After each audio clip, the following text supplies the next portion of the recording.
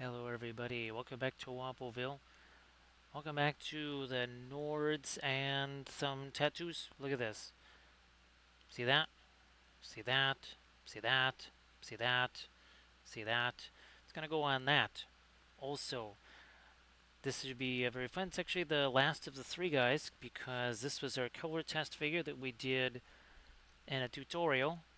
We did this guy here last night, and we're gonna be doing some more stuff like him. We'll get into the AI references and such. Landrest, how you doing?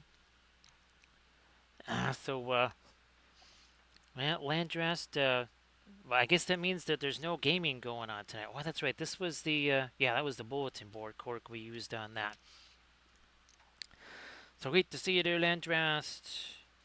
What are we doing? Oh, yeah. Let's maybe try a little bit of this here on this here.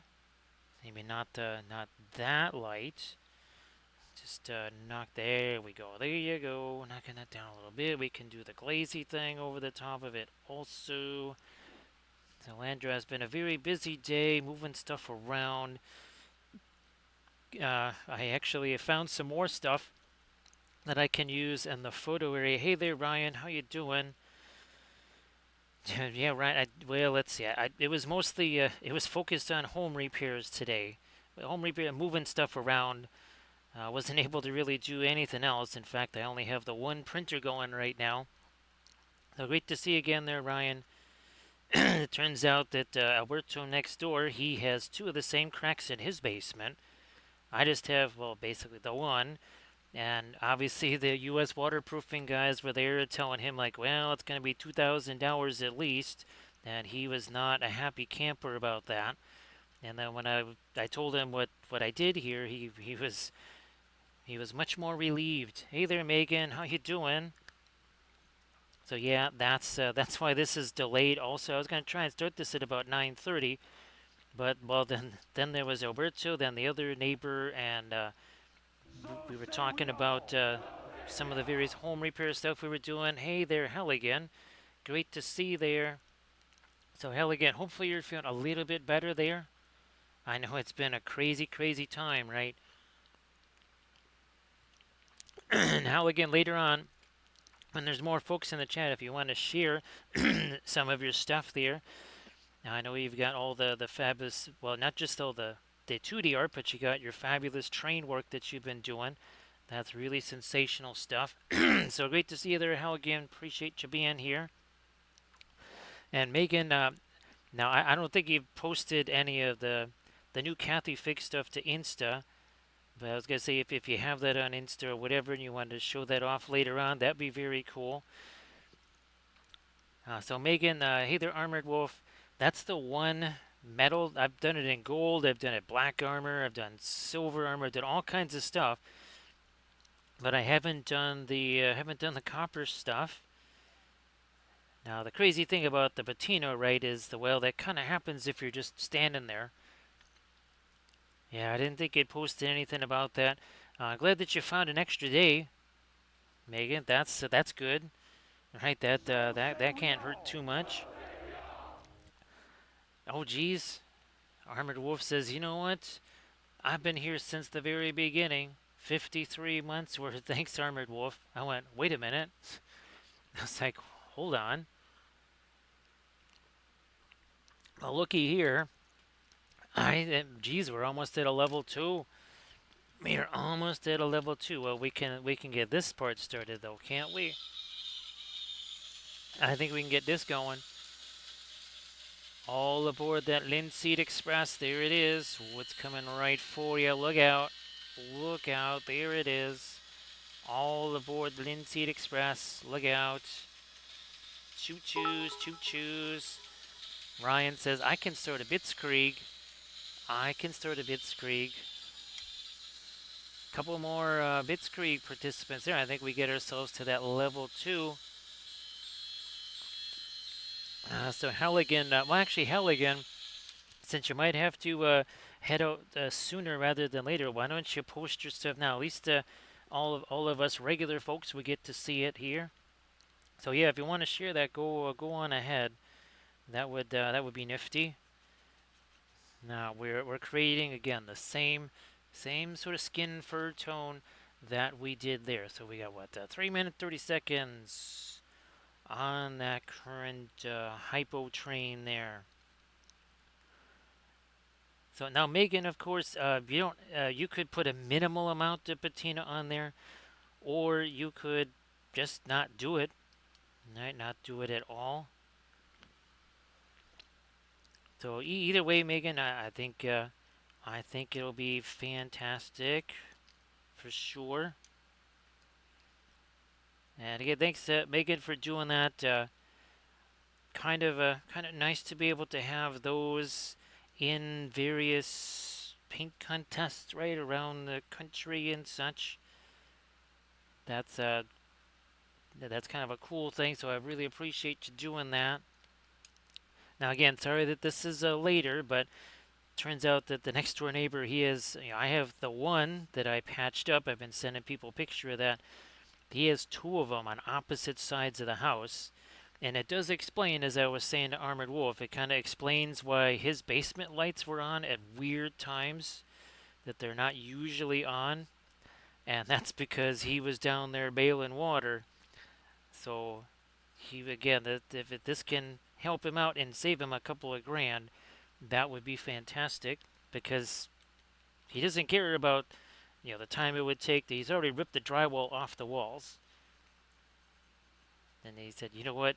I'll just go ahead and do that. So tomorrow he's probably going to Home Depot or something like that, and hopefully grabbing himself. Yeah, I mean he can also get the silicone kit. I told you can get those too. Everybody, please check out that YouTube link that Halligan shared. Now, if you're wondering what we're talking about here, again, this is the thing here. Let me see if I can get to my files here. There they are. And we'll just show you what it was that we did right here if we can get this going. All right, where are we at here? There we go. So he's got the same thing we got here. And again, that we took the hydro... Oops, wrong way. Oh, there you go. Look at that. There's some taters for you. Oh, I was thinking that was bobble for a second. But you start, and you can only work a tiny bit at a time. You're literally making like a snowball full of this stuff at a time in your hands. You can't mix it in a trowel or something like that. And then you literally smash this into the wall. I'm sitting there punching this stuff to get it down into the cracks there. And then what I did today was I took this kind of rubber waterproofing stuff and I put it around the edges first. We're going to put a second coat there tomorrow whenever that first coat dries. And then we're going to go over the top of this. This is not just a cavalry channel, Lord of the Rings channel, object source lighting, freehand channel, cuisine channel. It's a home repair channel. I told you. How many times have we said this is also a home repair channel? We give exercise advice, we give culinary advice, recipes, but we also talk home repairs because, well, houses never have weird things happen to them, do they? That just never happens. So everybody please check out that Insta link that Halligan posted there. And of course, Megan, if you want to share your Insta links there. And of course, Ryan, please go ahead and share your latest Insta links too. Because I think people would really get a kick out of seeing those. Now again, what are we setting up here? Same thing that we did here, and eventually we will have all those tattoos and other such thing on there. So everybody please check out that link that Halligan posted for the historicals, because we love our historicals here. Ah boy, Halligan, geez, have you actually gotten to see one of these live at all? Now, well, potentially this phase of Armada Mondays is gonna take a little bit of a pause, only because Armada Mondays is gonna go like to 28 millimeter scale. So that's the only reason, because I've kind of printed and painted most of the ships that I have, so I have to basically get more files and print them, and there's no way that's gonna happen by this coming Monday. So I just thought, well, we'll either, and also too, it's predicated on these holders that Sectorix are sending this way, and hopefully they're supposed to get here Monday. We'll see when they get here Monday. Everybody, please check out the Insta link that Ryan just shared. And Dread, if you want to share, something that you've been working on, that'd be fantastic. I know you got a whole bunch of things. I know you got some mega projects going on right now. If you wanted to share those, hell again, those have been massively fun. I mean, it wasn't like the Mantic ships weren't fun, but being able to paint literally ships that you've known, the ships that I've made tiny little modeling clay models of when I was 8, 9, 10 years old, that is very cool. Nice to see you there, Green Fairy. So Green Fairy, same thing. Now I don't. Do you think you're going to get a chance to work on some Carnival stuff over the weekend, or will it just be actually playing some Carnival? Either way, again, everybody be like hell again there, and please check out all the amazing stuff that Ryan posted.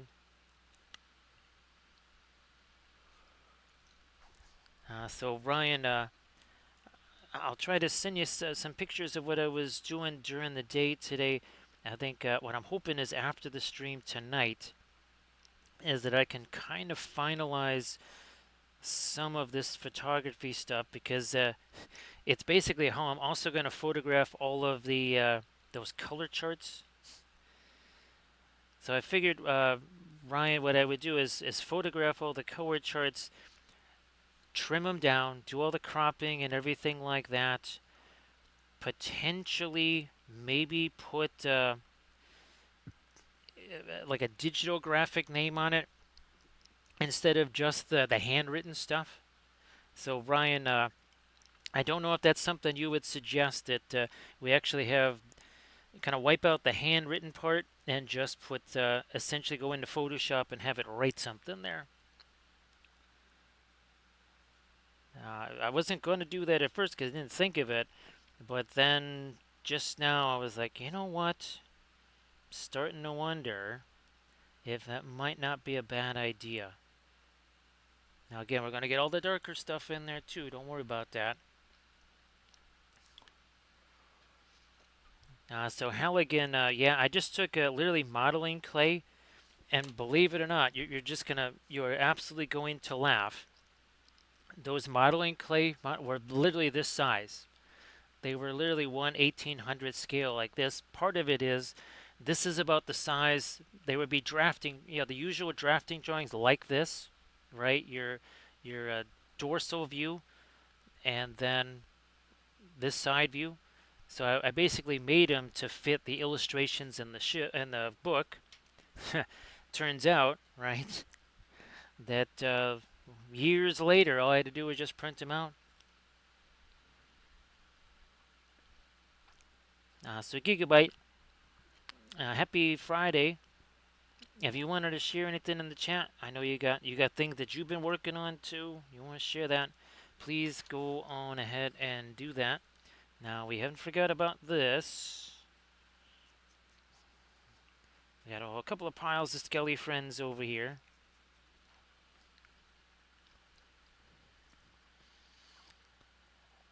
Let me see. So Judge Dredd, we've got a little bit of the asphaltum in this, but it's mostly essentially Mars red, a little bit of the Mars yellow deep, and then a little bit of the fast matte white.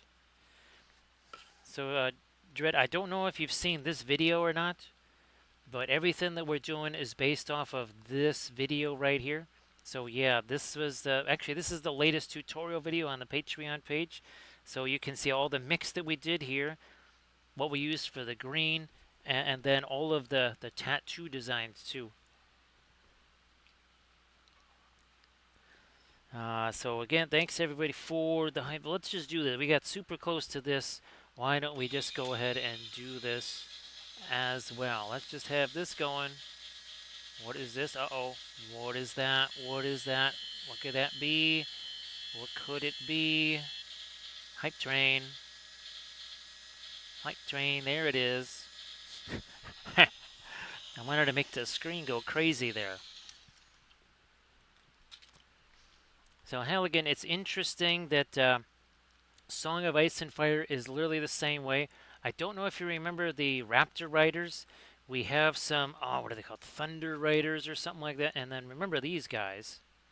This was the same deal, right? I mean, actually, this guy could probably even fit in there. Yeah. So this was actually a series of vids too. So this is 100 Kingdoms. Actually, got to get me some more 100 Kingdoms and then base them like that. Where are we at here with this thing?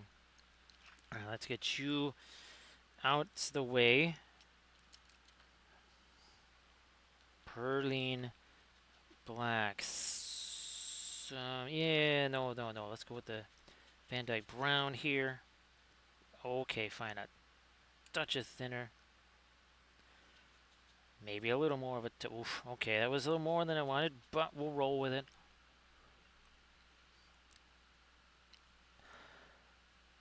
So Gigabytes, yeah, I never use straight up white ever. Whether it's acrylics, whether it's oils, it's never straight up white. That is why we have things like the Radiance. That's what these are for. And now we've found things like the Brilliant Colors from Richardson. So yeah, white, if it's ever going to be used, it's going to be mixed with something. So yeah, and again, whether it's acrylics, whether it's oils, doesn't matter. That's always going to be the case. All the time.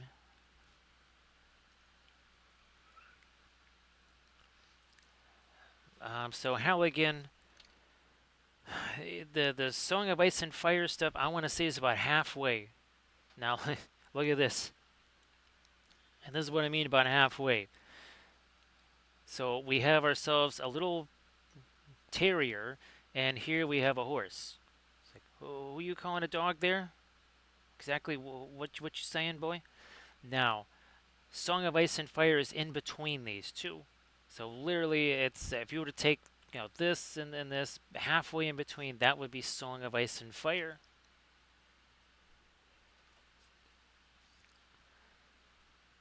Here we go. There you are. So yeah, that is because I know Bithron insists that they're only 35 mil. No, it's closer to 50 millimeter scale. It's at least 42, if not potentially 48 to 50 mil scale. Because Song of Ice and Fire is 35 mil. And Conquest of towers over Song of Ice and Fire. Hey there, Grand Oracle. Hopefully the trip was not too bad. I know that was a long one. Lots of stuff going on there. Great to see you back there, Grand Oracle. So, Grand Oracle, I'm glad that you get to see that. Now, of course, there was the video, right? But we did this one last night, so you're just in time to see kind of the initial stages of this right here. So I'm glad that you could be here. There was a level, well, almost a level 2 hype train, Grand Oracle. We were just, I think we were about 16% on the southern end of that.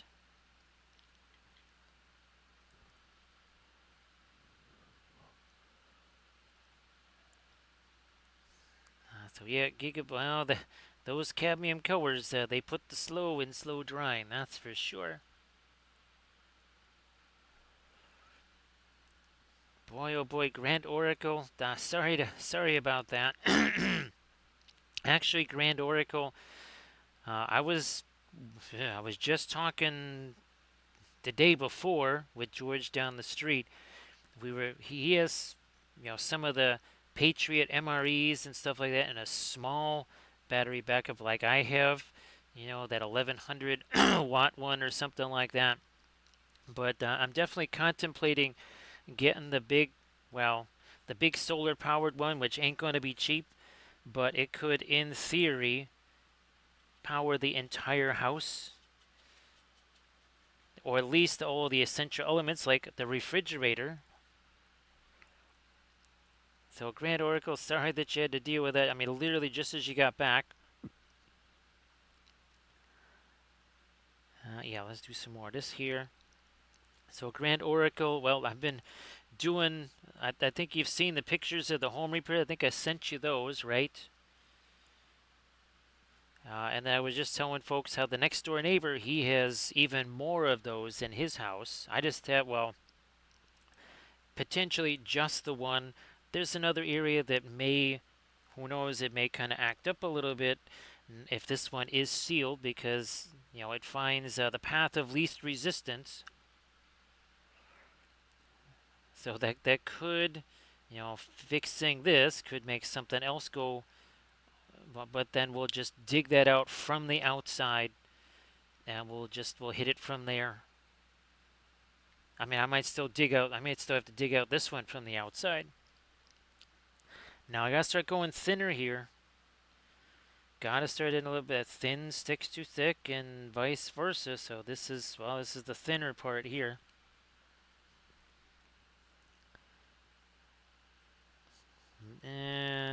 Fine, we'll put some up here. Maybe not too much there. I need that to be dark because that needs to be lighter.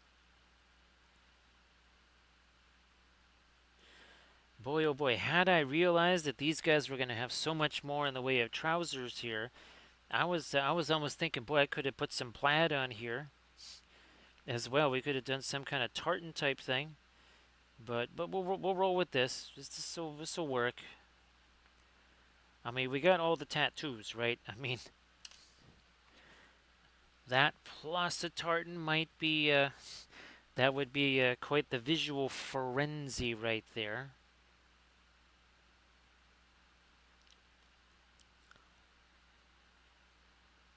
What? Fine. We'll just mix that together. Now we gotta let that alone. Let's do our glazy stuff out here like we did on our last two. So I'm going to just spread this out here using this craft brush here. Like a homemade filbert brush. It's also a blending brush. As you can see, again, how much darker some of that got. So Grand Oracle, yeah, yeah. Really sorry that you had to deal with that kind of stuff. But yeah, we've been building all of those new areas, and I'm hoping that if this thing actually is resolved, it actually does give me potentially about, well, let's see. We'll go in square feet. It would actually get me back about 24, 26 square feet of space. Now, you could also say cubic feet, but I've actually been able to use some of the vertical stuff. I put the I started hanging the mats back on the wall because the furring strips were still there. Yes, the paneling is gone, but the furring strips are still there, and now all of the 6x4 and 4x4 battle mats hanging in front of this, it actually kind of eliminates the hole. You almost can't see it. All you see are just a bunch of mats hanging from the wall. It's almost like it's a wall of gaming mats. Hola there, Pura Vida. Thank you so much. Appreciate that. Would not mind a little bit of a medicine refresh if that becomes necessary. Now I do believe that tomorrow I think I might just have to be painting some more of the Mahood riders because I don't think I'm going to be able to film the color test video of the new updated stuff from our Minas Morgul army. So I think I don't want to rush that because it's a complex bit of a color change there. Hey there, Thranual. Boy, it is genuinely early for you there. This is and actually you got to work today, right, Thranual? Because yesterday you had the day off. So, geez, sorry about that, Thranio. Hopefully, it's not just one of those trouble sleeping days. I understand those for sure. Definitely understand those. So, Grand Oracle, I think I sent you the pictures of the repairs there. Valfera, believe it or not, I would have been a half hour earlier, but as I was telling folks, I found out that Alberto next door, he actually has two cracks in his basement, and he has been trying. He doesn't. He actually called the waterproofing guys because he just didn't know what to do, and they told him this. Well, same thing they told us. So it'll be $1,000 per crack, and after they had to pick him up off the floor. Um, where's here it is. Uh, Basically hearing from me that it's like, well, there's this other method that just might work. So I'm pretty sure I sent you pictures of those. If I didn't, I can send you some. So Thranio, hopefully we can make your commute to work a little bit more fun, or at least something to listen to on the way there.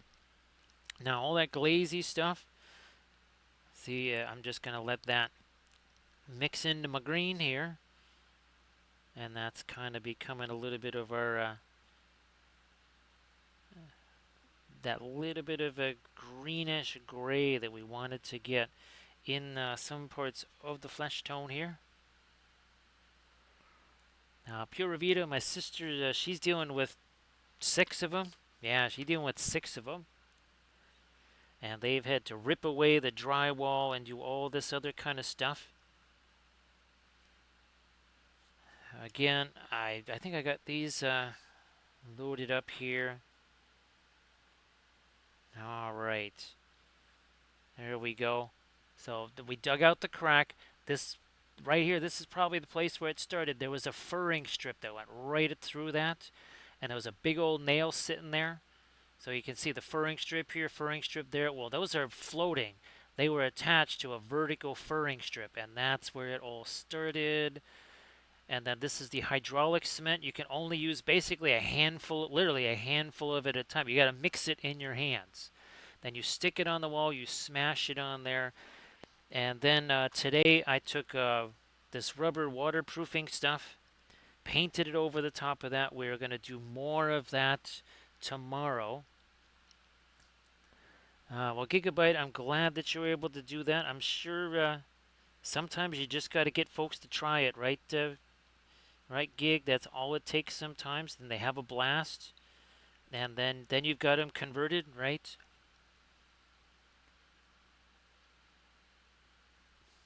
So this is as close as we can get. The camera is just about an inch or two away. That's as close as we can get there. That's what he's going to look like there. So Pure Vita, again, happy Friday. As always, thanks for being here. So yeah, this is as close as the camera can get. And it's about, I want to say it's about 2 3/4 inches away from the camera right now. He's mighty close.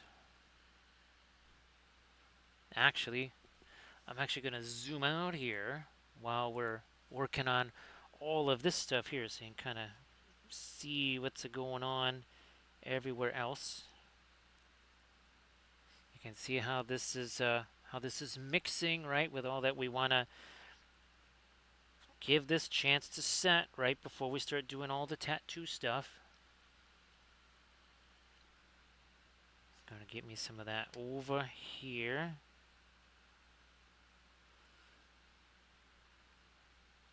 A little bit of that over here. Now we will set that aside to let that have a chance to, I mean, not necessarily dry out, but it won't be quite as glistening next time we see it.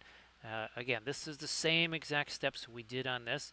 And remember all the really nifty film noirs? Oh, there is one area here I can play with. All the film noirs where we could kind of show folks again what the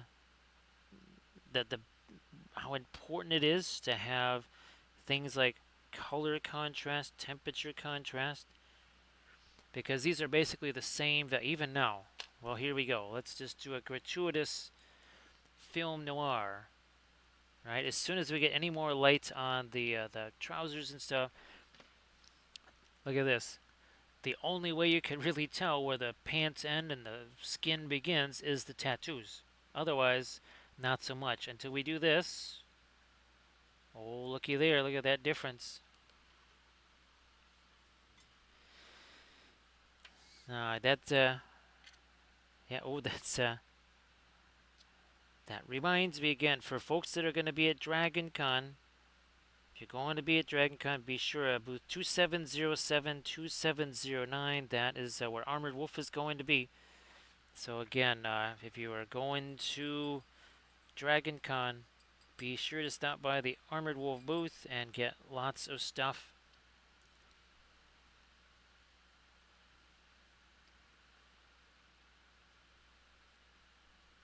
Judge Dredd, just like the where is it? Here we go. Just like we did the AI references for these, just like we did for the Arnor army and the Galadrim army.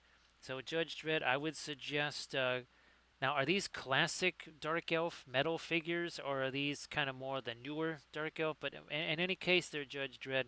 Do something like Dark Blood Bowl, Dark Elf figures, violet armor, and yellow highlights. You know, violet shadows, yellow highlights. Try that out and just see what it looks like first. Because Judge Dredd, remember, Egyptian violet and the whatchamacallit there, that is what we typically use for things like an amber type color, for things like gold non-metallic and such. So just maybe something to keep in mind.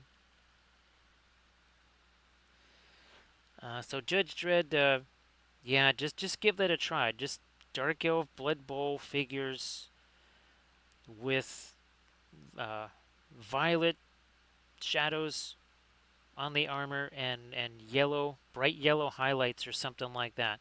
But what's going to happen is that is most definitely going to, when you mix those two together, that's going to turn into an amber. So just so you know, it'll end up looking a little bit like golden wood elves, or no, golden dark elves. Just as I'm thinking about it, that's probably what it would end up looking like. Now, if that sounds cool, then all the better. But yeah, I think that's kind of what you're going to end up with, is something that's going to look shockingly like gold.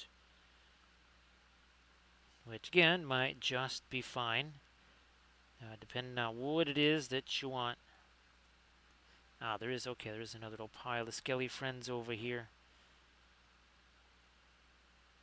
Throwing a little bit of light onto that.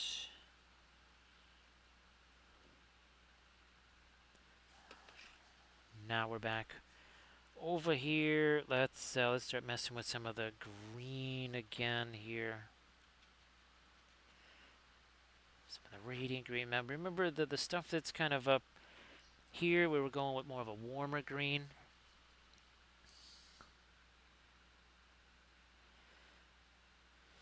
So yeah, Judge should maybe give that a shot. I mean, it's a few seconds in whatchamacallit there, just in again, I think it's the co-pilot. That's what the AI that I've been using. That AI thing that you see me, that I based all of these on. Well, that was less than 5 minutes. It was maybe 4.5 minutes topped. So he still has his tree. This one is the middle one, Valfera. So the three are ranked up. So yeah, the reason he didn't get larger trees and that kind of stuff is, and I tried. So actually, Valfera, I don't know if you had a chance to watch the whole video yet, but yeah, this is the guy from the center, and this is the one that we use the bulletin board card. See that really nifty angle? This is sawing it, which, believe it or not, Valfera, that's only something I recently started doing, maybe the last couple of months. So yeah, Judge Dredd, just like the Arnor references, remember those for Arnor Army? We were able to basically generate 3 different color schemes out of this. I said, show me Arnor miniatures, red cloaks, gold armor.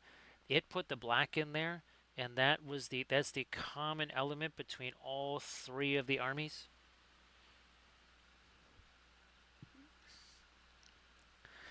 Valfira, that's why Armored Wolf and I are basically not using that.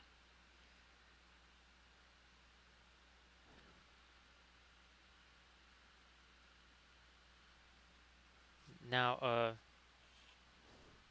so these two, they got trees on the movement trays because they're the 2 on the ends.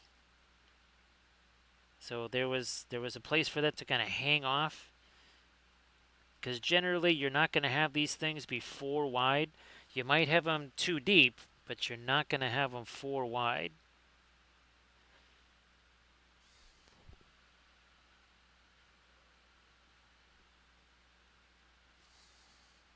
And of course, we have to keep in mind that we're going to be doing the snow, the icicles, and we're going to be doing all the blood effects. That's the big thing here, is we're going to be doing the blood effects. Because the crushed glass snow really works out well for it, because it all sinks down into the snow like it would, kind of like a snow cone, a bloody snow cone, but a snow cone nonetheless. Whereas the other stuff just basically sits there on top, and that's not helpful.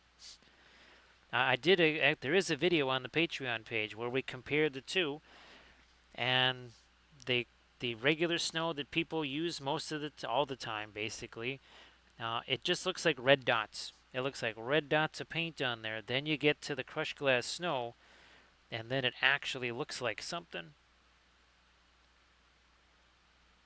that actually, again, is sinking down into that snow. Because what is snow? It's kind of like a very smooth slushy. Judge Dredd, I'm glad, and again, we've been using that more and more in the tutorial videos. So again, it's a strong suggestion. You're looking for color schemes for teams. Remember all the logos, even some of the emotes, some of those new ones like the APCC and stuff. Those were all AI generated. It took me seconds to do that. So I'm just saying, maybe something to think about.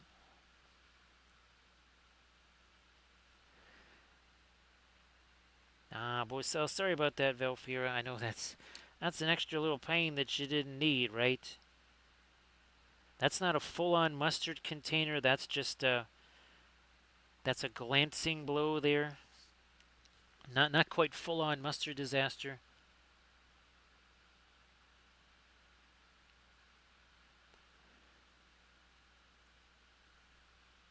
Yeah, Helligan. I mean, this is something that's again. I've been in this house for a very, very, very, very, very, very long time. So I think, in fact, there's only 13 years of this house's existence where I wasn't here.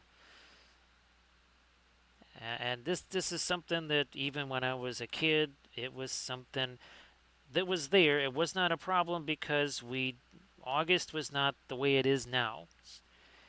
If you look here, let's put it this way: the lawns are like almost fluorescent green. They're that green, and that is not how it should be. I was talking with both the neighbors on either side. They're like, "Yep, it didn't used to be that way." The only thing green was the weeds. Everything else was dormant, dead, whatever. There was nothing green here in August. And now it literally looks like the tropics, because that's kind of what's happened here. So we gotta adapt to that new situation. Now, Pura Vida pretty much non-stop, right? Pretty much non-stop. Now, again, the waterproofing stuff, it worked. We did the one crack, but that was $900. And they've literally came up They can't come in here. They take a post hole digger. They spend about 15, maybe 17 minutes digging a hole. They pour in 2 bags of magic powder, pour in some water. They say that'll be $900, and they leave. Valfera, yeah, they are not. They're not even like light green. They are. It looks like May or April or something. Yeah, it looks more like May. That's what it looks like here. Well, Pura Vida, they offer you a discount. Like the 3 that we wanted to have done, they were going to do all 3 for, I think, 2,600 or something. And again, it's a guy with a post hole digger. 15, 20 minutes, dig, dig, dig, pour in the powder, leave. Now, I've spent the last 3 years looking for that stupid powder, haven't found it, until U.S. Waterproofing made the mistake of mentioning hydraulic cement in an email, because obviously for years they kept sending me emails said, hey, we should come back and do the other ones. So see you later there, Halligan. Thanks for being here. Again, I hope that everything starts going better there. I mean, I've watched tons of videos on this stuff. I looked at all the feedback on it and everything else. Even I even was showing the pictures today to somebody that was a manager at Home Depot for 12 years or something. I mean, I think he was at one point like a regional manager there, and he said that should work.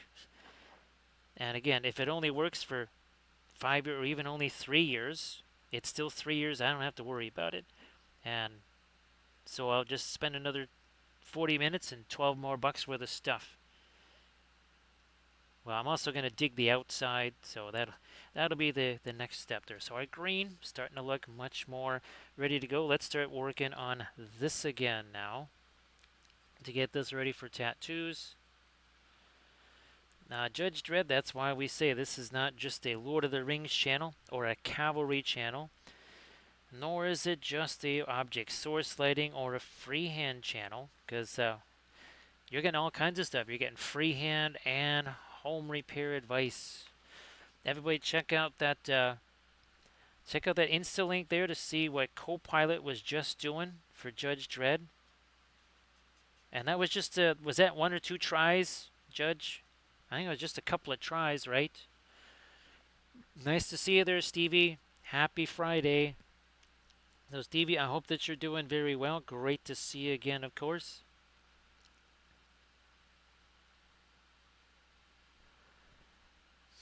So Valfera, I was waiting on this stuff. It came from Amazon. Obviously, if I could have gotten to Home Depot, that already would have been done before all the craziness of a couple weeks ago. But sadly, that all happened while I was waiting for it. So 3 tries, that's usually on the high side. 3, 4 tries, Judge Dredd, that's all it takes to kind of refine the search.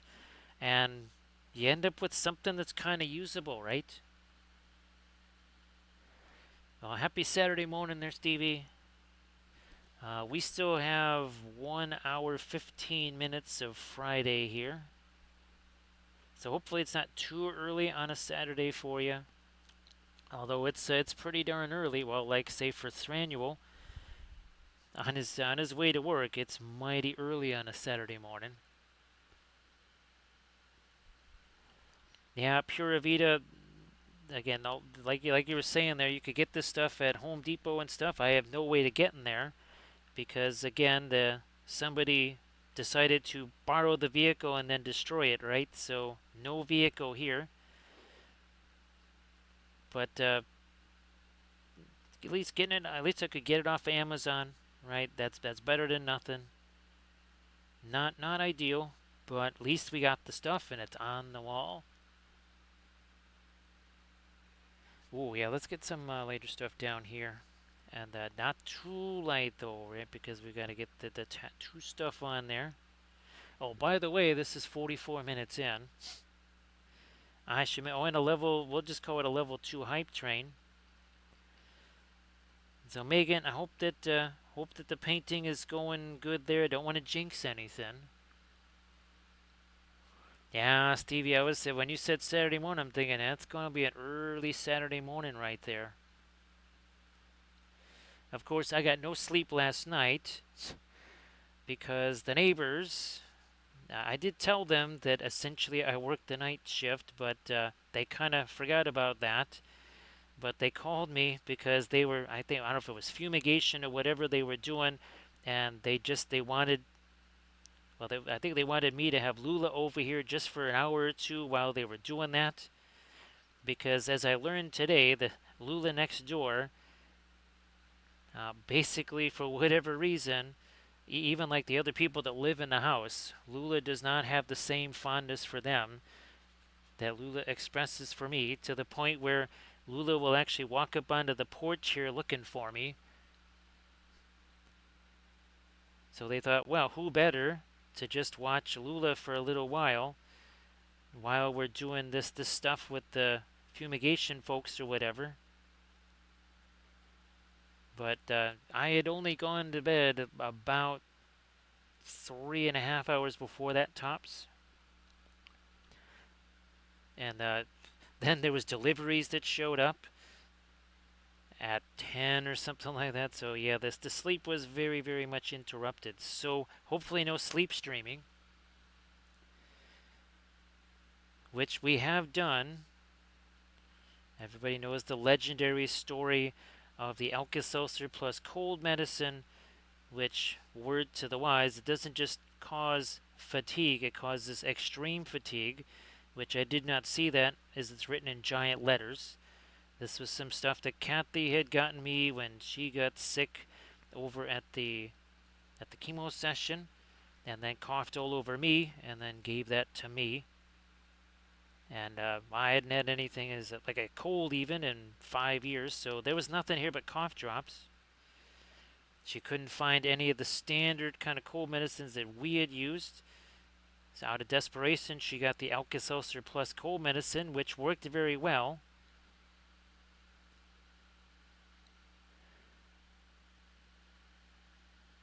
Yeah, sorry, Stevie. Again, I wish I could do this at different times, but it just kind of, unfortunate, at least for now.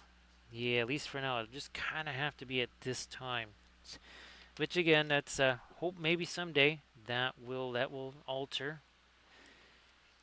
So I just thought, well, it looks kind of like a gin and tonic, or gin and ginger ale, right? So I thought I'll just put it in my glass, and basically, as I'm streaming, I effectively roofied myself because, yeah, I fell asleep on stream 3 times. Not once, not twice, but 3 times. So extra fun times there. You know what? Let me get a. Ooh, yeah. Here, let's drop some thinner on that and that. Also that.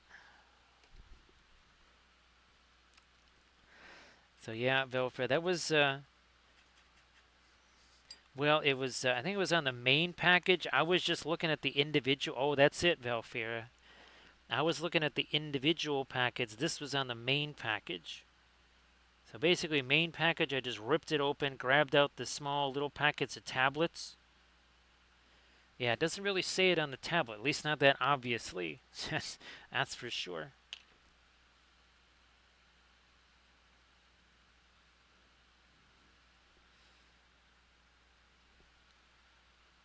So that is the cranberry. Was it the ginger? Let's see, cranberry ginger ale mixed with the rum.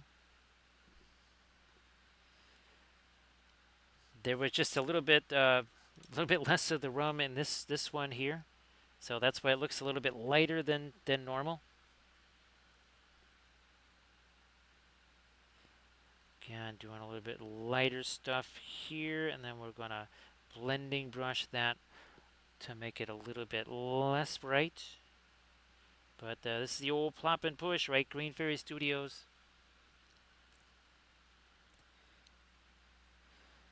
Now, the crazy thing is that everybody said we never noticed, which made me think, well, gee whiz, maybe I could just sleep for everything. Maybe I could film in my sleep. I could stream in my sleep. Maybe I could do some home repairs in my sleep. What is this?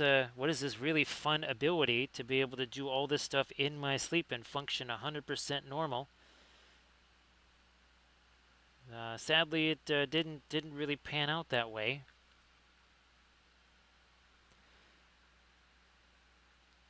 So yeah, if something, let's say melatonin maybe not working for you or something like that, yeah, take this stuff.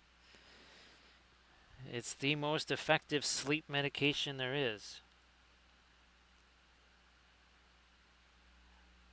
Yeah, forget NyQuil and all that other kind of stuff, man.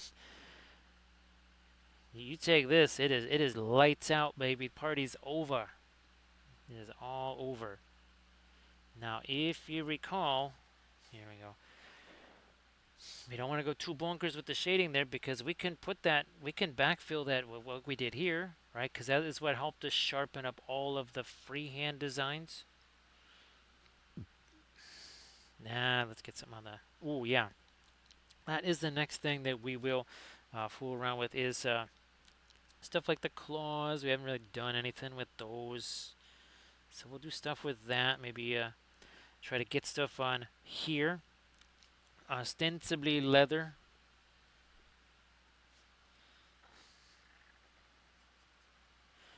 Tattoo stuff, basically it's indigo with some indigo added and then a little bit of indigo added to that. So yes, it's all indigo. So don't make that too light. That's kind of in the shadows. And of course, again, much delight and fanfare as the first preview was shown yesterday for the War of the Rohirrim movie. So the music gonna be very, very familiar. All of the optical, all the designs, everything is the Middle Earth that we know. Yes, indeed, it's just like the Middle Earth that we got to see 20 some odd years ago.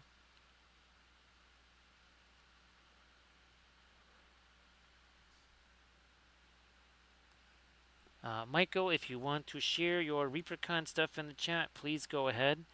And Michael, so glad that all of your stuff is just kind of ready to go.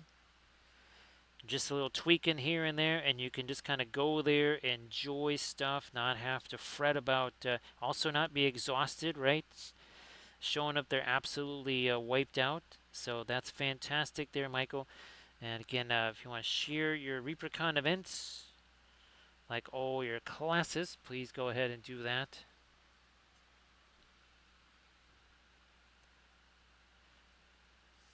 See if we can't get a little more light there.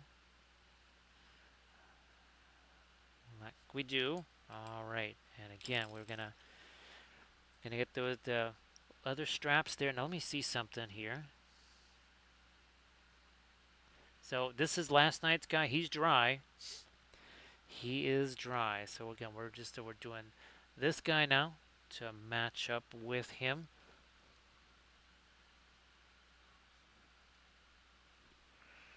What are we doing here? Some of our yellow. Oh, yeah. We'll do some of that. Essentially our new ochre type color there.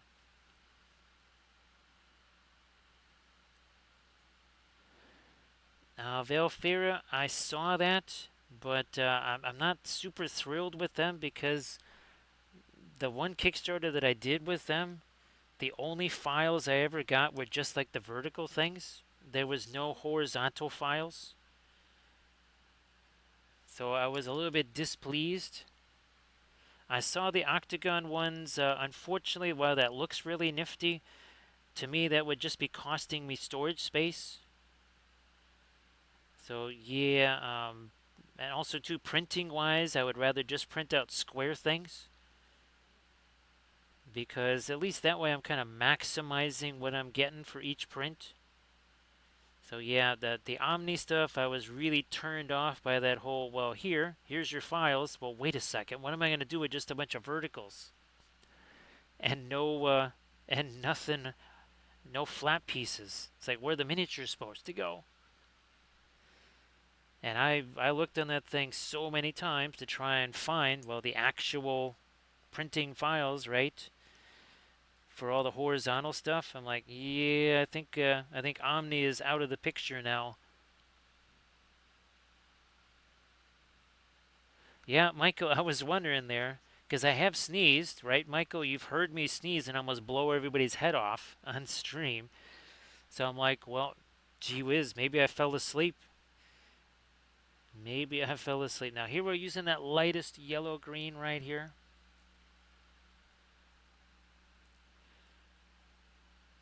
So Velfira, I think I sent you the thing to that Curio Kickstarter. Now that is something that I'm really interested in because that could just be hanging on the walls out of the way. So yeah, I don't know if you saw that Curio thing, Velfira, but that's one that I'm definitely looking forward to. Well, I'm on it. I guess the rewards really aren't going to come out until October, November, or something.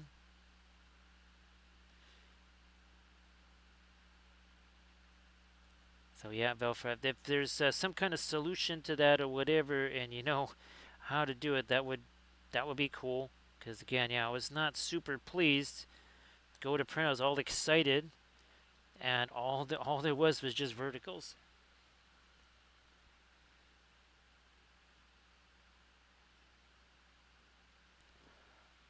Yeah, Velfira, it's pretty interesting what they did for that, right? I mean, there's some pretty wild stuff. Obviously, I'm just interested in the standard stuff.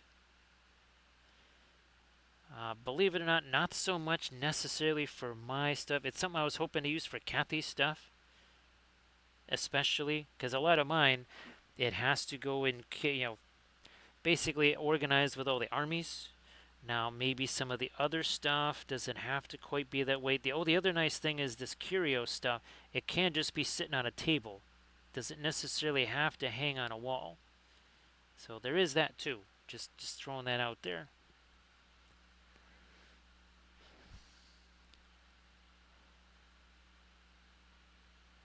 Michael, didn't we talk about? Oh, Michael, what was it? We had something pretty funny we were talking about with the cat keyboard thing. Oh, I don't know. There was like a device or something. Remember? We were talking. It was a couple of streams ago, I think, and we were talking about the cats taking over. Oh, it was Prinkles. Yeah, Prinkles came out. That's right. That's where that came. Oh, that's where those guys are. So a certain cat, cause like you do realize cats and dogs aren't going to get along here. It's like, yeah, yeah, yeah. Step aside, dog. Step aside. I own the place here. Yeah. It's like, but do you like fire hydrants? It's like, should I set the house on fire? Feel free to use the fire hydrant. Don't know what he's talking about. Here we go. Yeah, Velfira, that is of all the things, that one I'm really looking forward to because I think it's also going to not take up quite as much filament because it's not so wide, right? And you could potentially just make the shelves out of what it like. You could just use plexiglass for the shelves, Velfira. So to me, that was kind of like a force multiplier. You can get a little bit more out of it. Now here, why don't we darken up these here Tootsies? Let's do that. So yeah, a little guest appearance there by Prinkles. I do not have any Pringles here though. That's a sad thing, but gonna get me some of the violet here, some of that, and let's just boom. Let's just hit these guys, and then we'll come back and lighten them out just like we did the other one. Do the same deal. This looks super thick and wet. It's actually I don't know, about 70, 75% to a pin line wash. So it's actually super, super thin. So Megan, hopefully you're doing okay over there. And again, Megan, you want to share your links in the chat there, please go ahead do that. Oh, geez, Velfair, I don't think you had a chance to share your dragon yet. Don't think you had a chance to share your dragon. Oh, what else? Oh, that was another piece of equipment showed up today. It was more of those vertical shelf or vertical pegboard thing. Now, this is not magnetic like the other ones that I have, but also cost half as much. And that is going on my one of my new filming areas. So basically, it's this vertical thing that just clamps onto your table, and I have, well, one of them hanging off of this desk too. I've got a shelf there. That's actually the shelf that Pringles sits on.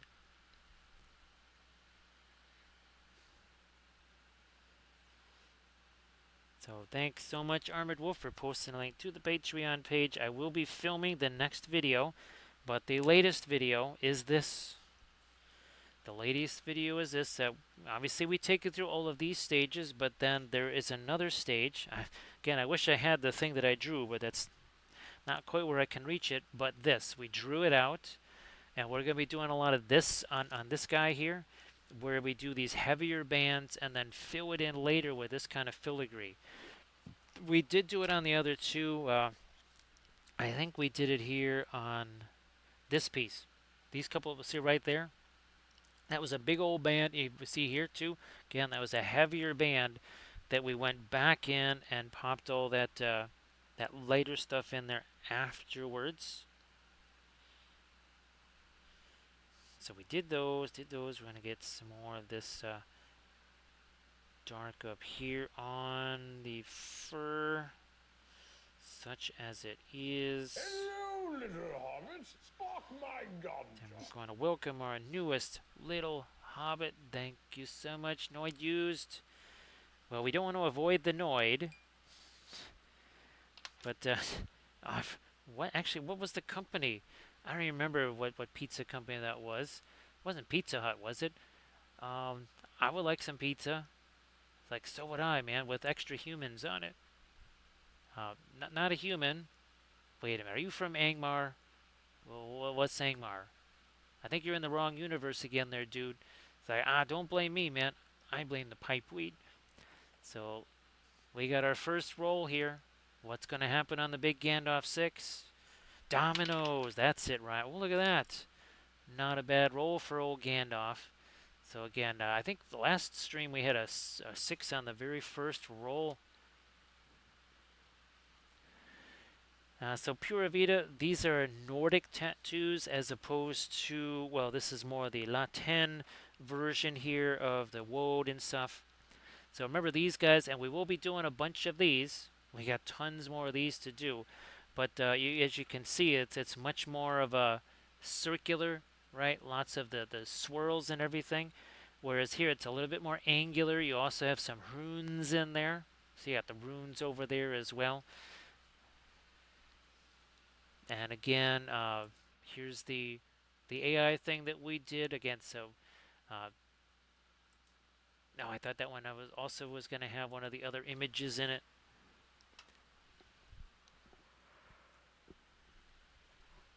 Which guy? I almost grabbed the wrong one. Again, this is at 1 hour, and now we're almost to the point where we could start doing our tattoos. I'm gonna fool around with some more lights on some things here, just for a little bit, so that we can give that skin tone another few minutes to try and set up. Right, just give it a few minutes. Don't be hasty, little hobbitses. I need more green in this. Not quite as much of the yellow there. Well, and if these things dry as fast as they're drying, maybe our Tuesday video or something like that, I might be able to film the blood effects on these. Hey there, Drexia, how you doing? Happy Friday slash Saturday. Also happy Friday to the Lion Creative. Lion Creative, how you doing? Everybody, please give Lion Creative a follow. So, Lion, I hope that the stream was really fun. And as always, if you want to share something in the chat, please go ahead and do that. So, Lion Creative, we are working with the oils like usual. Uh, 1 hour and 5 minutes ago, this said no paint on it whatsoever. Also, too, we've also been painting the movement tray. We're setting this up so that in about 15, 20 minutes, we're going to start doing this stuff. I just wanted to give this a chance to set like usual. Hey there, Mom. So, Mom, last night I think we were screwing around with pictures and stuff. So you didn't get to hear that, and you also didn't get this right here. Actually, Mom, did you get to see the picture that I sent to Recoil? So yeah, the taters, they sent their thanks because we didn't get a chance to thank you live on stream. So Lion Creative, what were you painting? Obviously we got Nords here. So this is the first one that we did, and that was a tutorial vid. Then we did this one last night. That was about a 5-hour stream, almost on the nose right there. And here we've been working about an hour 6 minutes. Now we did the Raptor Riders, right? Those were very fun. We have also done some Hundred Kingdoms here. I've also painted a little tiny bit of Old Dominion as well. So yeah, Mom, I was really, after the stream, I went, what the heck is this notification? And I went, holy smokes, how do we not see that? But I think we were showing picture. There was a lot of that last night, Mom. We were, and everybody say hello to Mom there. Everybody say hello to Mom in the chat. Actually, Lion, they did give me one of the spires, and it's one of the centaur types. So, Lion, yeah, go fire away with the painting question there, as we also welcome in Eridican Wife. Everybody, please give Eridican Wife a follow, and of course, Erid, if you want to please post your Pinterest links there. Let me see. Saturday, 7 p.m. I almost said Central, 7 p.m. Pacific. Arid will be doing another stream, right, Arid, like usual? That's good, Mom. I was all kinds of worried. I thought, oh my goodness, how did we not get your usual little sounds and fury signifying thank you? See what we did there? That's good. That's good, Arid. Hey there, Sector X. How you doing? So Sector X, I've been telling folks, all about the actually Sector X. If you wanted to share in advance some of the links to the Etsy page and stuff for those holders, so that people can start getting a little bit of an advanced view of hopefully what they'll be seeing on the streams and maybe even tutorial vids as well. So everybody, please check out that link that Arid just posted, and also please give Aridican Games a follow. So Arid, if you wanted to put Aridican Games' pertinent info there into the chat, please go ahead and do that. Lion Creative, the oil paints are better on every surface because they have more natural hold to them. They're much stronger. They're much more durable. All of the Dark Sword miniatures. Where's one of my? Well, here you go. Alex the Cave Troll right here. That's a metal mini that we painted how many years ago now? That was painted years ago, and he's gotten a lot of handling. He's gotten a lot of handling, and as you can see, he's fine. He's fallen over multiple times. I think I even dropped him on the floor once. And as you can see, he's doing just fine as a metal miniature there. Actually, all of our Kathy miniatures, all of these darks, these are all metal. And as you can see, that's been to Adepticon and a bunch of other places too. So it is definitely not a problem there. Lion Creative. There was this too. So this is resin and metal. Believe it, this is solid resin and metal right here. And again, that's also painted with the oil paints. So Thranduil, probably your best bet would be indigo. I would be tempted to say indigo and what's our yellow, brilliant yellow pale. So try indigo and brilliant yellow pale. Mix those together. Otherwise, try indigo maybe and white or something like that.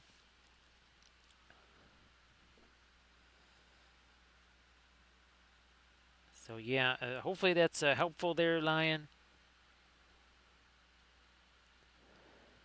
So yeah, Lion Creative. Remember, almost well, outside of a few plastic kits, all of the Lord of the Rings miniatures are all metal. This is metal. All of our Fellowship fig, those are all metal. Right, Boz here, he is also metal. So yeah, all the Dark Sword figs, all of our old Lord of the Rings figs, those are all metal. So everybody, please check out that Etsy link. That was at eBay. Check out that Etsy link that Sectorix just posted. Drexia, again, if you wanted to share anything in the chat, maybe stuff that you're bringing to ReaperCon or something like that, please go ahead and do that. And actually, Michael, you got a chance to share your ReaperCon links, right? Again, sorry if I missed that. Oh, everybody, please again give Lion Creative a follow. So yeah, Lion, if you want to share anything in the chat, please go ahead and do that. All right, I think now it is time we can start getting into our fabulous freehand tattoo things here. Let's get into that. Hey there, Horns fan, how you doing? Boy, Horns fan, 8 days away. Just 8 more days, Horns fan. So thanks, Sectorix. Everybody, please check out that again that Etsy link right there. So instead of me using basically a jar of crushed glass snow, we're gonna have some actual paint holders. Also, right? Remember how it was not easy painting this terrain, right? Because we were using the same. Look at it. You can even see them on the underside of that building there. That's the same thing I got in my hand right now. Well, it worked, sort of, but I think that'll be much better. So Hedner Fane, it's way better. Again, there's a reason why they used to paint houses and everything else in oil paints, because oils are, well, almost indestructible by comparison. That is why, obviously, paintings have lasted 5, 6, 800, 1,000 years because they're done with oil paints. Which again, remember, the oil paint is not it's not petroleum. It's we're talking linseed oil, safflower oil, walnut oil, not petroleum stuff.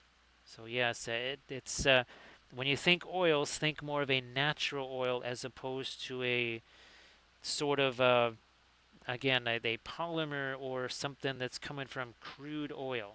So that is why they are much more durable than things like acrylics, which just have a tendency to ride on the surface. And because you're using stuff like linseed oil and other natural things like that, it's got a little more flexibility to it.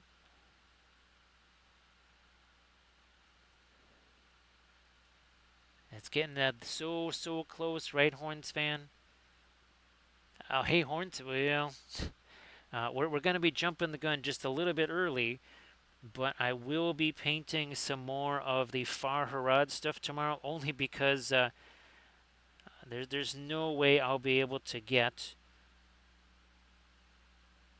the Valkyrie test figure video filmed in time. Let me see. Do we want to do that? No, we're just gonna do this. There are no mistakes with the oils, but there are makeup sponges. So as you can see, didn't like where that was. I said, nah, we're gonna do a little changeola here, and we're gonna do that instead. I'm going to move that down, and that's kind of important. That just that little change there.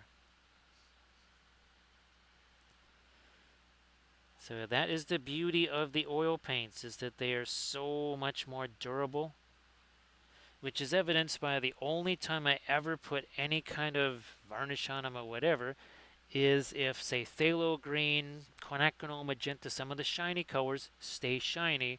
We just brush on a teensy bit of this. So it's not for durability, it's just to kill the shine. And that's it. That's all. So Hedner paint, this is actually not oil paint. That's actually waterproofing material that seeped through my glove. So that's actually not paint at all. That's waterproofing material. Hedner again, it's not going to be on your hands for very long. Again, if you eat it, then it's going to be an issue. But I've worked with the oil paint since I was 12, 13 years old, and not see, just like Thranduil said right there. So yeah, Drexia, this is initially a sponge like so, which has been cut into a whole bunch of teensy little pieces there. Yeah, so we chop that up into smaller pieces, and it works fantastic. And of course, Hadnerfane.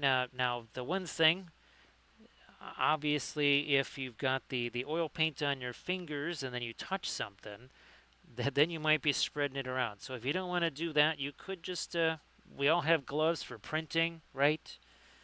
You know, you could just grab yourself some of the gloves there and use those. If that would kind of ease some concerns there. And remember, all you need is just a little bit of dish soap and some warm water, and at about a minute and a half, all that paint is gone. And I'm talking like even, phthalo colors, Egyptian violet, that'll all be gone. Won't have to worry about it at all.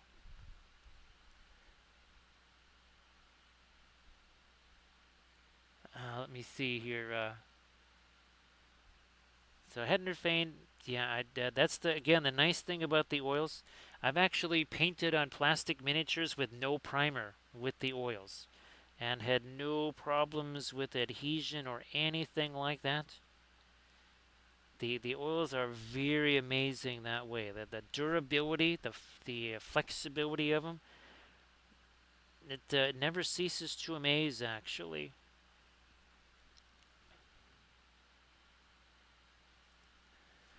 so yeah, that's again that's the one thing. Just like anything else, you want you don't want the paint inside the face. As long as the paint stays outside the face, you'll be just fine. Inside the face, that's getting a little bit that's a little more dicey there. That is something we want to avoid. Yes, the paint is an external product only, not an internal product. Starting to build this out now, just like we did on the other guy last night. So you start and then you just start to build off of that. Drexia, the other thing too. Now it's not that much of an issue here because no pets in the house anymore. But if you do have pets, especially those that shed a lot, you can get these really, really cheap. They're just on Amazon. And actually, I really like them. I use them myself. They're basically like shoe boxes. They're these plastic shoe boxes you can put together, and they have some little holes that the air can get into them, but it's supposed to keep them dust free. So I use them to keep the dust out, but you could also potentially use these things to keep the pet animal, the animal fur out as well while they're drying. So that could be another little solution for you there too.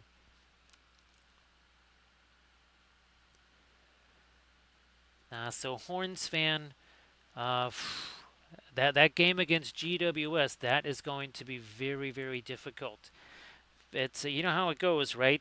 Like Texas, they have certain opponents that they should probably beat more often, but they just have an issue with them. And that is how it is for the doggies against Greater Western Sydney. Now we have there actually is a scenario still where the doggies could make it into that top four for the double elimination. The only problem is that it's well, first of all, let me see. Adelaide has to lose to Frio. That could happen. Brisbane has to lose to the Bombers. That could happen. But Geelong has to lose to the Eagles. And the Eagles, I believe, have won two So games all say we season. all. Let me double check. Yes, the Eagles have, no, they've won 5 games. However, Geelong has won 14. So yeah, I don't think that's going to happen. I don't think a top four is in their future. What is in our future is a little toast there to Battlecraft. How you doing there, Battlecraft? Nice to see you again. Have yourself a good night there, Pura Vida. Again, boy oh boy, sleep sounds really fantastic right now. Let me tell you. Let me tell you. That's fantastic. So everybody, please again check out Battlecraft. So again, so hopefully instead of this right here, now I still Sectrix, I still have to find my collection of nuts and bolts. Still got to find that, but hopefully you will be seeing some glorious 3D printed holders for terrain, for bigger miniatures like this, even bigger miniatures like that dragon that we were talking about, right? So again, everybody please check out that Etsy link there. Now we're doing something a little different here. We're changing up this pattern just a wee bit here. Because I want to see something here. Now this is going to stay the same. Our little So thing say we all. with the runes in it right here. Oh, thanks for the gifts, Battlecraft. Appreciate that. It actually does make a big difference, So especially the say we all. way that Twitch does the counting of these things. So thanks, Battlecraft. Appreciate that. Oh, hey, Fuker is in the chat too. Now you cannot So hide. say we all. When the gift subs start flying, you cannot hide. So thank you so much there, Battlecraft. Again, we've got, So say well, we all. I mean, think of stuff like this. Nope, here we go. That, right? Big old something like that. And things like the bow rug and things like this dragon. Those are the kind of things that hopefully, with the assistance of these holders, that'll be something that we can do a whole lot easier on stream and such. That would again, that's I'm really looking forward to those because we're printing out more terrain literally right now as I'm talking. So there's gonna be lots to do. And of course, again, if we want to scale up our Armada Mondays, we need ourselves something really ginormous for that. Now here, let me do.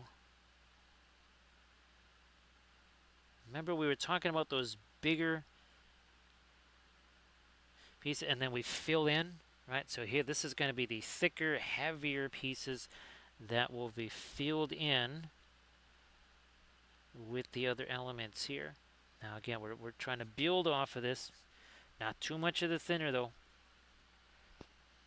Not too much thinner. So again, everybody please check out the Etsy link there. I think they're going to be really spectacular.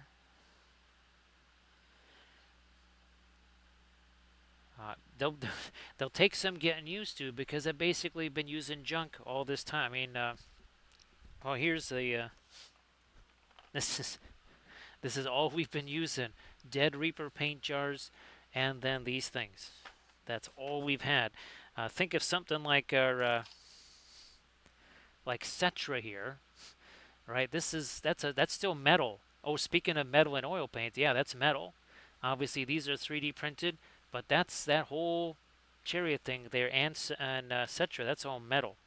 Also, too, big old heavy things like this that are uneven on the bottom and stuff. Yeah, but I think it will be a very good test. Sector X. I mean, we literally have a million different types of surfaces. Rugged and everything else. So that should be really interesting to see how that works. I'm going to do this. I'm going to go that way, and then we're going to do this, and we're going to build off of that way. Now let's start to put in some much smaller runes up here, like you do. So the real ingenious thing will be the counterweight. And that's again some of the other ones that are larger, like this one. As you can see, it's empty, so I can only put lighter stuff like this on there. Otherwise, it's just gonna go, just get tipped over like that, which is fine for that. This not so much.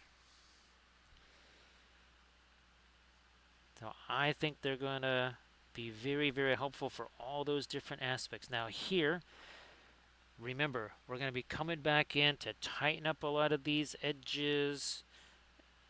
We don't have to have the perfecto edges on them, because the other thing too, right, is we're going to be kind of renewing some of the shading here, and that's again the same. You can see how that starts to build. Oh, also too, look at this.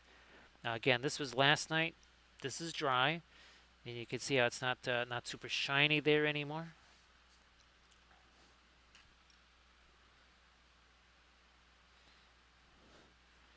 So we will continue here again with some of our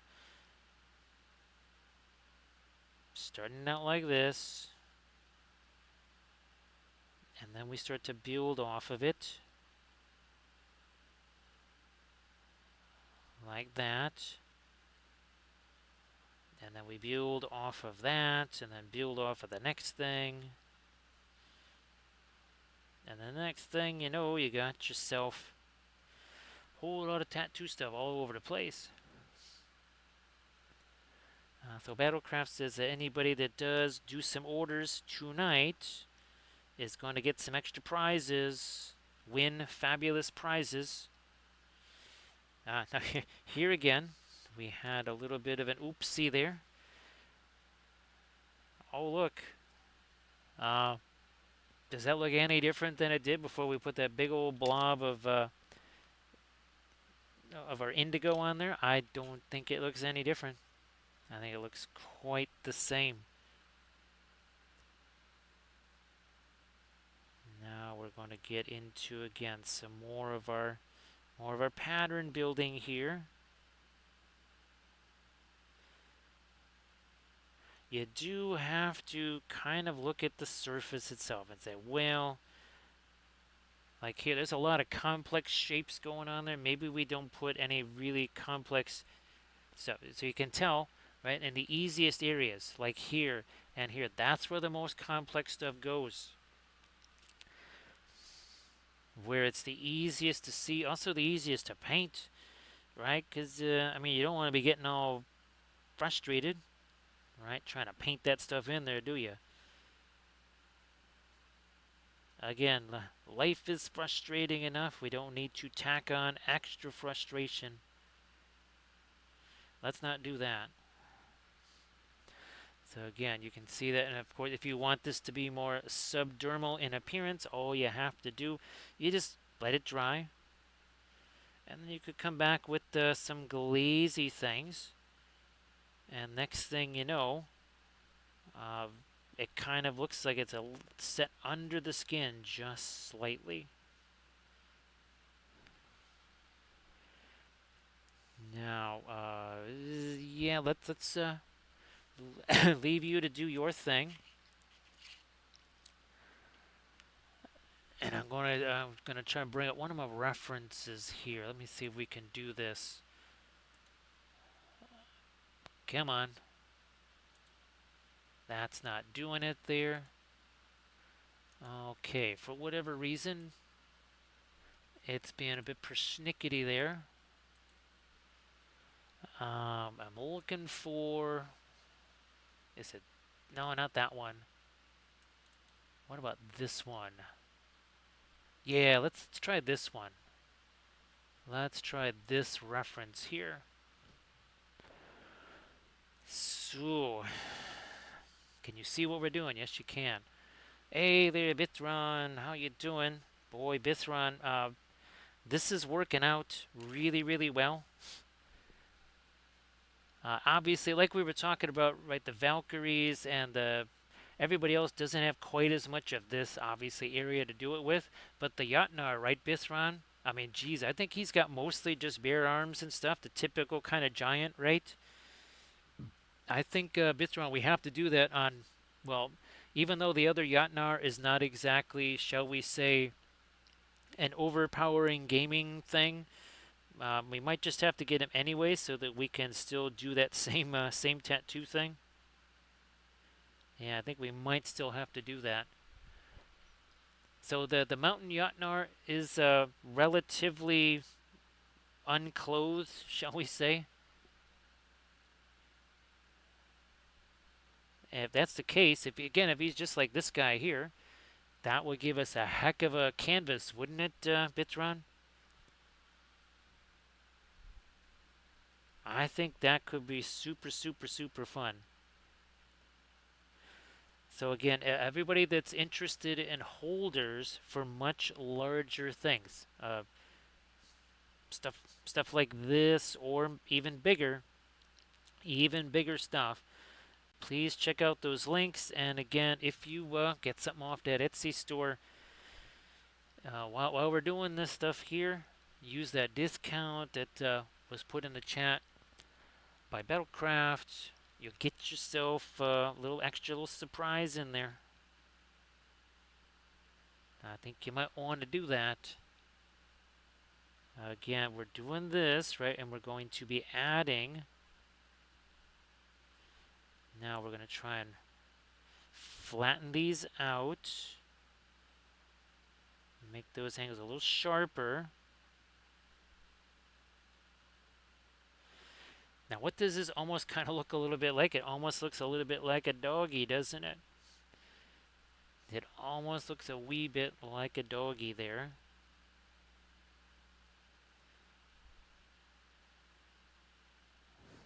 Yes, it does. Oh, lots of designs on the shield. Oh, that shield's got to be gigantic, right, Bithron? So Bithron, hopefully that one doesn't last too long. Just lasts a minute or two, and it'll be all gone. Now, again, what we're trying to put in here are things like this, which we are going to go back in later and add the lighter elements. Instead of instead of trying to draw all this stuff straight away, we're going to add the lighter elements later. Well, Bithron, I think we can fill those up with some really fun patterns. Namely these, right, Bithron? I don't know. I think they would be kind of fun.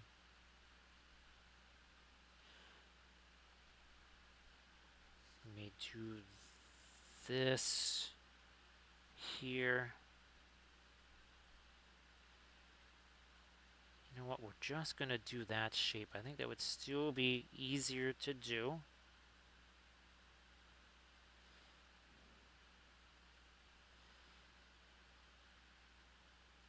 And then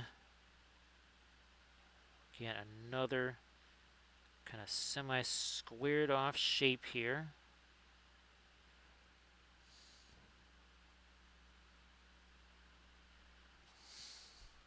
Something that builds over the. Now, if I feel like there's too much paint on there, I say I can just kind of deposit some over there. Oh, how's about we use the right? No wonder that one was acting weird. Let's get the right one here.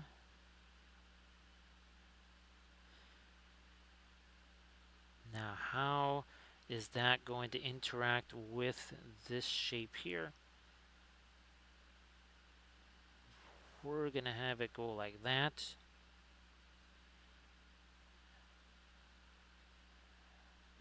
And like this. That shape is going to, again, cut a quick little angle like so. Man, I think, you know what, this here, we'll just fill this in. That's all in the dark anyways. That's literally in a shadow. So we're just going to fill that baby in.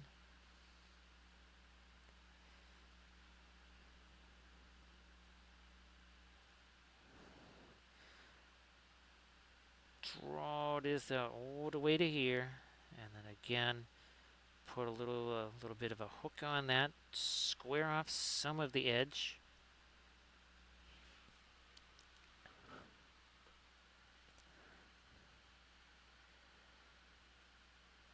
So let's see. I'll just add a brand new bust head. Ooh, speaking of which, yes, that would be really handy for, oh, I don't know, all of these busts that we've had to paint here. Yeah, so we don't mind having one of those.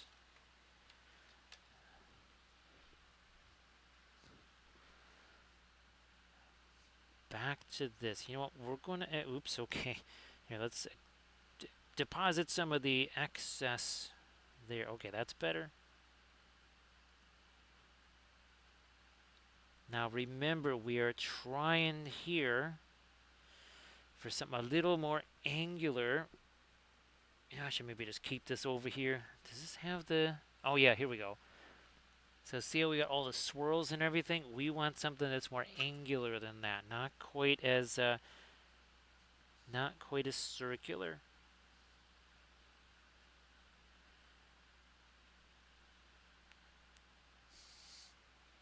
Again, a little bit less of that.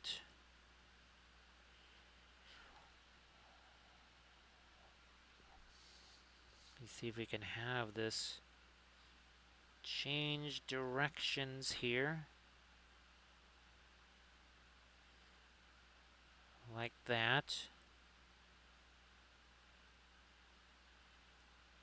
And like so here.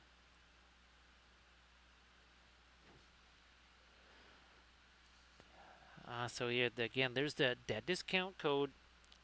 Again, for folks that are thinking, you know what?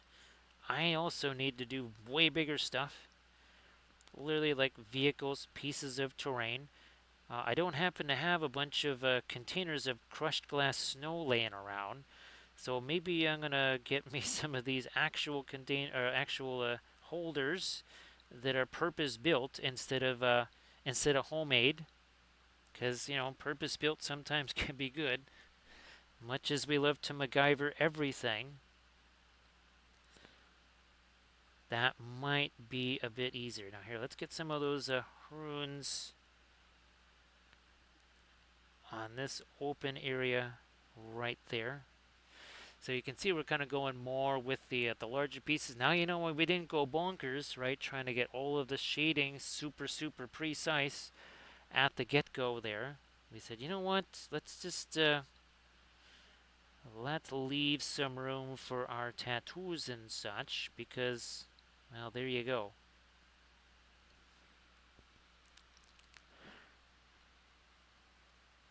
So Bithron, well, also too the shields for the Huskarls, I know that some of them have some kind of sculpted in design, but that's only some, and it's only part of the shield. So I think we will be able to have some fun with that. Okay, I'm going to get this in here too. That elbow, we don't want something super complex rolling around that, do we? Now, while I'm thinking about it down here again. Now this, since it's mostly covered up, we're just going to do a little something again to indicate that there are some designs here. But we can't do anything super complicated because just not enough of it, and we already have well, basically complicated enough shapes sitting right next to it. We don't need to make it even more complicated.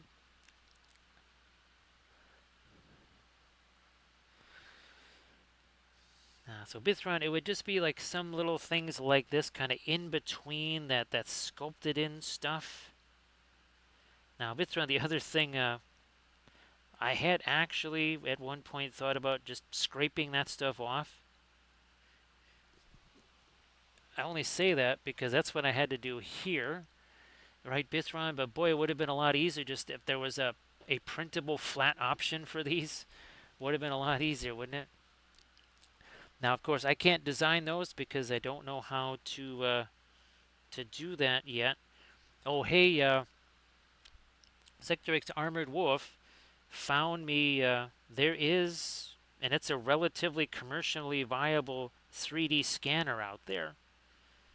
Yes, indeed, something of that nature does exist, and it's not a $10,000 item. It's not even a $5,000 item. So who knows? Who knows now? Again, the whole reason that I would want something like that is so that I can basically sculpt something once and then at least be able to just essentially make photocopies of it and then use it a bunch of times. That's really my purpose for it. I would not be interested in taking an object somebody else did and doing that. I mean, I would rather just give somebody the money that's a digital sculptor to keep them around. But for my own stuff that I do, where I do something like this. That's instead of having to do the cork and the texture paste and this stuff. Well, what if I could just scan that and just make a bunch of bases?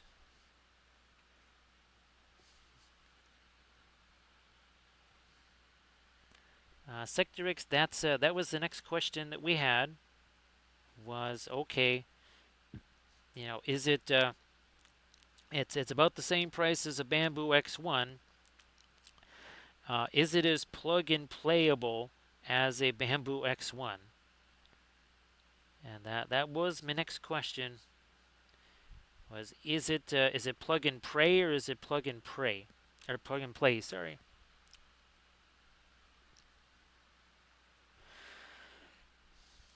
Now let's work with again another. That might be not angular. Well, let's see.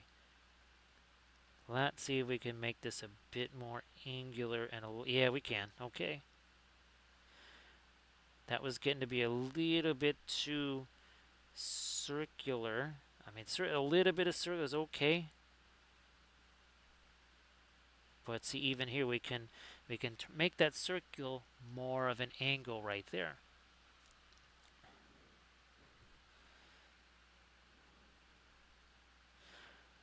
We continue the design here. So this guy pretty much has the most designs here that we can do.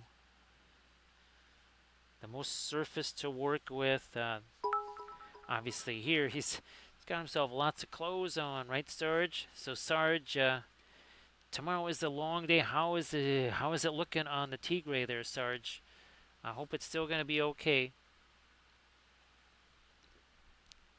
Now, Sarge, I keep thinking, right, that you have to travel to ReaperCon, not realizing that, you don't have to go 900 and some odd miles. I'm hoping that will work in your flavor there. Obviously, still, it's not like you can just walk in there 2 minutes beforehand. But here's hoping that you'll be able to get it done and get it looking the way you want it to, right? That's also important. You want it to look the way you envision.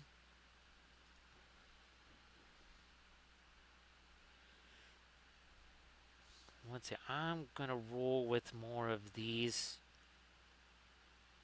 enclosed surfaces that we are going to then. We gotta let those set for a while. We're gonna go work on the hair up here. We're gonna work on the face, right? We got to give him his blue eyes and everything. Here, like this guy right here. Hello, He's gonna little get the blue hobbits. eyes there. Spark my ganja. Well, thank you so much, Wolf TV. Okay, Morgoth. Seriously, you had to do this. It's like, I don't even think he's potty trained. It's like, what does that mean? It's like, that means I can still eat you, right? It's like, well, I was really see that guy over there. It's like, what guy? What guy? The guy over the guy with the big wings. You mean the guy that's on fire? Well, no, he's not really on fire. What do you want me to do with him? Well, you could eat him. It's like, dude, he's on fire. Thank you so much. Appreciate that, Wolf. Let's see what happens with our big Gandalf 6 here. Uh-oh, it's a miss. Oh, okay, it's the middle of the road. It's middle of the road. That will do just fine. So far, Gandalf has been able to survive those rolls on the Gandalf 6. I think he's had 2 or 3 of them tonight. Now, over here, we don't want to go too bonkers with all of the shapes here, because if we do, what's going to happen? It's going to be kind of hard to be able to translate some of this visually, right? All of the muscles and the ribs and everything, so we have to kind of be a little judicious about that. Once again, we are going to put kind of a heavier element there and then come back in, and we're going to reduce a lot of these things. Where you see that big old strip there and everything, we're going to be cutting into that with our lighter stuff.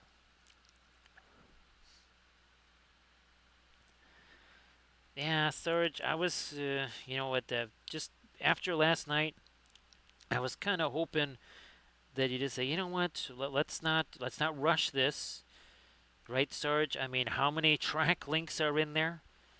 Enough to make a grown tanker cry, right, Sarge? So yeah, why rush it? Why risk having something happen that we don't really want to have happen? Now here we're going to not do too much stuff here, because the more stuff we do, the more we interfere with the shading the actual shading that's already there. We don't want to do that too much. Okay, let's do some more here. So Sarge, the channel here was definitely living up to its reputation as a home repair channel. Because it turns out Alberto next door has not one but 2 cracks. And he was, let's say, he was not a happy camper when he was told that was going to be just about a couple of grand. And I told him all about what I did. And well, he's going to be going to the Home Depots or whatever, and he's going to see if he can find the same stuff that I've got, the hydraulic cement, and see if he can do that for a much more reasonable price. If it doesn't work, okay, you spent 30 bucks, whatever. You spent 30 bucks, maybe an hour. He's already got the drywall off the walls. He literally would just have to spend 40 minutes to a half an hour on each one. So let's say he spends an hour and a half. He's retired. He has the time. He has spent the better part of the last week pulling weeds out of his front lawn to varying degrees of success. So I think this is well worth that little bit of time investment. So again, trying to not be too heavy with all of these lines here. We're not putting tattoos on the feet. I meant to do a little something here out towards the angle there, and then just kind of leave that. Again, here looking for something that's relatively angular. We'll get a little something attached to that. A little something inside that one. And then here, again, we're just kind of creating the impression of some shapes because unless you shine a flashlight in there, you're just not going to see a whole bunch. Thranio, I definitely think eating the Balrog is going to give you a wee bit of heartburn for sure, wouldn't you say?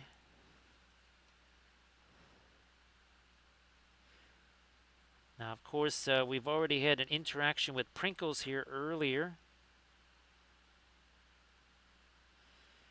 So yeah, Prinkles was not under, well, he wasn't super cool with the doggy in the chat there. So, Mr. Dog over there, he's like, I'm a Werewarg. He's like, okay, Mr. Werewarg. Hey, hey, you're not supposed to interrupt this. You don't interrupt this with raids. How you doing there, Mini Ruckus? So Prinkles was gonna cause a ruckus. Now it's just Mini Ruckus. How you doing there, Mini Ruckus? Nice to see you there, Tavern Keeper Miniatures. Everybody, please give Mini Ruckus a follow. So Mini Ruckus working with the oil paints. I know, big surprise. We started this less than 2 hours ago. Oh yeah, less than 2 hours. This had no paint. He was, yeah, he was dark brown. That's it. Now you can see this is the one we did last night, right here. So I won't be doing Nova there, Mini Ruckus. Actually, no, Mini Ruckus. Do you have a whole bunch of stuff for Capital Palette? And also, too, are you teaching classes? Because if you are, if you want to let people know what classes you're going to be doing, and you got any links to that, please share those. Bithron, he has that spell, right, that he just like literally freezes stuff. He's like Mr. Freeze. So this guy here was our first one. Now let me show you something here. So these are from Conquest. I almost said Conquest Creations by Reflex because I'm printing out their terrain right now. I went into AI. I said, show me Conquest Werewargs, brown skin, brown fur, snow bases with Nordic tattoos. It gave me 4 images. They were fantastic, and I said, we are rolling with this color scheme. And that's when we did the other one, and you can see here again how this one's got all of this tattoo stuff on it right here. So Mini Ruckus, now what kind of classes you got? Oh, and also Mini Ruckus, I assume you got stuff for the Capital Palette, right? That's what it's called, Capital Palette. And again, Mini Ruckus, you want to share stuff in the chat, please go ahead and do that. And Bitron, I don't know if you had a chance to share some of the stuff that you've worked on, whether it's your terrain, whether it's the mechs or your conquest stuff. Speaking of, yeah, share some of your conquest stuff. You've got a little bit of that. I know you can share some. So what we have managed to do here is just about put this in place. We're going to let that set. And some of these big, see this big old shape here? Some of these bigger shapes, what we are going to do is to cut into those like we did here. See that? So the little triangles in there, that was added after the fact. It started out life as just that big old shape. Same thing over here. That triangle right there, a diamond, whatever. Somebody check out that Insta link that Bitron just shared. Now looky here. This was one of our tutorial videos. This is a little part of it. I like to do this with freehand. We talk about drawing it off to the side, sketching it out, getting used to it.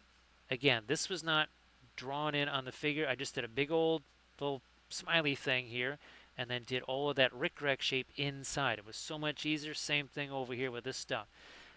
A lot easier to do that, right, Dark Horse? Nice to see you again, Dark Horse. Oh, how's about we get some blue eyes for this guy? And again, just like what we did with this guy over here, then we're going to work on some of the lighter skin colors right there. So Tavern Keeper Miniatures painted up the Wadroon Predator. Is that the Apex Predator? Yeah, the Apex Predator. Now, Tavern Keeper, oh, gee whiz, do I have... I wonder if I still have my Conquest Raptor Riders out here. Nope, that's the Motto Riders. Let's see, Raptor Riders, maybe. I've got what are the Thunder Riders and the hero that goes with them. No, I don't. Unfortunately, I don't see him out here.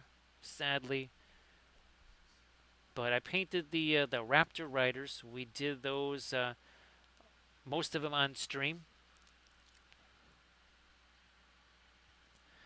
So Grand Oracle, that was just a little bit of an emergency thing. I had to prime 42 miniatures in less than a half an hour, and it was also a little bit of a test. I wanted to see, well, is this going to work? So it was a combination of testing out that platform, see if it was going to work. There's some of my Prussian blue right here. So yeah, it's because remember all of that space that used to be dedicated to things like the compressor and especially all the ventilation, that was all lost to 3D printing. That's pretty much still the case, even with all the new work areas that I've established. But again, that was just kind of I don't want to say just a one-off thing, because I was going to be doing stuff in the garage. Now, if I can get a heater out in the garage and it's not, well, and February is the new July like it was this last year, maybe there will be more airbrush stuff going on. So yeah, Grand Oracle. If there's mass priming to be done, we'll utilize it for that. But as far as any kind of painting goes, not even for the terrain really. Now I did. What did I use? Oh, I did prime a few little terrain pieces with it, but just the smaller stuff. Now I will still try to utilize the airbrush to see if I can put a little bit more stuff, like a lot of the big walls that I have to do. My thing is, it's just not going to be time efficient. Not when it comes to just the regular painting part of it. So yeah, Grand Oracle, it did work well. Actually, what's interesting, Grand Oracle, it still missed some areas, which I found hilarious. Because obviously, when I'm doing the brushing stuff, well, you don't miss anything because you're turning it over, right? You've got a pretty close-up view of it, and I'm doing it in the magnifier. So Sector X, in addition to everything else, it's really there's no point to it because all I need to do, if I want to do this, I plop a little bit of paint there, right? I mean, here we can just take this. Here, let me get the stuff out of here real quick, and let's do some lighter green here. And again, Mini Ruckus, if you want to share anything in the chat, please go ahead and do that. So again, it's far more efficient to do that. Take some kind of blending brush and then just do a little bit of tap, tap, tap. Smooth blend, no masking, no overspray, no clogged airbrush, no electricity, none of none of the hassles that are involved with an airbrush. I mean, to me, it's just the airbrush slows everything down. The other thing that would happen is that you would just destroy your airbrush. That would be, again, it would be no benefit. Yeah, there'd be no upside and a ton of downside. So again, Sector X, what you might want to do, where did that go? Here it is. One light color, one dark color. Right, just do essentially a value study. Ooh, speaking of which, hey Grand Oracle, I don't think you've had a chance to see this. Ooh, I wish. Well, here, look at this, because this doesn't have any of the tattoo stuff on it. Look at this. You see how the pants and the leg basically, if there wasn't that little edge right there, you'd never be able to tell that the two were different. Uh, this is a better. Okay, so look at this guy. The only thing that tells you basically where the skin is where the tattoos are. Watch what happens when we reverse our film noir. I mean, even there you can already see the big difference, right? That's a color contrast as opposed to just a value contrast. Okay. We're going to let that have a chance to set. Let's play around with the nails here. We got this. This is pretty much what we were doing. Oh gosh, let me grab a little of our brown in there too. So again, instead of trying to airbrush this, where you would have all kinds of overspray, all we got to do is just plop this on there, and it's all just going to mix all on its own. So yeah, Grand Oracle, I know you've been away, so you haven't had a chance to catch the latest video. And again, well, we did two videos. We did a video where we're basing all of these, plus the Valkyries. And then we did this one. This was about a 2.5 hour painting tutorial. And we did employ the film noir on that tutorial. Now, where was this used? This maybe here. So again, we're just gonna employ that as a blending brush right there. That's what we're going to do. Same over here, like so. Then here, also there.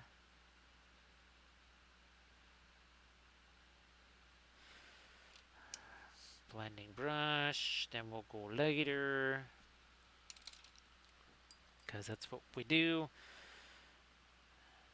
Nope, nope, no, I'll just use the fast matte white, because again, that is what's going to help this sit up really, really quickly. And as you can see, hashtag no layers. So Sectrix, it's really important, right, as we're doing this here, to just, and we're not doing like 10, 15 gradual layers here. We went strong to the hoop. That's what you want to do. Go strong to the basket. Be a force in the lane. No weak stuff. No weak stuff in the basket area there. You got to go strong. Right, Horns fan? No weak little layup stuff. You go in there with intentions of harm, for sure. That's how you get that three-point play the old-fashioned way. Yes, I have no interest in three-point shots. Nothing like a rebound with a putback and a foul for the hoop and the harm. Three-pointer the old-fashioned way. Yes, sir. None of this weak stuff, man. No dainty little layups or anything like that. No three-pointers from 40 feet away. Up close and personal. Get a little bit more to paint in there. Getting the little more light on his schnoz. Now this is the first one that doesn't actually have some kind of scar rolling through it. So maybe we can leave that a little bit darker. Let's see. Alex says, well, they do say drop the hammer. It's like, I wouldn't drop the hammer. That might hurt if it lands on your foot. It's like, I'm not sure that's really what they meant. It's like, I don't know, I get confused real easy. Lots of people are confusing me here. It's like, the guy that gave me that ring, he confused me too. But then there was the nice lady that gave me all that lambus bread. I heard about that. Where's the nice lady? There it is. So are you kidding me? It took weeks to clean up that mess. It's like, so you're the lady that found the ring. He's like, you might want to keep that a little bit secret. It's like, I think the outfit's a bit of a giveaway there. So, yes, that's Dark Queen Schmaladriel there, if in case anybody was wondering what the heck is going on. We did an entire army based around that story where she takes the one true ring, abandons the elven ring, and Lothlorien freezes over. We bring this up because this was the first use of the AI to figure out a color scheme. I said, show me Galadriel's white armor, teal cloaks, and snow bases. Again, first, like Judge Dredd, the first couple results in, I said, ooh, look at this. This is pretty nifty. We got to do this. So again, don't be afraid to utilize that as a tool, as a resource. Instead of sitting there wondering, maybe trying out a color scheme and going, oh, geez, that just doesn't look the way I want. Instead of, again, struggling there, avoid the Noid. So Domino's Pizza, yeah, I forgot all about that. And again, just use that tool, find your color scheme, and roll from there. I might have to get me some more of my fast mat white out here, but here, let me break some of this down. Looking to maybe get some more lights on the little skelly friends down here. Yeah, we can do more. Not a ton. Also, got my blending brush ready here to it, just to beat up old craft brush. You do want your blending brush to be a softer brush. That will be important. And of course, Sector X, if you want to share the Etsy link again, obviously that in the chat it's going to get pushed up, right? So if you want to share the Etsy link again, that'd be fabulous. Now let me get back to that violet, some of our perline red as well. Come on, both of those together. Ooh, a little less thinner though. Let me get rid of some of that. We've got to get in here and start doing some things on the face here. Start doing some of that.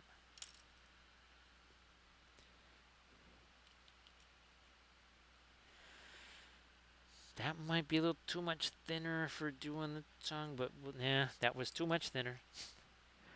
Too much thinner, not a problem. We have asphaltum and some of the perline red.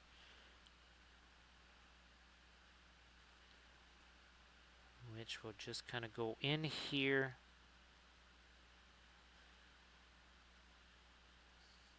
Also, we want some of that here where the ears are. Let some of that mix in there. So see, it's like I just literally plop some paint on there. The miniature is your palette. Yes, that palette over there, that's nothing more than a color storage device. Nothing more than a color storage device. What we're doing here is plopping that paint on there and then pushing that around. So again, everybody please check out that link. And again,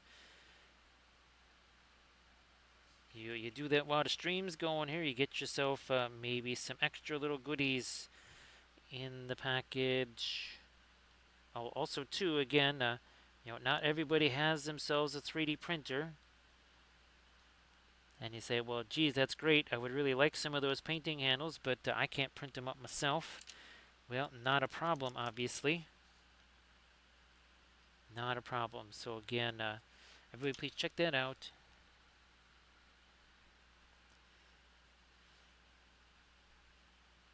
So Sector X, what was that?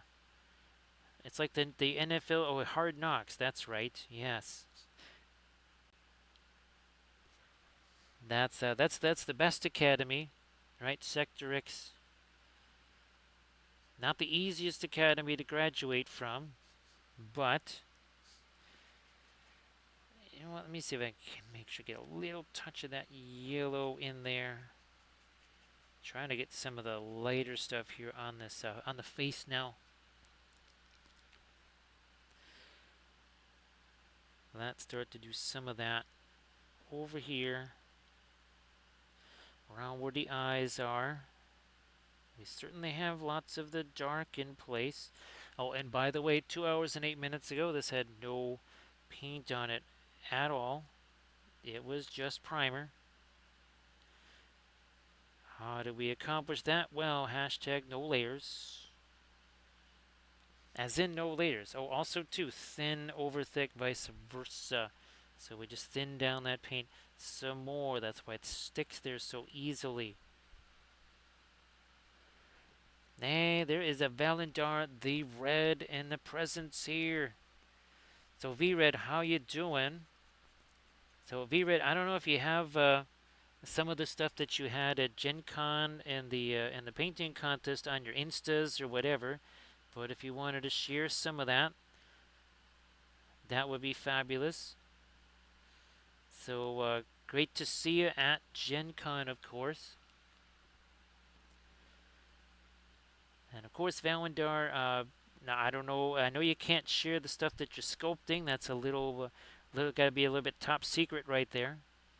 But if there's anything else like that that you would want to share, whatever, please go ahead.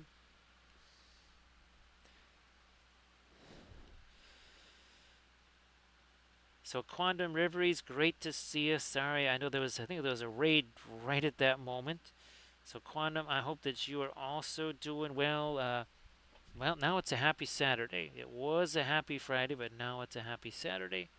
So sorry, Quantum. There was a lot of chaos going on right at that time. And everybody, please give Quantum Reveries a follow as well.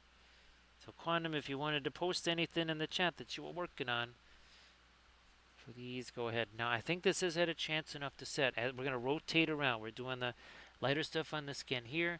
Then, what we're going to do, like we did last night, we were able to do all kinds of cleanup stuff here. It was a double 2-for-1. We were able to create a lot of new shading in there, but we also cleaned up a lot of edges too.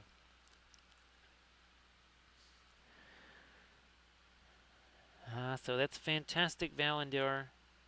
So yeah, if you can share that, you want to share that there in the chat, please go on ahead. What are we doing here? What are we doing? We gotta get a little bit more of our light stuff here. Oh geez, we can go a lot lighter than that. That's good because we need ourselves some hefty areas of light in that face. So let me change that up a little. Yeah, Sectrix, what we always say, right? Don't be a hasty little hobbit. Don't be hasty. Some more of that light there. We'll do some of that on the fur out here. Even if that gets a little bit more on the gray side, that wouldn't be too bad.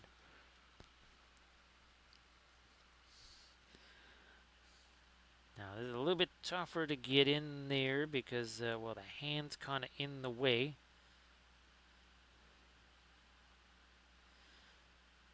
So again, these are Conquest miniatures. These are the Nords. These are the Werewargs. This is actually the third guide. Now, obviously, I've seen units like this now in some of those battle reports where there's maybe 4 stands. Actually, Bithron, have you ever seen somebody run like something crazy, like 9 of these or something? Now, actually, Bithron, there's no rank advantage, or is there? If obviously, as somebody that did a lot of Warhammer back in the day, right? Ranks was a big deal. That was a huge deal. If you outran, 2-3 ranks or something, that could be the difference in combat res. But I don't think it really works that way. I don't think it really works that way in Conquest. Now, how about there is? Okay, so you do get some support dice then. I figured Bithron, there had to be some kind of advantage to having ranks. Because otherwise, why would you even have units of militia or something like that?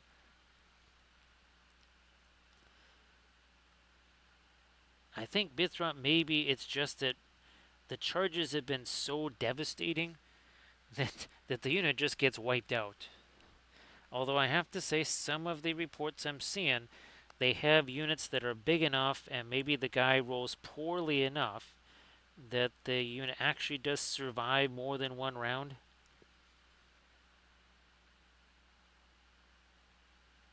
Because I was thinking, boy, if anything that gets charged is just dead, those are going to be some really quick games. Now, again, trying to get some more light in there. I would like to do something like this, though. Get some of that Mars Yellow Deep. into this. You know what? Here, let's. We also need to get some lighter stuff on the chompers there.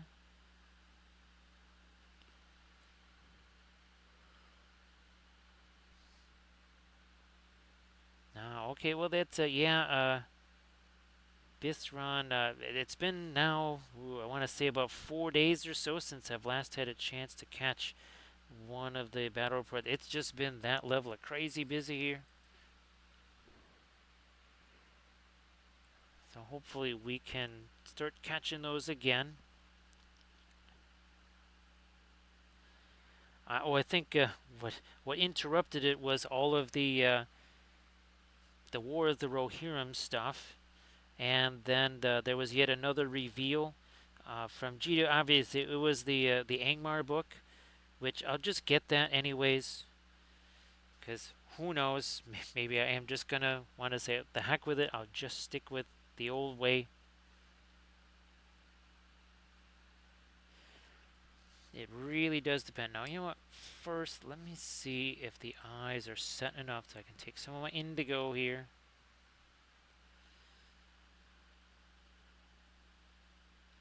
And give him some eyes. It's like they're looking mostly the right way. Now let me see if we can do the little light highlight in those eyes. Now, how many stands of Valkyries did you have there, Bithron? Obviously, right, all I got are 3.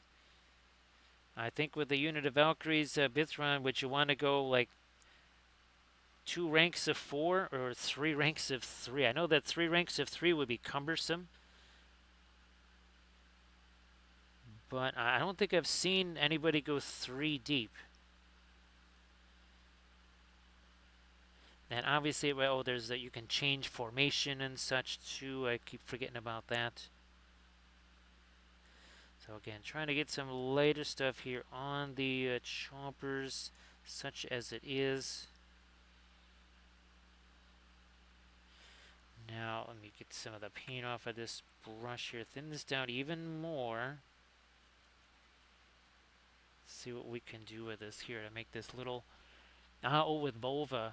Okay, so we had seven stands with vulva. That worked out well. Hopefully this one will too. Yep, I'm going to say that is also a success.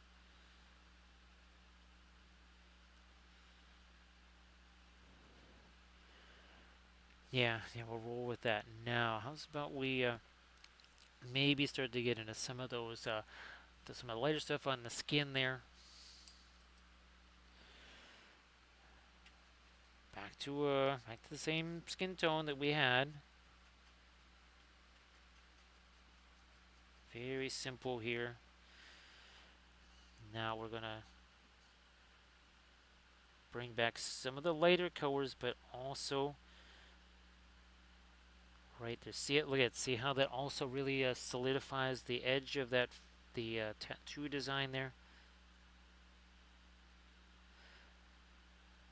And look at the difference that made. Here again, this line is too thin. Now it's the same as the other side. This line went a little wonky. We cleaned it up there. And this is the part that we were doing kind of for a little while on this guy. So that's what we're going to be doing for a while. So 2 rows of 4. Yeah, but I guess it kind of, if it's a more open board, maybe you go with the 4 wide. I guess it also too, you're kind of creating almost like a little bit of a choke point, right, Velfira? But if it's a narrow area and you're trying to get up to an objective, maybe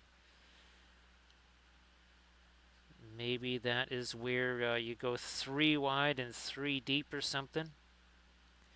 Here's another example where we're just going to take some of that away. All right.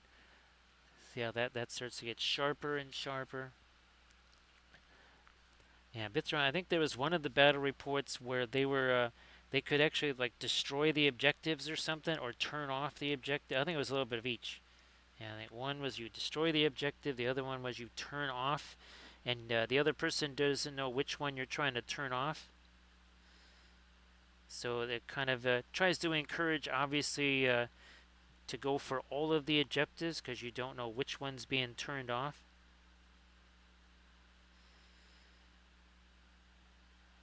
Again, I don't know the scenarios or whatever, but I should. Oof, okay, that might be a little too light. But remember, this is where we want to insert some of the extra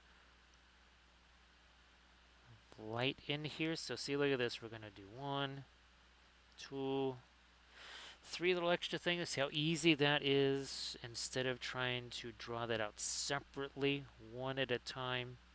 Yeah, look at that. See, just so much easier to do something like that.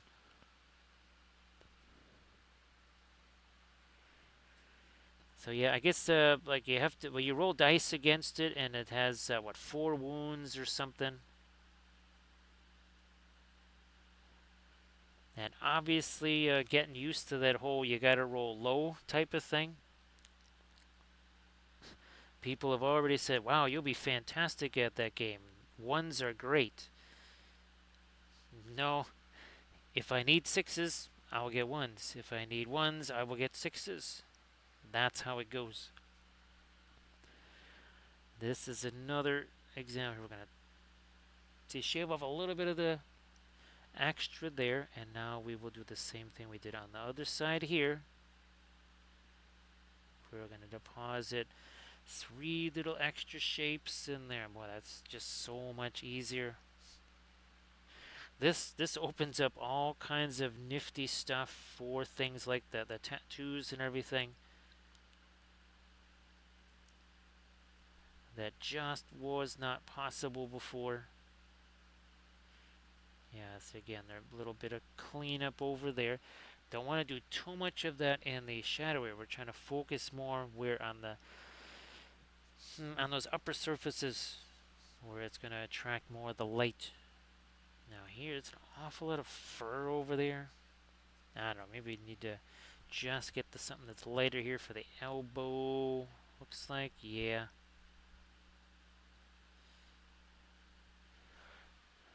So again, just 2.5 hours in. Been able to make quite a bit of progress here. Again, all with the oils. Now, Sectorix, I guess, are you using the dark primer method, the gray primer method?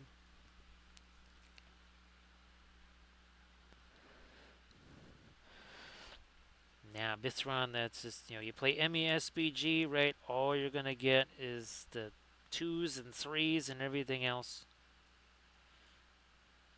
Then you switch over to Conquest. You're like, this should be fantastic. 2s and 3s would be okay. And all you're getting is boxcars.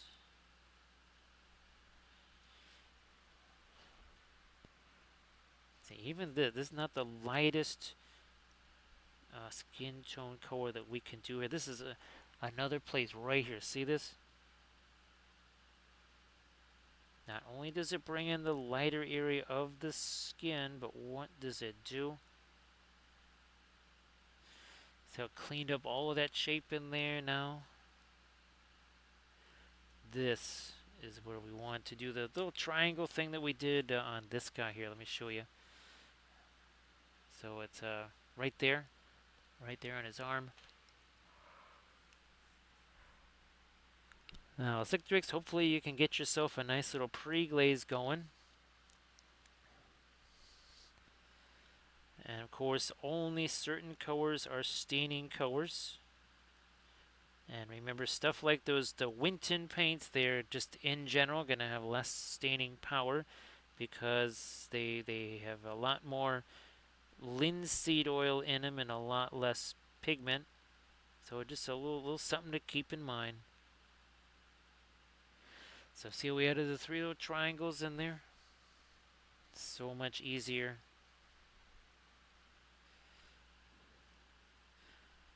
Now, yeah, I almost put a whole bunch of this right where it was going to be dark. Instead, we're going to do this again. It's about cleaning up some of these shapes here. And now we're going to put in a little more of our, right over here. Again, this is another shape that's not quite the way we would like it to be. Look at that. See how he cleaned all that up really nice and easy there?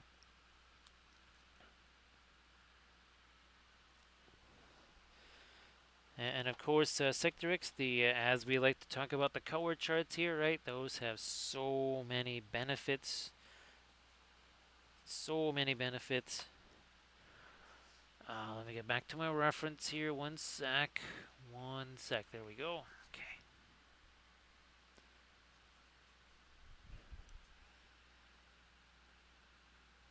Continuing, definitely up here.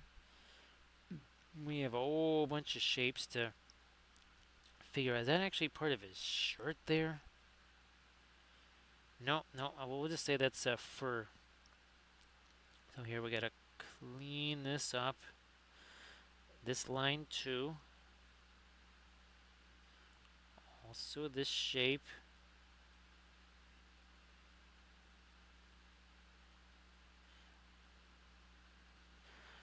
Now let's do our little extra shapes down inside this. Teensy little triangle there, and then a couple straight lines like so. So yeah, Sectorix, again, the super expensive craft brushes, right? The ones that just broke the bank. It broke the bank because you could bring in like 30 pennies and pay for it.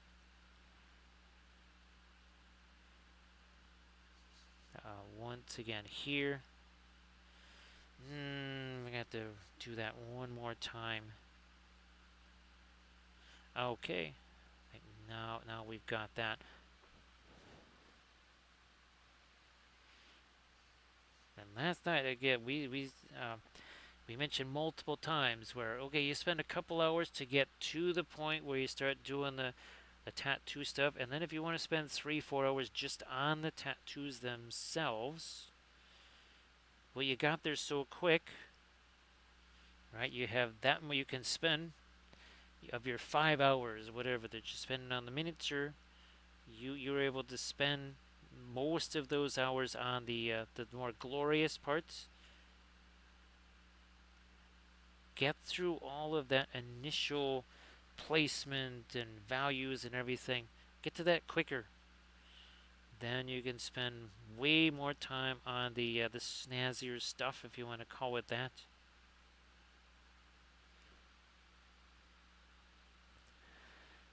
Sectorix, I mean, I used to use the Series 7s with the oils. It's just there was no way to replace them because well, you had the shortages, and then the quality control on those went down so dramatically that I just abandoned those for these because these last 3 times as long and they cost about 1/3 the price. And I said, yeah, you know what? I think I like that. I think I like that math. I'm not good at math, but I like that math. Now here again, back to those triangles again. So much easier than trying to figure that out after the fact. See, look at just a lot easier. Again, we want to make this easy as possible, don't we? The harder you make this stuff, well, the more you're just gonna say, well, you know what? Oh yeah, I'd love to paint tonight, but you know, I got this other thing. I should really be doing this instead. You'll be a little less likely, maybe, to go in that direction. Okay, we got a whole big thing of indigo sitting on the brush that kind of contaminated all that, so we're going to try this again over here. Get me some of that Mars yellow deep in there too.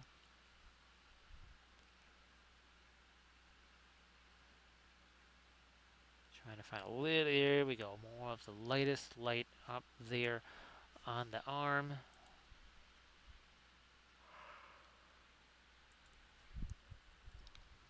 got a little bit of our yellow in it. Again, that's that Mars yellow deep, kind of an earth tone, right?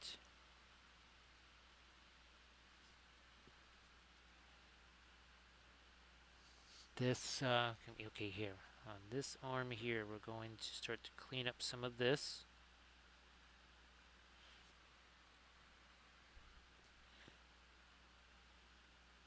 There too.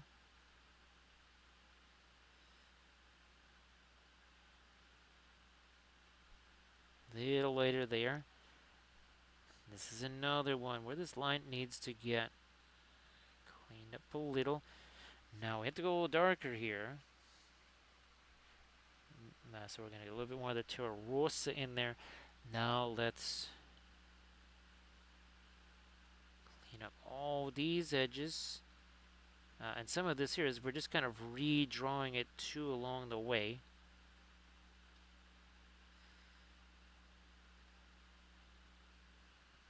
Redrawing it there. Now we'll have to come back and we gotta get some of the lighter stuff, of course, on all of this fur over here. We need to get some more interesting colors in the pants where we got some of the, see, there's some of the violet in there, there's some grays, there's some browns. We need to get that into all of those greens. So thanks Armored Wolf for posting the YouTube channel. Appreciate you doing that. Again, the YouTube, sometimes I'll take these vids and I'll do them like a shorter version of them, and we'll put those up on the YouTubes.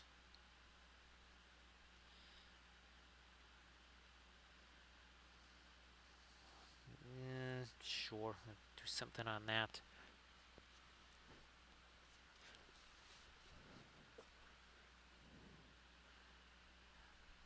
Now over here, let's get back to our indigo. And let's do the same thing over here. We never got this piece in there. That's that bigger block that we're going to split up with triangles. Alright, there we go. Now, how low? Okay, not as light as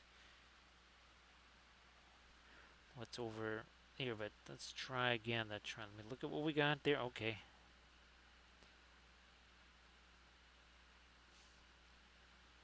Little triangle here.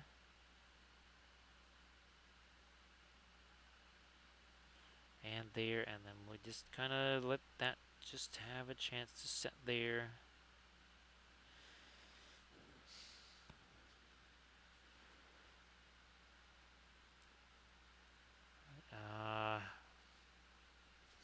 We go back to some of this kind of middle of the road. In there.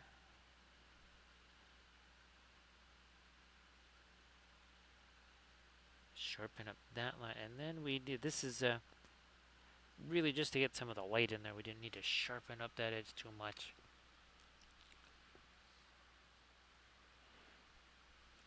Back to our light here. More of our lines in here. Clean this up. Also lighten that up to get a little bit more to shape in there.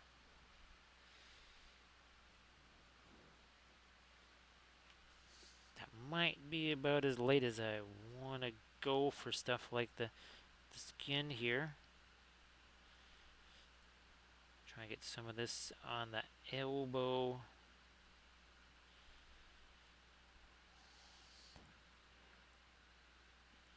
I'm gonna see if I can get away with making that this one area here, right here, a little lighter.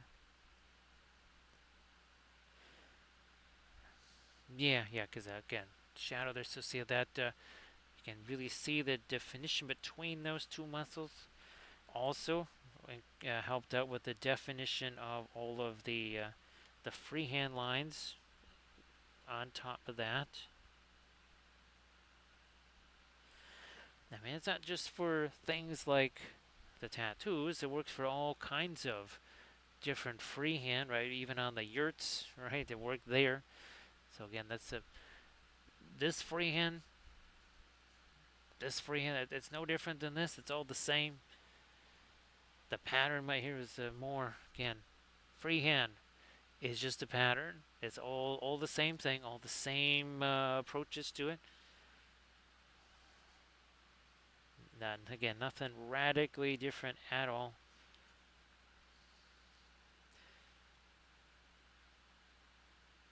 I will try to get some really light stuff here on the on his elbow.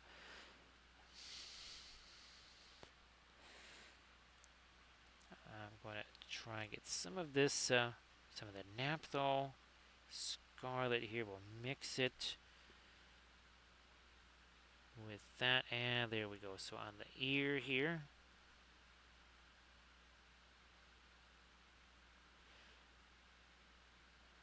So yeah, for Saturday, we'll see if we can almost do something a bit like a Saturday challenge, where we try to get a whole bunch of our Farharad figs painted up. That was some of the stuff that, well, like Grand Orca, you saw in the those images of the priming and stuff.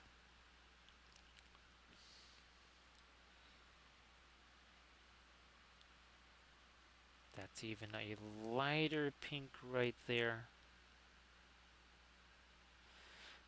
Yeah, just to kind of help set the face out a little bit, because it's you don't see a whole lot of that color elsewhere on the figure. So we like to put the finished images of stuff on the Instagrams. There will be a website coming. Oh, hey, Armored Wolf, you know the turntable thing? Well, as I was moving some of that furniture into the area that I sent you that picture of, I realized that there was a little light up photo booth thing, foldable one, that I had gotten years ago. This is basically right around the time that Kathy got sick, because it's supposed to be for her too. Actually, it's more for her than it was for me. And I realized it was just perfect, I think, for that rotating table. So that's one of the things I want to try and set up tonight. Now, that's a little bit too much of the yellow. I'm going to go back to some of the Mars yellow deep here. So I just got that on one of those tables and plugged it in, but then it was time to get to the store and get some food, which that wasn't terribly successful, because again it was a lot of home repairs with all the neighbors. But I do think that's going to help him out.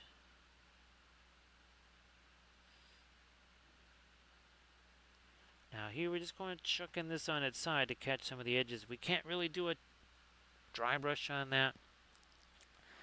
But it's just the way it's sculpted, and also too there's mold lines and gaps that we have to be mindful of too.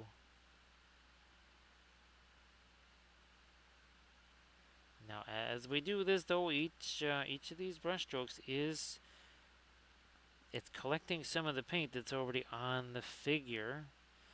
That's why you can see that darker stuff on the end of the brush there. That's why we got to go back over here. We refresh that brush. Now we're going to be doing this for a little while. We're going to leave some of this. Again, have a chance to set for a bit. Then we go over to the greens here, right? Get some of the violet, some of the brown in there.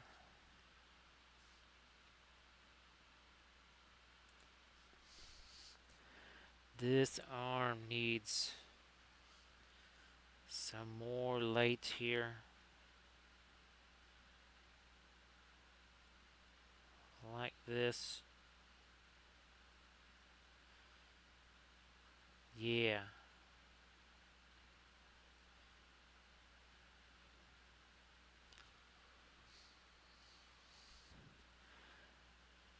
We'll do it this way.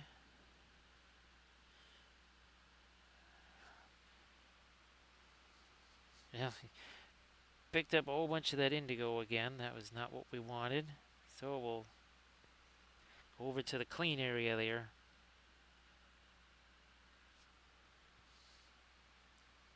Let's try this again. There's too much paint on that brush.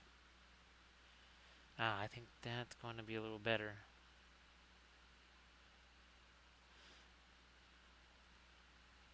Yeah, trying to get some lights on the hair.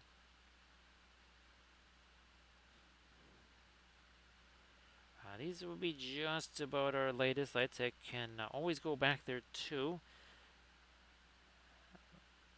with the really dark colors and kind of tone those down a bit.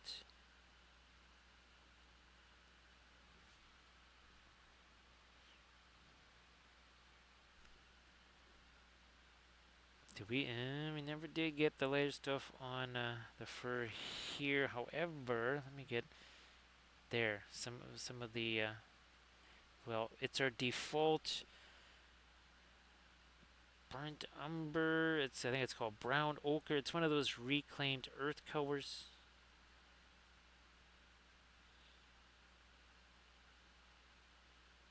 Try more of my light this way, and now I'll go much lighter, I think, on that. Let me thin this down too. Oh yeah, that'll definitely be lighter.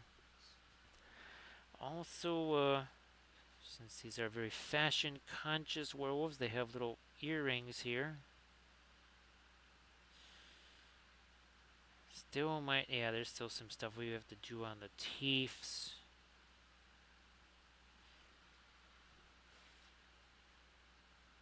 Catch a little light on that too, yeah. I mean, we could have done, and I know I've done this in the past, but it was those not confrontation, raging heroes. Well, wolfen slash werewolf type figs, and I did each one in a very dramatically different color. One was white, one was more the traditional brown, another one was more of a gray one, another one was black.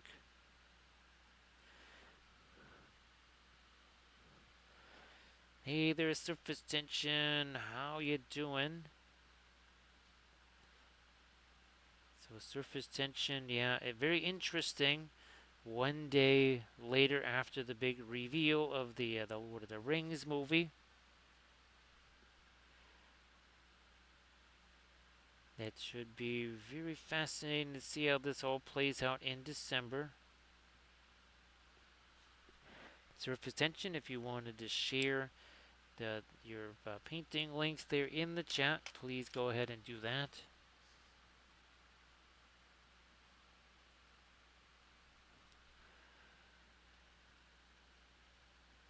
A little more of our light right in there. So up here, yep, on the ends of the hands, paws, claws. So there, that's a really almost just like a jumble of shapes there. We're going to try and paint that into some shapes.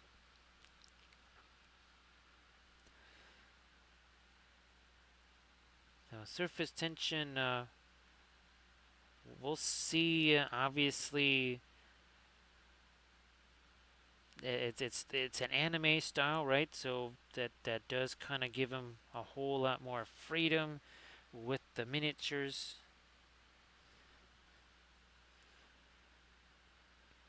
We'll also see now I can kind of get a picture there. Obviously wolf, Freka, Helm, and then the daughter.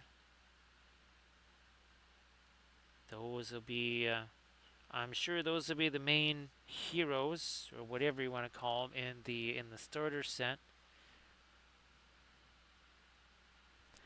But please check out that link that Surface Tension just shared. Some fabulous oil painted miniatures.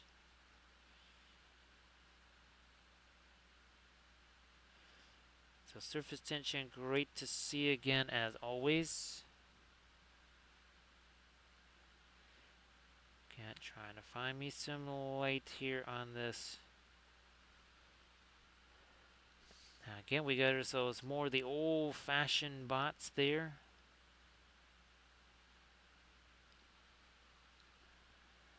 Yeah, those are some old-fashioned type, old-timey bots.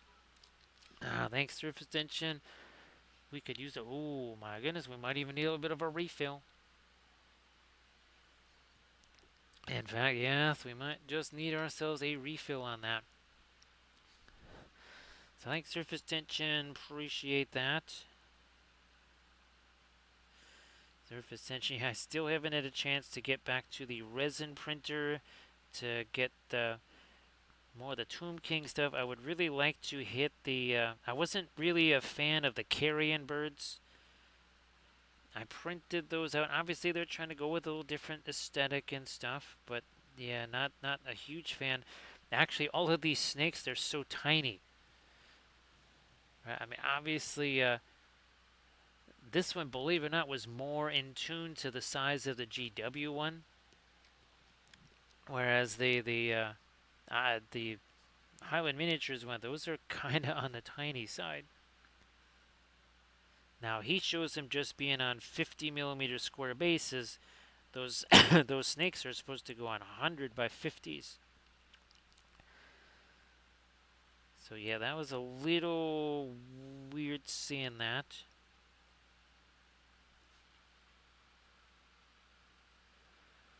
So one-page rules starting to add stuff too. Yeah, Bithron, sorry about that. I just wanted to show that to Surface Engine super quick. I figured maybe you might be off getting a snack or something like that. Oh, that's what you were doing. You were defrosting the fridge. That's right. Oh, that's what I wanted to do with this. So I'm gonna get some of this because the teeths there, they can't all just be that super light. There we go. I'm gonna tone that down just a little bit in there.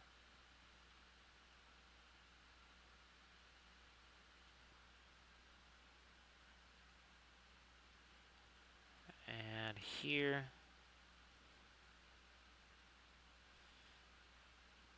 taking away some of the layers, so not all of it, just some of it.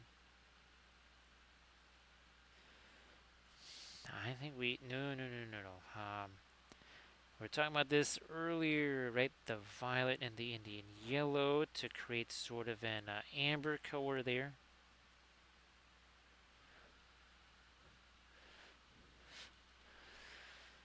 Well, surface tension. Well, what's interesting, I have not done any regular skeletons yet. It's all been the monsters. Uh, I haven't printed out the Highland Miniatures version of Cetra yet either.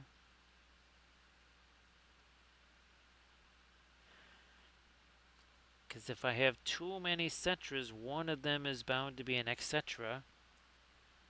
We don't want that.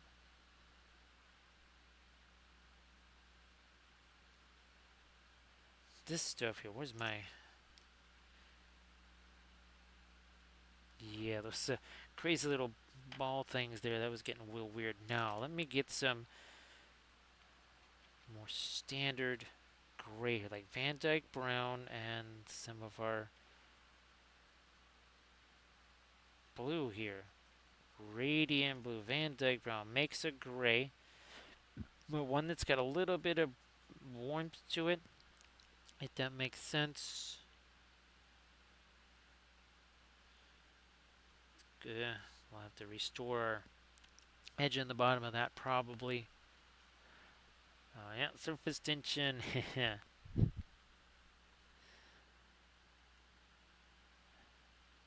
It's the Wampleville Comedy Club, and of course, surface tension. We've been handing out a whole heap of home repair advice.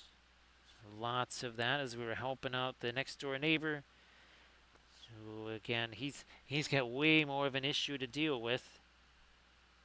It's gonna cost again, we're trying to save him literally a couple $1,000. I actually added some more. Let's see, it was this basically rubber. I think it was called Flex Seal. That's the stuff. Yeah, Flex Seal. We used a bunch of that on the gutters. Now we're using it on the inside.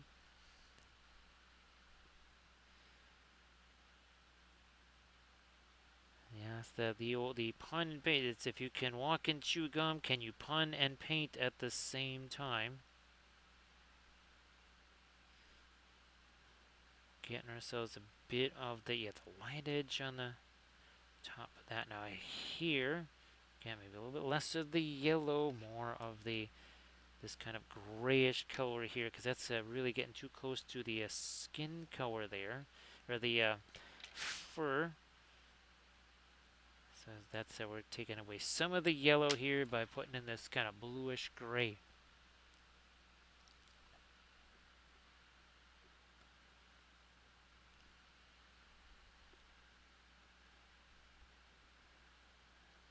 Now we have the trouser again here where it's you can see where we added some of the violet in there. There's some of the browns.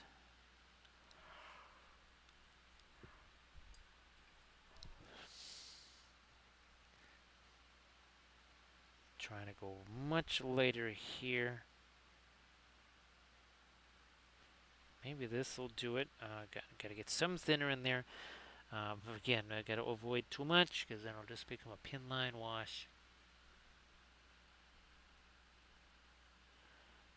Pull it this way. There we go. We're focusing on this part, right, because it's wrapping around that way. We want to, if you equally highlight all edges of something like that, it's not really going to look round because the light would be focused more on just a single edge of it and not across the entire thing equally, the way a lot of people do that.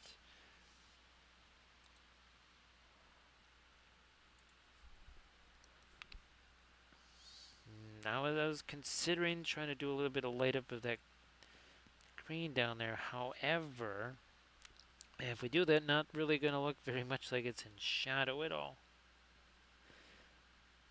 So surface tension, we've been having some fun with freehand. This is a freehand channel after all. Yes, indeed.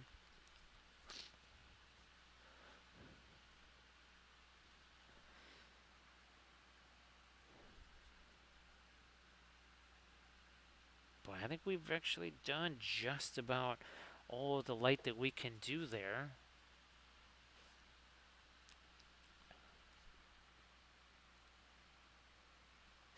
Again, that's still that sort of lighter, kind of grayish color on the neutral side.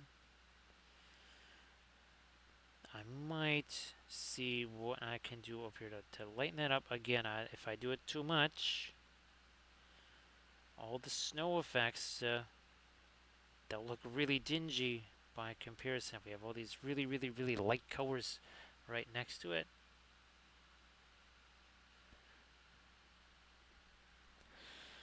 So yeah, surface tension. Obviously, there's been a wee bit, right? Wee bit of freehand on this army here, just a touch. So there, I think we've gone as much with the light as we can. We are going to go the opposite way with the asphaltum, also some of the Van Dyke brown here. Brown matter also is a really fun color. I'll try to get back into using that.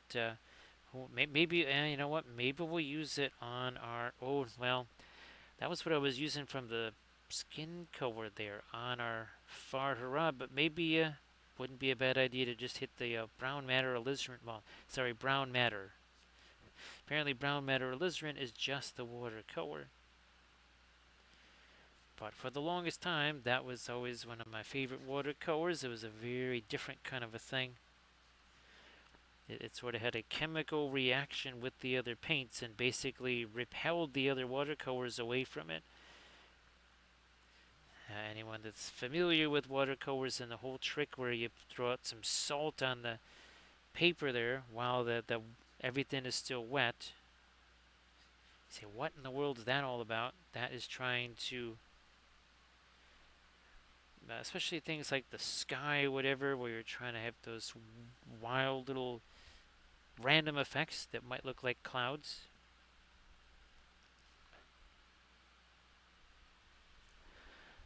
Yeah, surface tension.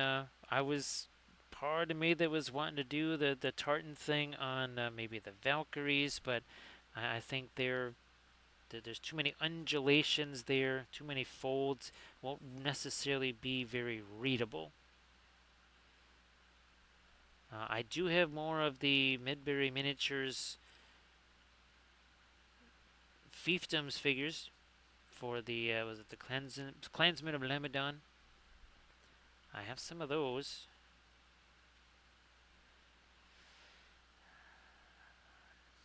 Let me see if we can just get a little more light here on the base. Where is my there's my oh filbert brush right there. We're gonna just get that cleaned out, and we're just gonna try and get some lighter stuff to happen on the rocky stuff. Not too much again because well that's all going to get the snow, blood effects, all that kind of stuff on it.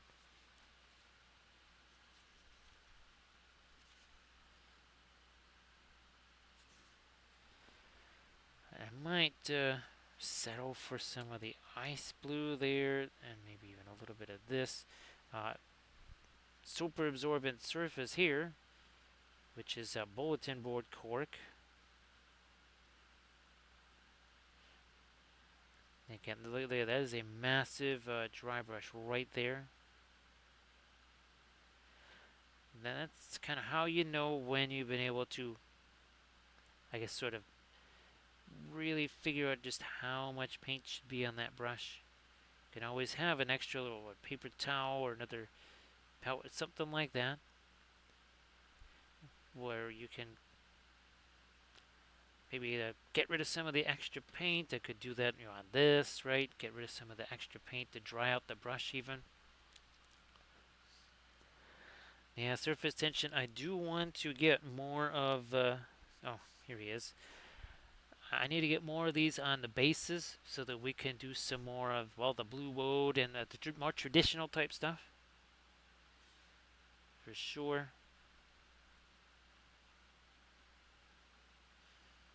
Scattering a little bit more light again. That's actually bulletin board cork, but you can see we literally sliced it. Right, and that gave us that many more surfaces to work with.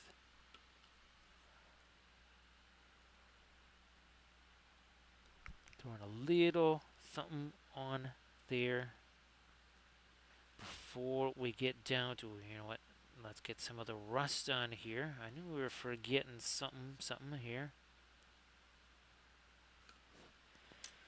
What do we use for that? I think we've been using that.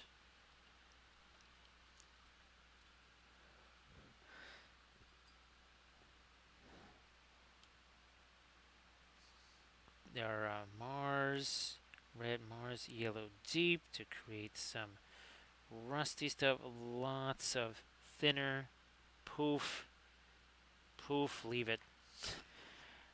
Just gonna have to sit there for a while. I'll come back later.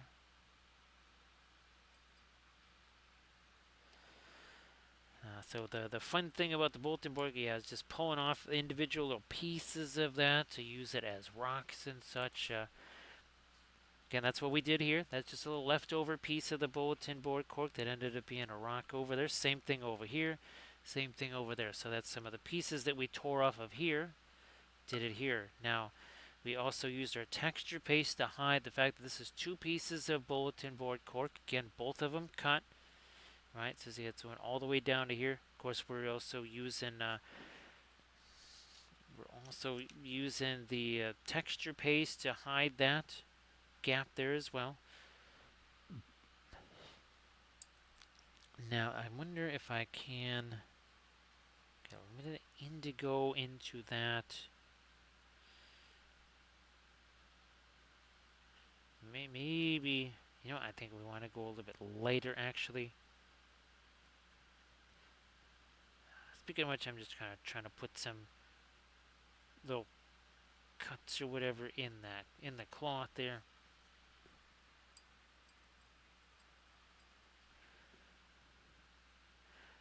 This too, I'm gonna take some of my Mars, a little bit of the a little bit of the Van Dyke brown there.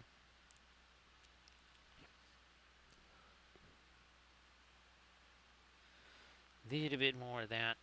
So I might, in a few minutes here, I might head out for a little refill the medicine because that's all gone. And as we can tell by the voice there was a lot of I had to do a lot of talking today, so it's a little bit on the raggedy side.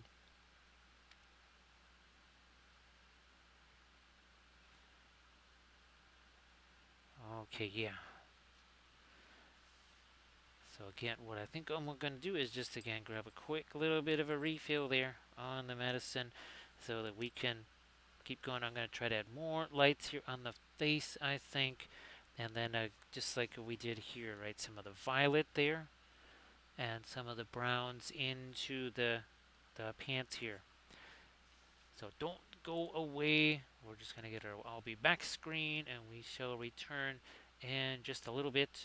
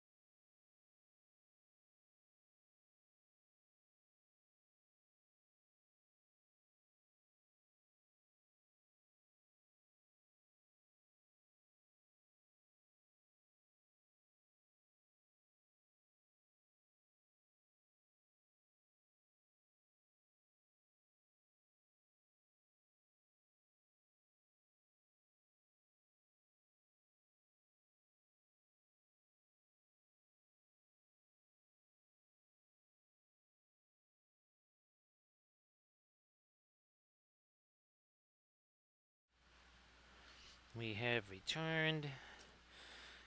ready to rock and to roll. We need to do some lighter stuff up here on this side of the tree. Never really, never really had a chance to do that. Here, let's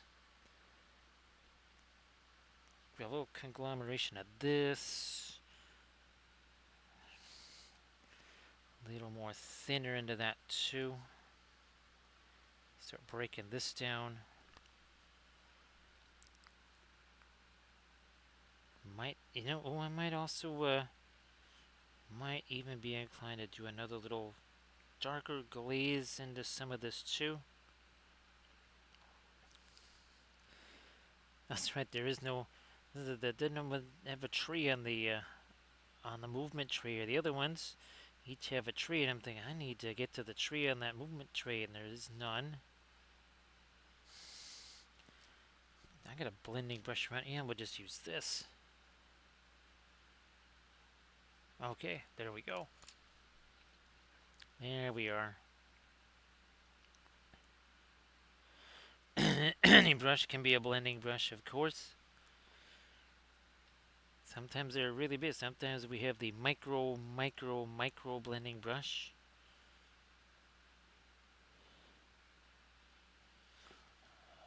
We just passed that 3-hour mark.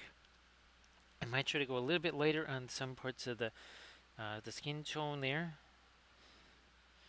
Yeah, we're just getting a couple of lights on our tree here.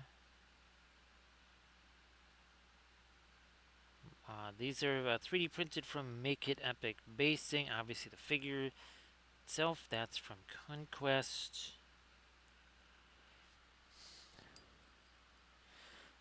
Let me get a little more of my fast matte white out here. That's the Gamlin fast matte white. Chuck that just, I don't know, just put it over here for now.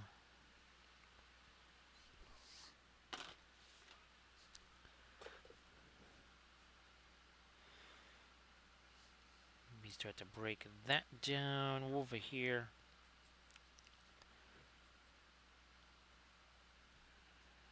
So some of these things, like I forgot about these little earrings over here. We'll need to hit those too.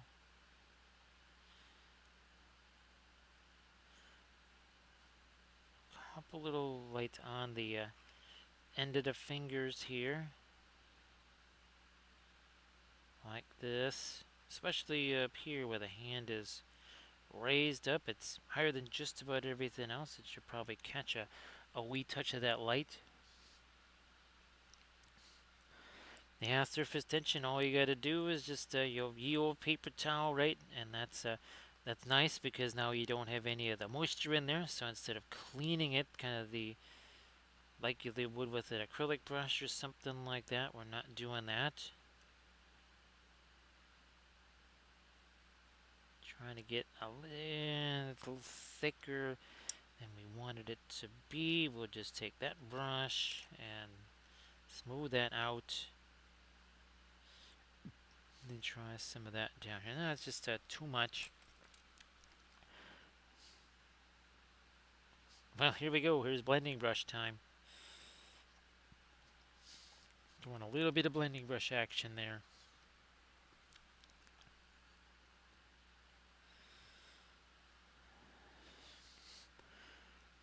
Don't want to go any lighter with the pink on the ears. We'll give that a try, especially since we have now some more of the fast matte white out there.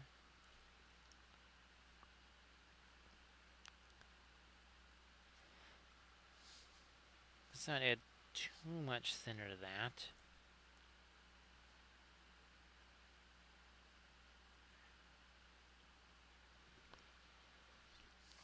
So Sarge, now this one, yeah, we can see it here. It was just like the other ones, right? Where once we get into film noir, really the only way to see the difference between the skin and this is the tattoos. And it was the same thing with the way it was with the other one. Look at this. I mean, is there much difference between the value of, say, that and this? Not really. Big difference, right, with the reds over here, the greens over here. We bring that back, and it's it is remarkable to see that difference. And of course, where is again one of our object source lighting things? So you say, ah, well, that's clearly so much brighter than say this area over here. That's why it's object source lighting. Well, when we do this, wait a second, there's no difference. It's all in the color. Very intense, much warmer colors where the firelight hits. Over here, very much cooler, right? Violets, bluish, grays. Also much less intense than this color right here. And that's how it's going to work for you.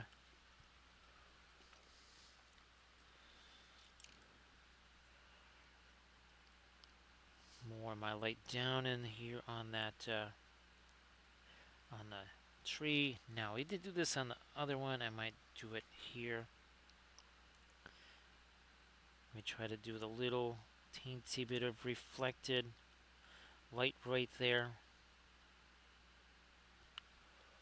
So surface tension, I still gotta, still have to try and print out stuff like his screaming skull catapult, the casket of souls.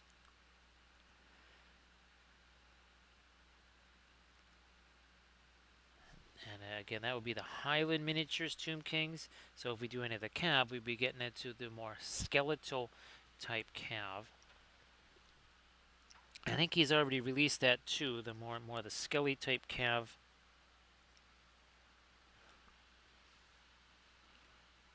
Just bringing up my reference again and we're gonna try and get some more of the lighter skin tone on there as well.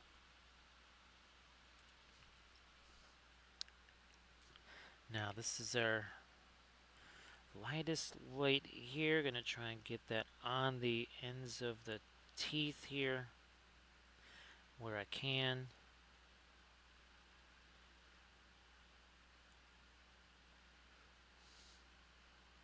Also there. There we go. And maybe the lower lip here. I do believe at least a couple of the werewolves here, their faces were actually in two halves, which is always kind of annoying there. Surface tension. Hopefully the chariots in OPR are way, way better than the chariots in Warhammer Fantasy. They're pretty much just about useless in Warhammer Fantasy. Well, like most Tomb King stuff is, which is ironic. So yeah, hopefully they're much better in OPR.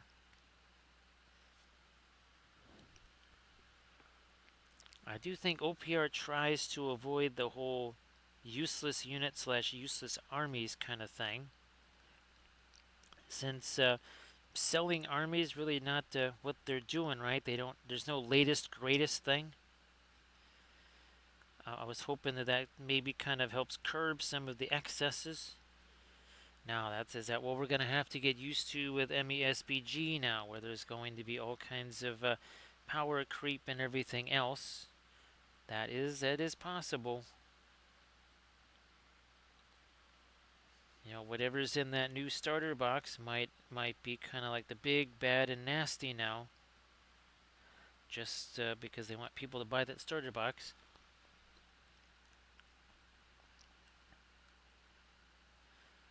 Yeah, Vitron, I was glad you were able to get those games in, because like we were talking about, you just never know when all of a sudden it could be months maybe before you get to get in a game again.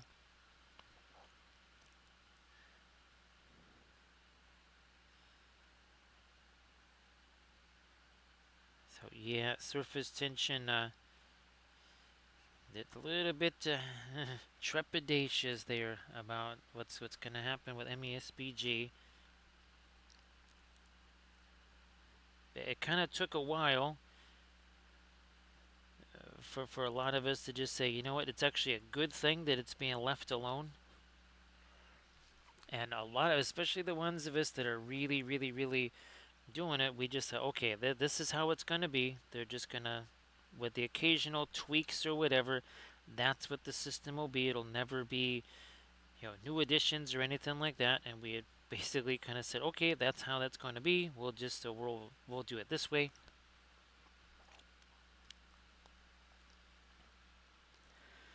You finally got to use. Is that actually one of the first times you got to play those Bithron?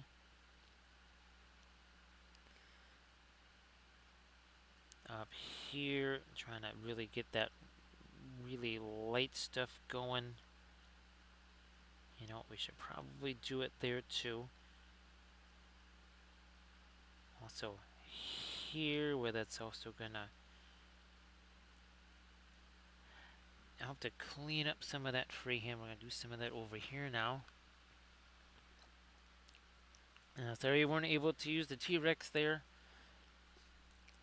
Nice to see you there, Plank Walker. So Plank Walker here's hoping that maybe this Monday will be our first Mega Armada. I guess maybe we should refer to it as that. Where we try to paint some 28mm ships. That's going to be so very different from our tiny little 1/1800 scale. You know what? Maybe we will just throw in a little bit of the lighter stuff on his knee there. You know what? This is this a rate? That's a raised area there. I'm going to try and show that on the tattoo.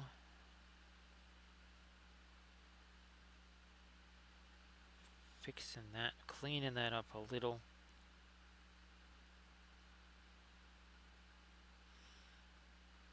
Also doing this there.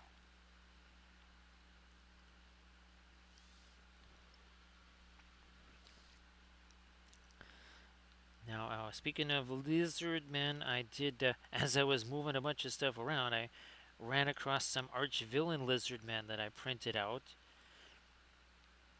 So, yeah, we'll probably be seeing those on stream too. I'm just going to try and base those when I'm, basing so many of the other Lizzies.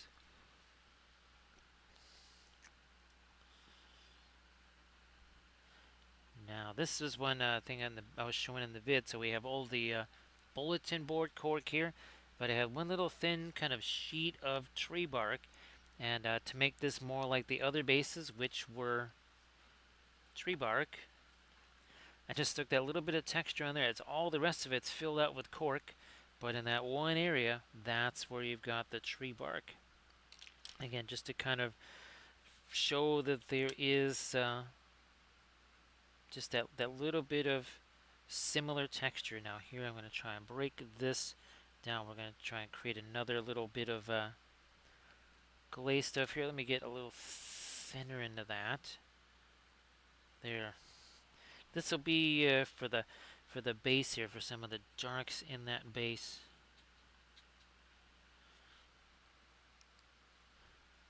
We got some of our asphaltum mix in there, but now we got some of the Mars black in there too.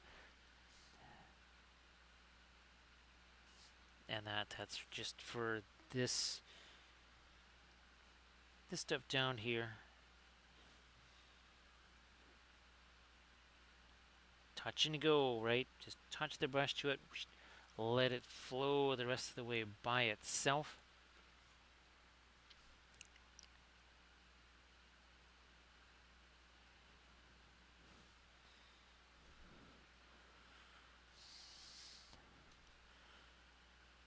That was another area that just kind of needed some separation between the hand and the little bit of rocks there. So that's what we did with the texture paste. The whole idea there was to help give some support.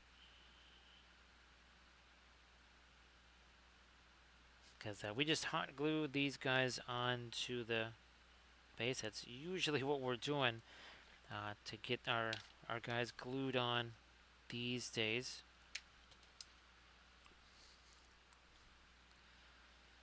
Yeah, trying to get some of the really dark stuff into the crevices of the base here. Around our little skelly friends. like so.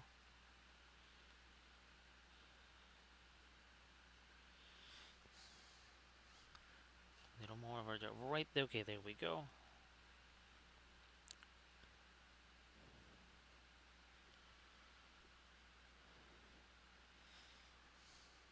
Need a bit more of our dirt back over there, right where the foot is. Again, glued down. Now let's get some of that brown we were talking about in the violet.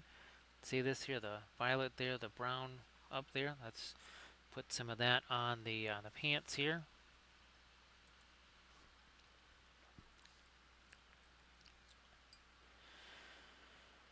Violet. Now we even did some of that in the shadows, if you remember. But here, gonna throw that over there, and now we'll find ourselves a blending brush of some kind. I think we were using this maybe right here. So you see, we just chuck that violet over there, and we're just gonna little tap, tap, tap there, and that starts to incorporate that into all of our green. If we just do this, just swipe at it, well then it is gonna go all streaked and everything else. And we don't want that result. Sometimes we use more of a stippling type of a brush stroke as well. So there, I want that, I think maybe a little bit later. So we did that. Maybe I will grab this again as another very soft blending brush. See, got the big old blob right there? What happens if we just lightly tap it like that? And that's why we don't need any airbrush with the oil paint. That's for sure, right, Inganes? Hope that you're doing well, Inganes. Happy Saturday to you. Now, the other thing I'm starting to think about here is some of the reflected light that the snow, which is not here yet, still gotta be thinking about that snow. I'm gonna use that, doing the same thing. See, a little tap, tap, tap. This is why we don't, well, there is no way to do sub-assembly with these. They all just have to be glued together. There is no sub-assembly with these. Just like a lot of our 3D printed stuff. But you can see how the oils let me get down into some of those crevices there. So Agani, great to see you again. I hope that you're doing very well. So Agani doing more with the freehand stuff, the Conquest Werewargs. And now we got ourselves 3 of these done. Once this dries, which, well, it would most likely be this time tomorrow, but I'm gonna probably wait until Tuesday to do stuff like the snow and the blood effects on there. Now let me try this here. This will also be a cooler color. I want some warmer stuff, or some lighter stuff here on the palm too. Yeah, look at I'm holding this brush. It is closer to the back of the brush than to the front of the brush. Caress the brush. Don't crush the brush. And now here, kind of not even bothering to get myself a blending brush, because this can almost do the job. There's so much of the other color on there now. You can see how that's got a little more illumination to it now. Yeah, it's where the wargs, there's the wargs. Everywhere wargs. Actually, speaking of which, I gotta get back to my wargs. Well, we have, I want to do kind of like the dire wargs for Ingmar. Kind of doing that glowy thing, right? Sort of like Army of the Dead, but wargs. Now, this is, we added this here. We needed that to set for a bit, and now we're going to add those little extra things inside that big old shape here. I'll get ways to do that. Here's another thing where that shape went a little astray. Same over here. I also need to lighten that up a teensy bit.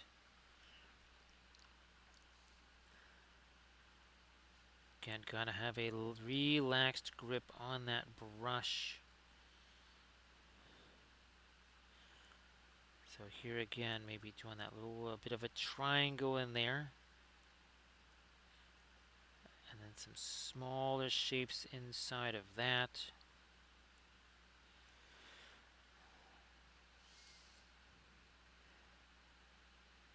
I guess we can go a little later there also.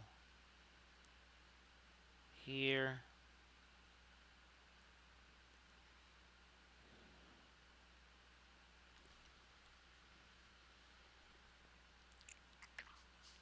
You know what? We're going to try and catch a little more light on the underside of his neck there.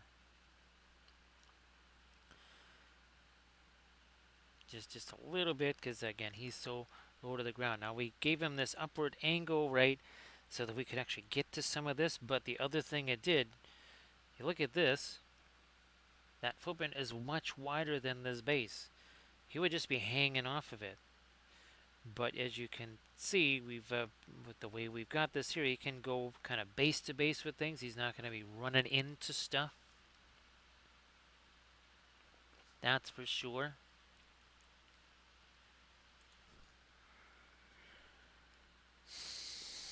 Is there more of the little shapes there? Yep, this one here too. And we did again the triangles there. We don't have to do it again. This is the way to for us to be able to do freehand in a very, very, very confined space for sure.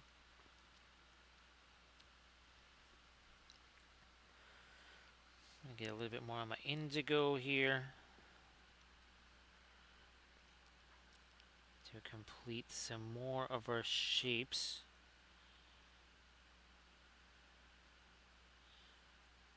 A little bit of a hook on that.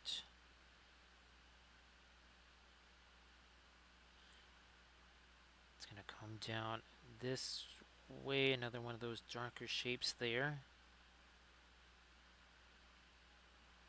Trying to bring what's up there down to here. We're going to make a little change in that.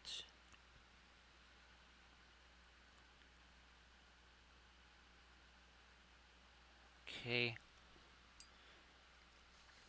Back to my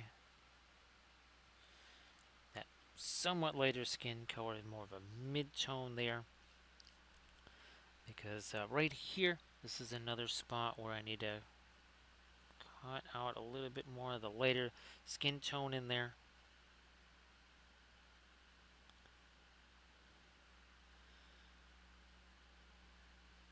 Looking at so this over here, there's we're gonna try and hide some of that shit. We're just gonna put some of the dark on there just to hide some of that. A little more of the light. Oops, not that. Not that. Let me grab some of this.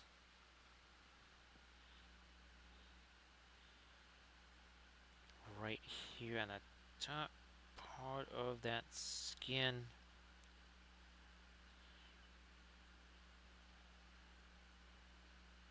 Here too.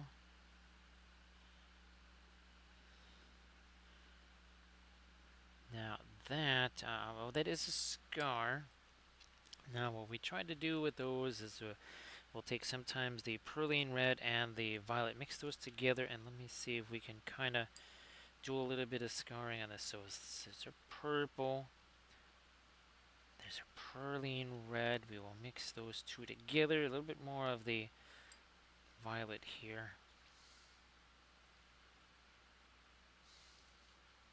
Ah, now we're getting there.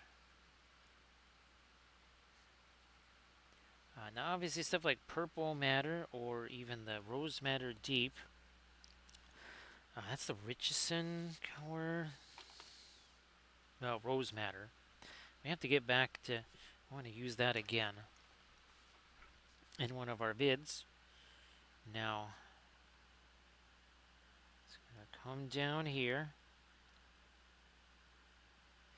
Go through that. Okay, now we're getting that underway. We're going to spread that out to either side here. Whoops, a little bit. Let's get rid of some of that thinner.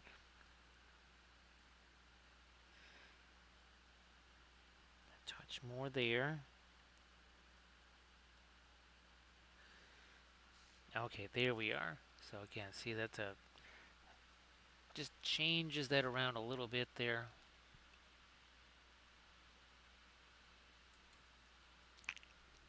Yeah, let's do that.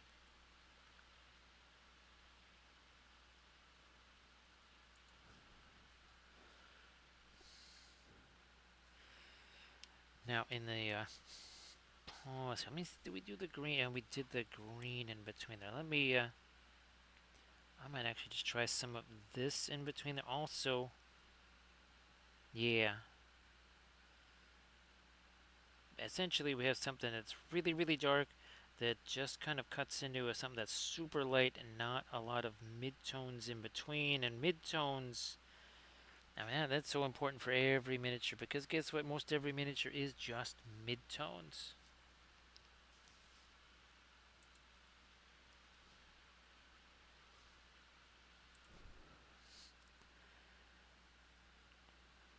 More light up there. Or sorry, some more that darker red. That's kind of the magenta almost. Blending brush, blending brush. Let's use this.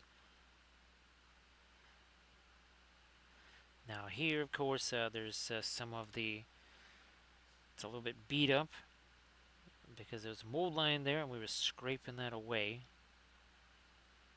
Trying to maybe darken the back of the ears so that the his jewelry shows up. Let's make that lighter here, at least along this top edge of his little earrings there.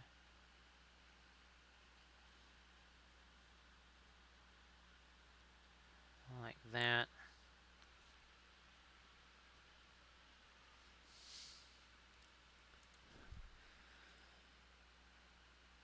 Not too much later down on the foot there. What about this?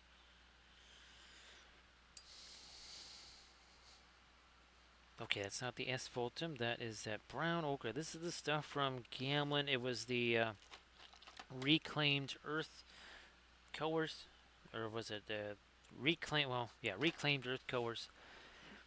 Nice to see you there, MTLEs. MTLEs, I hope that your weekend's going to be a big one. I know you got, is that some 40K stuff coming up this weekend, right, MTLEs? That the friendly and stuff? Again, if you want to share the events one more time, there, MTLEs in the chat like you did, I believe, last night. Please go ahead. Oh, look at that. Look at that little bit of brown in there. We're going to do that over here. Instead of just a, oh, well, look, the dark area's got darker green in it. What if we had a whole different color in there?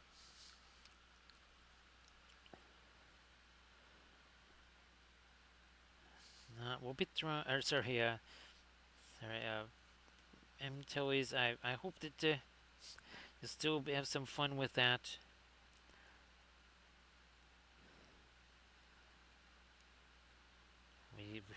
We're going to have a long way to go here before we can have playable armies. I just kind of thought with the figures being so gigantic here, it almost seems like there's more units in Conquest than there were in Fantasy. That is not what I was expecting.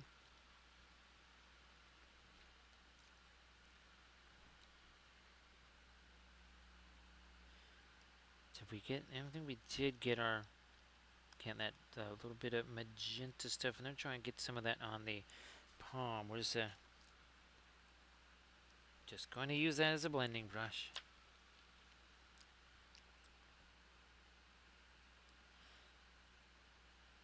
Yeah, I'm telling you, I hope that you can really, really have a lot of fun with that. All kidding aside.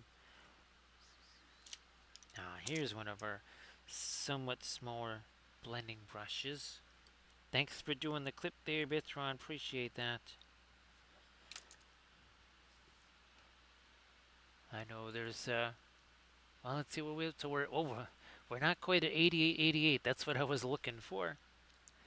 I thought for sure we would be at 88-88, but we are one shy of 88-88. So we'll have to do a hype train when that happens. I just got to remember, because obviously with Twitch, right? People they drop off of Twitch completely, which means that you might be at a certain number of whatever, and then by the next stream you might have 2, 3 less or something. It's just it's the nature of the beast. Okay, there's our dart there. Now we'll get back to that later stuff for for or the this part of the tattoo.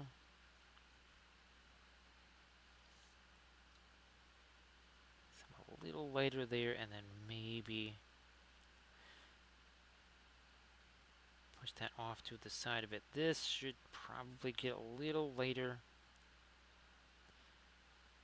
Oh yeah, here, let me just again clean that up by adding the lighter stuff there. So thanks again, Bitron. Appreciate that.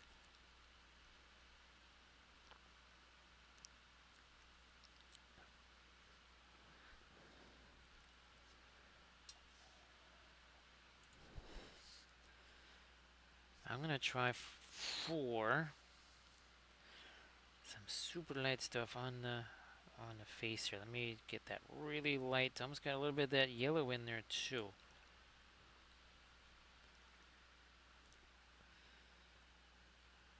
Some of it on the fur here.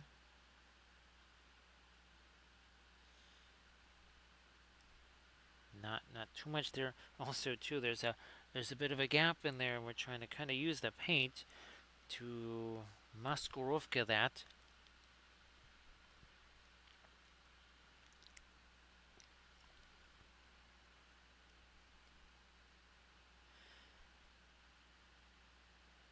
A little bit more on my like that, and then that's got to come all the way down here.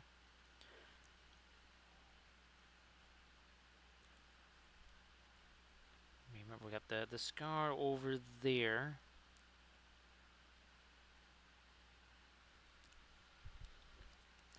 Bithron, take it from somebody that I think it was last November.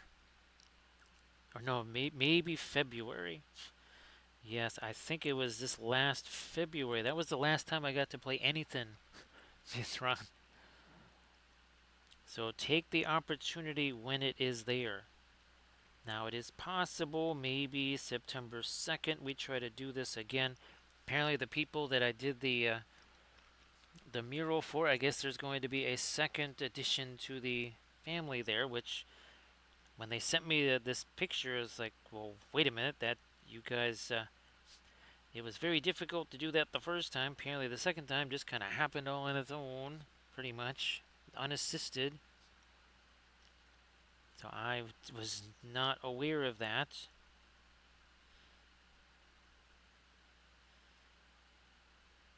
I just don't see how, and the more of those they keep adding, the less and less chance there's going to be for doing things like, well, I don't know, games. Now here, I'm going to get that a little bit lighter. Why? Because there's going to be a bunch of snow there. I mean, we needed a little bit of light there anyhow, but we certainly need some if there's going to be snow right around there. Can't all just be a big old thing of dark. Obviously, there's no the pads right on the paws there. Now, you know what? We should get a little bit of something lighter down in there. Also, some of the lighter green too on the pants there. So again, see how we can just shove that there. Take this brush and then just push that around. Nice and easy. Now let's get some of that lighter green we're talking about. Not too light.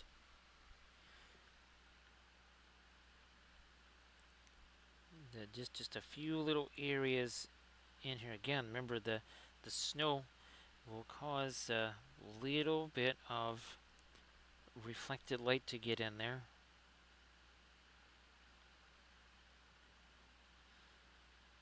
Speaking of which, let me get a little something down there on the chest. Sectorix, that I understand. Very very tired here too. Again, that was a not a fantabulous night of sleep in there. Hopefully, hopefully tonight can be much better. So Sectorix, thank you so much for everything. And hopefully we see you on the stream tomorrow. Well, later today, because it's almost, well, it's getting towards 2 in the morning here. Yeah, surface tension, and the thing is, they're trying to build all this gaming stuff in their house. I'm not so sure how that's gonna work. Now this needs a little something more here, and I'm gonna go with that gray that's over here. Let me see if that's gonna work. It's got some of the blue, some of the Van Dyke brown, and that hopefully is a gray that stands out from the green. Maybe a little more of the violet. That should do it. That's it. That's what we should do. And maybe they'll throw a little bit more of the later stuff in here too.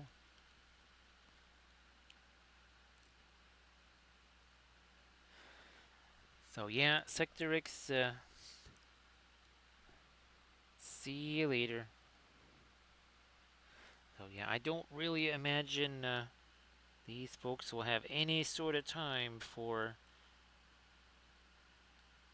doing doing more gaming. If we haven't had a chance to, well, obviously it's not so much on their end. For me, everything has just been so crazy with the conventions, everything else. There was what, 3 of them? Yeah. Between Adepticon, Little Wars, and Gen Con. Yeah, you know, I'm gonna maybe take the violet a little further here. Less of the, less of the yellow, more of the violet here. And it's not even really gonna look like violet necessarily. It just looks like gray.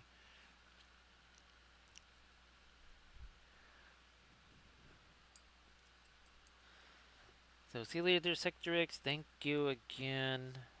Appreciate you being here, and thanks for everything. Yeah, hopefully we'll be able to post the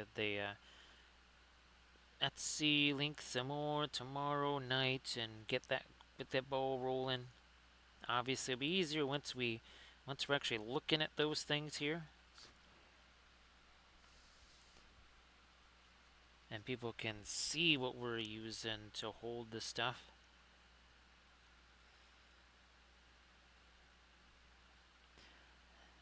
Can't over here. Let's get that really light green, and let's try and put some of these little cut marks in here. There's another one there.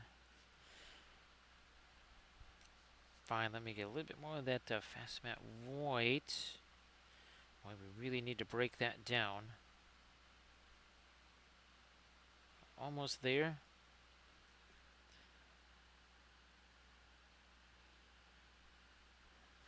And now we'll get the darkers. We're just kind of putting these in here. They're not actually there.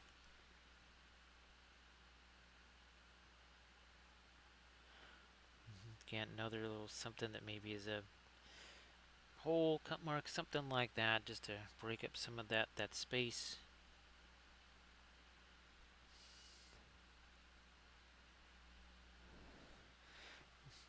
Where's my Perline black? That's that dark green. Mixing it with the Terra Rosa. That's our reddish brown. This again, I'm gonna make something that's kind of a grayish color. It's also a bit darker.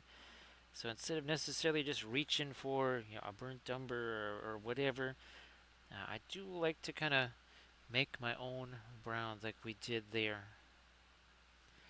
And a lot of times we're trying to kind of play off what's already on the figure.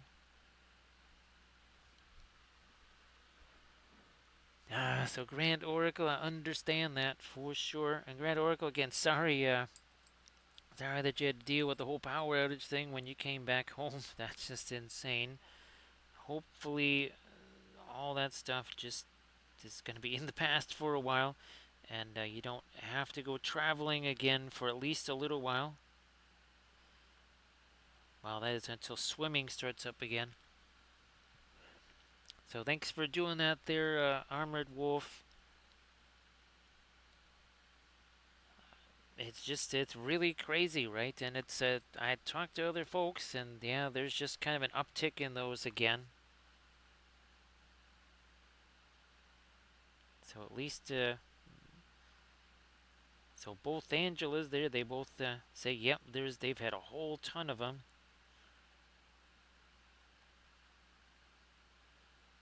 And everybody, again, if you're going to be at Gen Con booth 2707, 2709, that's where you're going to find Armored Wolf.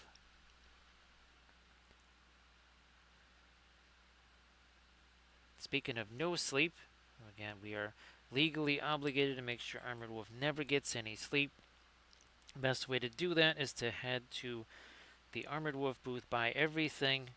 Then he has nothing for the next show. He will just have to stay up all night, every night, painting more or doing more leather work stuff. Well, also there's a fair bit of painting on some of those super fancy dice bags.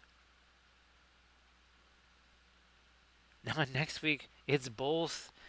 Grand Orc, I swear I wasn't trying to jinx you, but it's like I super hexed you there because now you got not just scouts but also swimming. So my apologies there, Grand Oracle. Didn't mean to do that. I promise that was not my intention.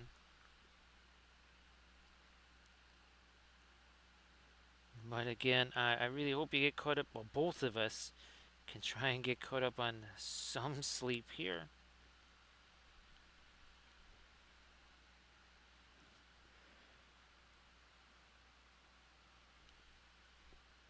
So Grand Oracle again, thanks for being here.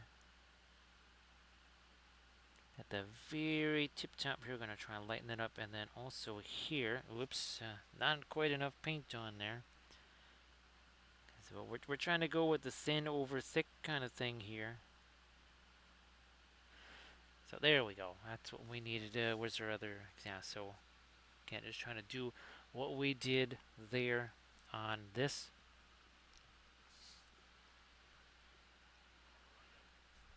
Yeah, I'm starting to wonder. We have done a lot of the later. So let me try going exceptionally dark here. I'd like to go back to that violet color with Van Dyke brown. So some of the violet, some of the Van Dyke brown.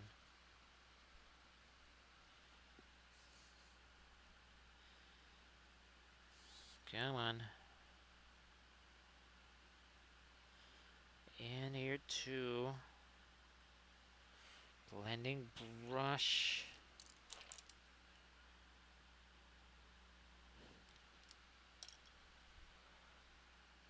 Okay, I'm glad, Grand Oracle, that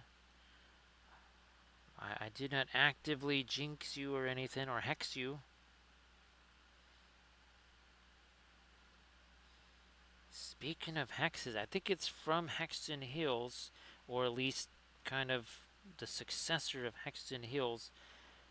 But they've got these hexes, I think it was on my mini factory, that are basically Middle Earth locations, and pretty nicely done too. The only reason we're talking about painting small scale, and one of the things I did want to do was those little hexes, right, for making those maps. Thanks, Grand Oracle.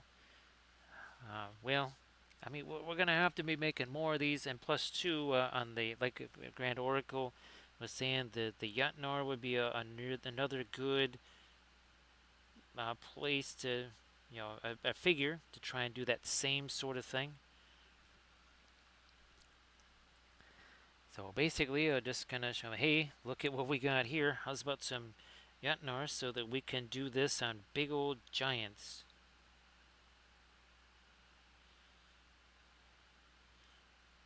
Again, that little bit of brown in the shadow areas, that is very, very helpful.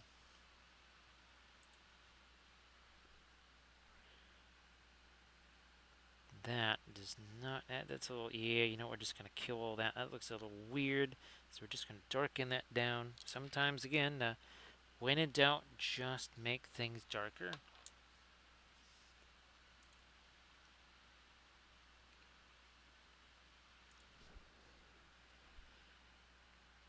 Yeah, that's all going to be filled with snow, so I really don't think there's much benefit to playing around with that. Now, here we're going to maybe try to get something a little more defined on our skelly friends here. Also on the things like that sword there. I haven't messed with this in a little while. That way our other piece right can have a little chance to set up. We do have some fast mat weight out here now. Break that down. I'm going to try and put some of the lighter stuff on the sword, on the little skeleton here. Where's our... Yeah, we can move that over this way.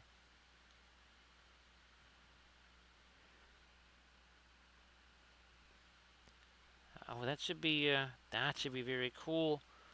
Grand Oracle. Yeah, I just it's on one of the machines. I have that little window open,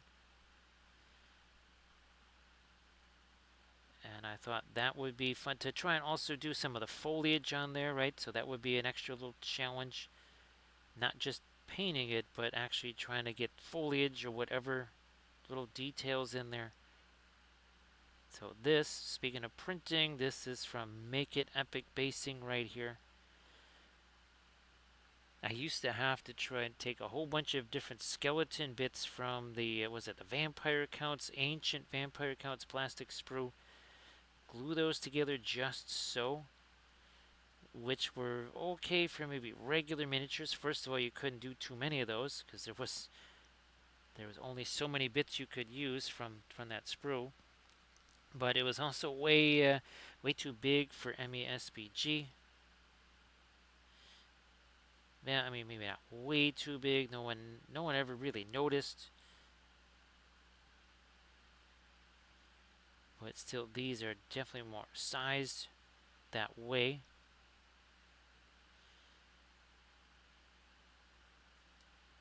Little extra bit of light here on the rocks. Nothing fancy. Now our rust over here. I think we got plenty of rust on there. How's about we do maybe some lighter steel cores that don't have rust.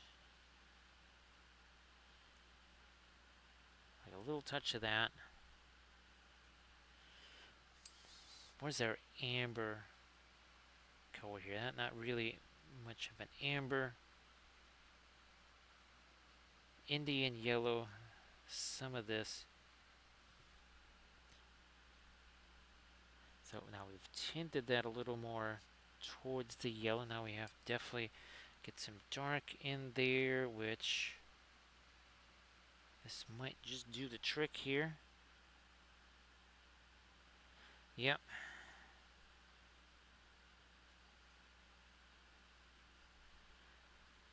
Also fade that a little bit. There we go. Get a little touch of the dark over here in that corner. There we go. And now let's see if we can do the really light edge there. Nice to see it on this Saturday morning there, Doji. Glad that you were able to get the delicious breakfast acquired. So Doji, if you would like to share some of your fabulous stuff in the chat, please go ahead. Now with that out of the way, we can get back to our third Wolfie here. And again, hoping that by Tuesday, I know by Tuesday this will be more than set and ready to go for the snow and blood effects. Surface tension, good luck with all that. Yes, that weird bright object in the sky. It's always best if that's blotted out completely, right? Surface tension, about 24 hours a day. A couple more of our lights here.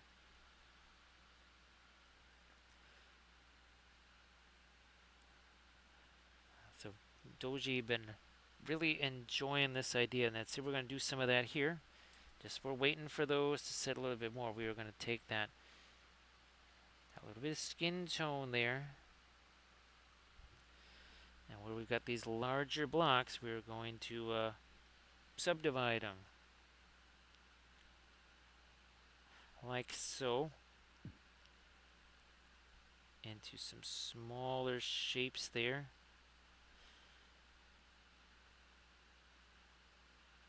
Instead of trying to draw out a little triangle or something like that, we just say, you know what? What if we were to just paint that out from the start instead of having to kind of manufacture that and sketch that whole thing in? Just put a big old blob on there, come back later, and take some of that paint away. So Realms of Midworld. Thanks, Grand Oracle. I will, well, hopefully I can remember that in case that one tab is not open anymore.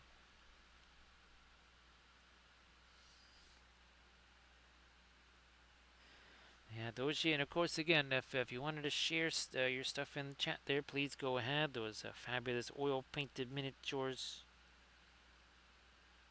Well, and the diorama, so many nifty things.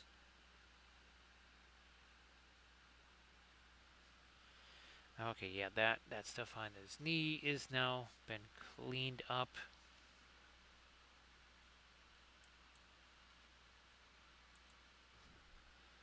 And now we're just about at hour 4.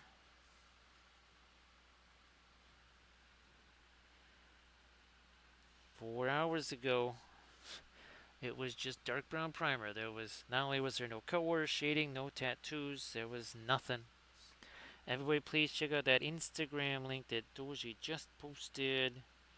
Again, some really tremendous oil painted figures.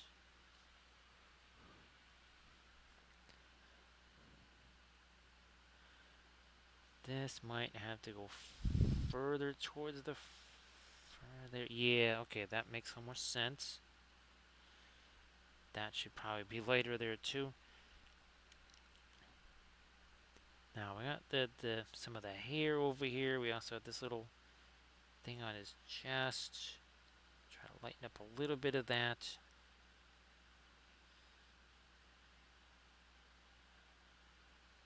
Again, just imagine if this was just flat on this base. I mean, this foot would be out here, right? So by doing this, it's almost like sloped armor, right? We increase the size of the base.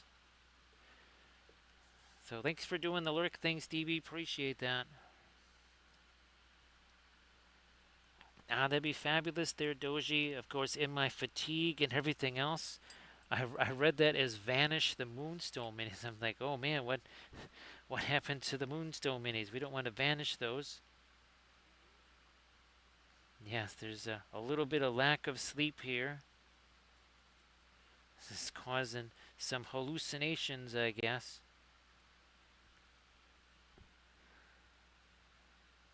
Now, up here, I've got the Perline Red Violet mix. It's not so much about creating a darker light, trying to sharpen up the edge. Also, again, get some of that color there. Now, it could change even more when we start doing things like the blood effects on there. And that'll be a separate video, the blood and the snow and all that kind of stuff. I don't have the Song of Ice and Fire minis that used to be sitting there that have the, I think they must be in one of the little cases or something like that. And Oh, that's right. I know there was some Lord of the Rings figs, but again, they're also in the carrying cases.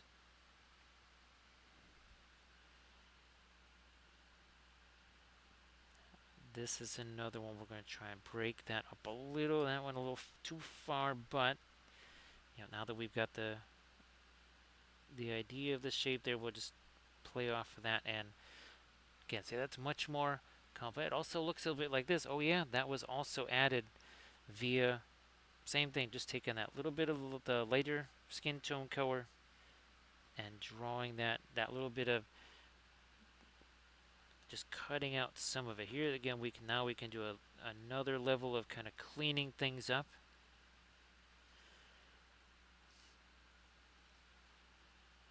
On this up here, let me just get my finger on that.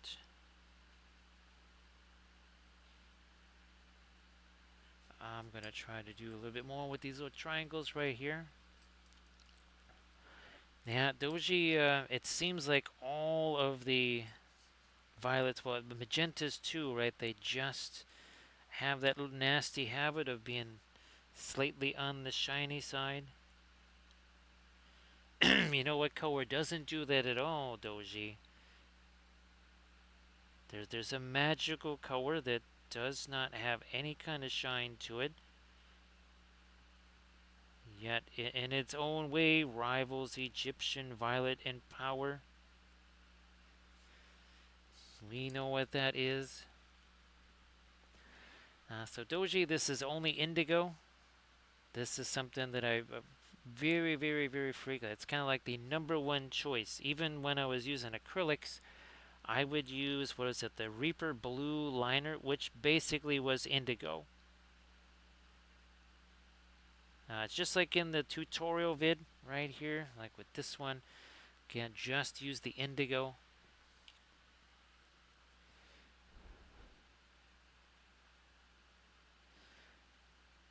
Now tomorrow we will be seeing, where did you go? There you are. This is another color that's kind of had some magical properties to it. This pure orange. We'll be using that again tomorrow because I believe that I'm gonna have to be painting up the some more of my Farharad.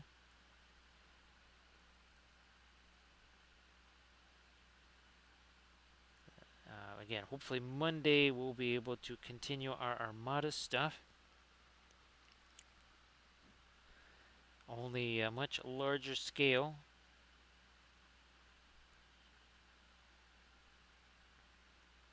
Then Thursday, Friday, Saturday, I think that's what I would like to be able to be doing the Minas Morgul stuff. And that would be lots of glowy stuff. There would be lots of rust and everything. So it would sort of be like Army of the Dead. Basically, yeah, think more Army of the Dead. Because that's a case where, unlike the Easterlings, where we painted the terrain to match the army, this is a case where now we're going to try to paint the army to match the terrain. Now, here's something I got to match. Just realized I guess you would say that's his wrist. But we really didn't have anything there before. Now there's a little something on there. I don't know if I want to make that any lighter. We gotta do something on the inside here. Oh, that's right, Valkyries. That's it. That's what I'm hoping for when it comes to kind of the last few streams for August there. Hopefully, we'll be able to get the first color theory or color test Valkyrie done. Because we got what? Well, actually, I have to assemble more Valkyries, but we have 8 of them that are done. I think if anything, we could probably paint the special character.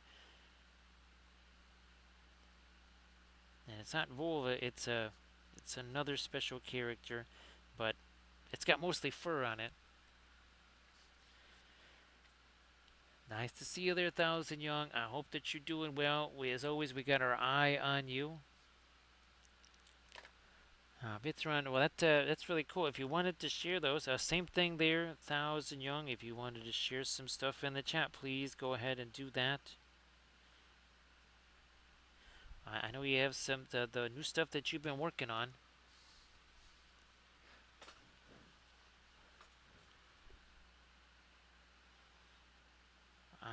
Nope. I guess I need a little more of the thinner on that. That was also too light. So I'm gonna back off here. There we go. Blending brush again. So we just can plop that stuff on there, and then we just start pushing that around. So everybody check out the Insta link that Bithron posted, and also please check out the link that Thousand Young posted.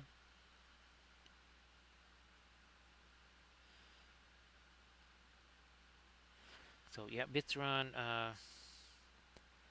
I guess I'm gonna try to also assemble more of the Sorcerer Kings because I have a decent amount of that. I should probably actually, yeah.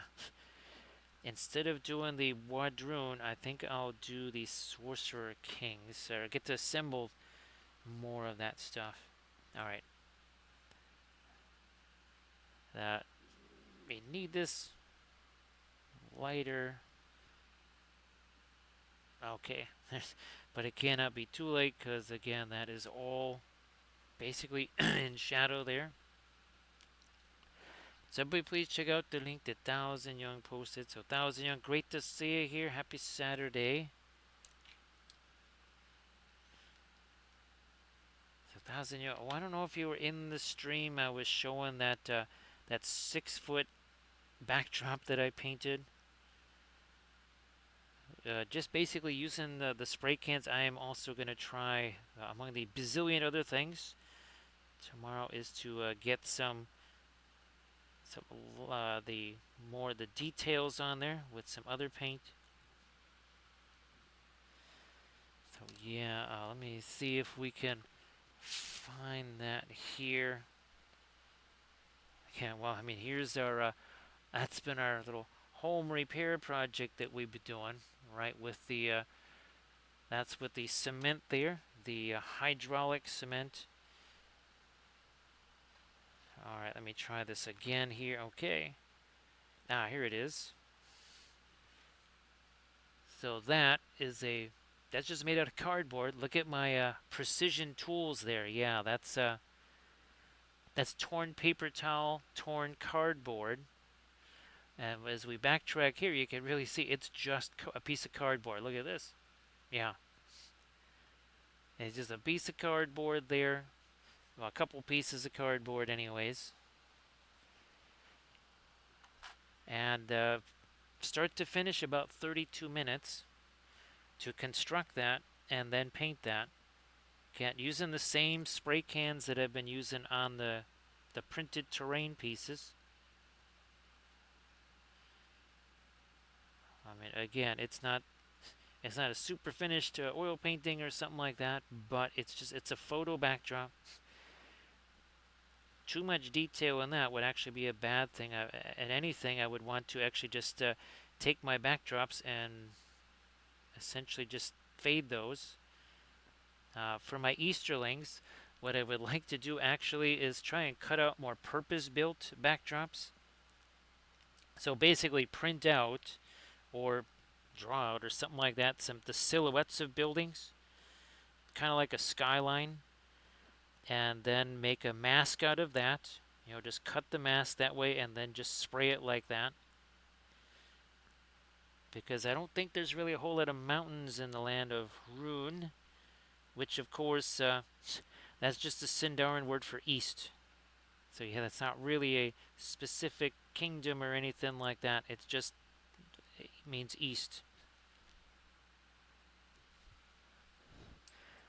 Now we don't want to go darker there. So or later we want to do this. Pearly black, some of the indigo,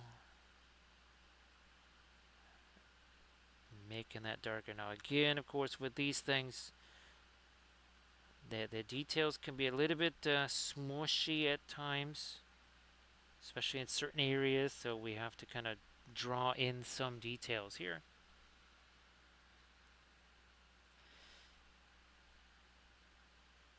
Actually, wasn't that where the wise men came from, thousand young? So maybe that's the case.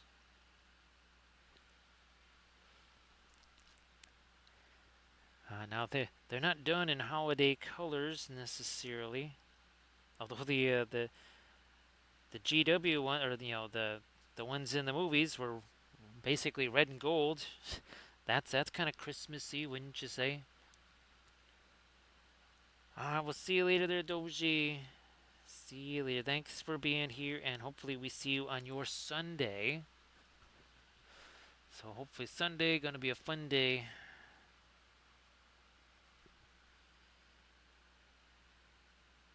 And again, we will be painting up some more of our Farharad. More of the printing goes ever on miniatures. Some more of the camel riders, some more of the infantry.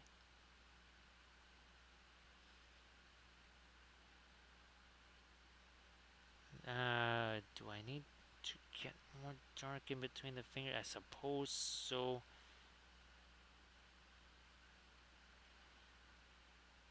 No, we better leave that dark in that recess. So everybody please check out the Instagram link that MTO has just posted there. Now MTO is, I wasn't sure. I know that you were streaming stuff well in the last couple of years. So Vic, there's no snow going to be on these guys yet. We will be doing that once they're all dry. So that would probably be in I'm hoping by Tuesday I can actually film the process where we not just do the snow, but it's the snow and the blood effects, not just on those guys, but remember, we got these things too. So 3 miniatures, 3 movement trays. So that's going to fill up a video pretty good. And again, we want to do the blood effects too, in addition to the snow. So Vic, that's going to be super fun. Again, all of my examples, they're all they're all elsewhere, so I don't have any examples of the blood and snow. So yeah, Vic, these are oil painted, and while the one from last night is dry, obviously we need to give this time to dry too. And if we're gonna do the snow and icicle effects on top of it, we want to give it a little more chance to set. So even like with our Galadrim here, usually try to wait till 3 or 4 days afterwards. Now these were the slower drying stuff on these guys, because I wasn't using quite as much of the alkyds there.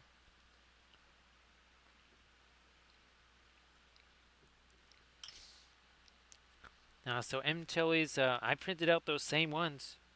Actually, yeah. Of course, I made the mistake. I thought I was printing out the Snake Riders. I was just printing out another build plate of just the Stalkers instead of the Necropolis Knights. So that was a bit of an oopsie. That's a little bit of an oopsie right there.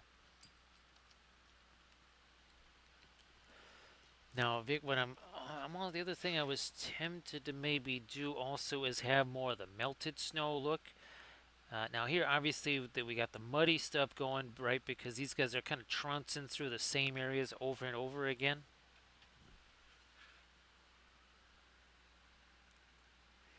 So yeah, MTO is. I looked at him like I didn't even take it off the plate, and I said, "Wait a minute, I already printed those. What's going on here?"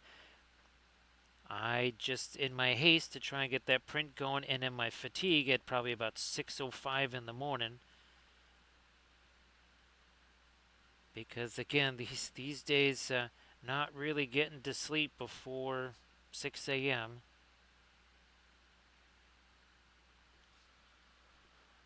I just looked at it and went, "Oh yeah, we got a whole bunch of sneaky snakes now." What's weird, MTO, is now they didn't change the bases for those, did they? They still go on a 50 by 100, right? Yeah, MTO is, yeah, the scary thing is that's when I'm starting to exercise.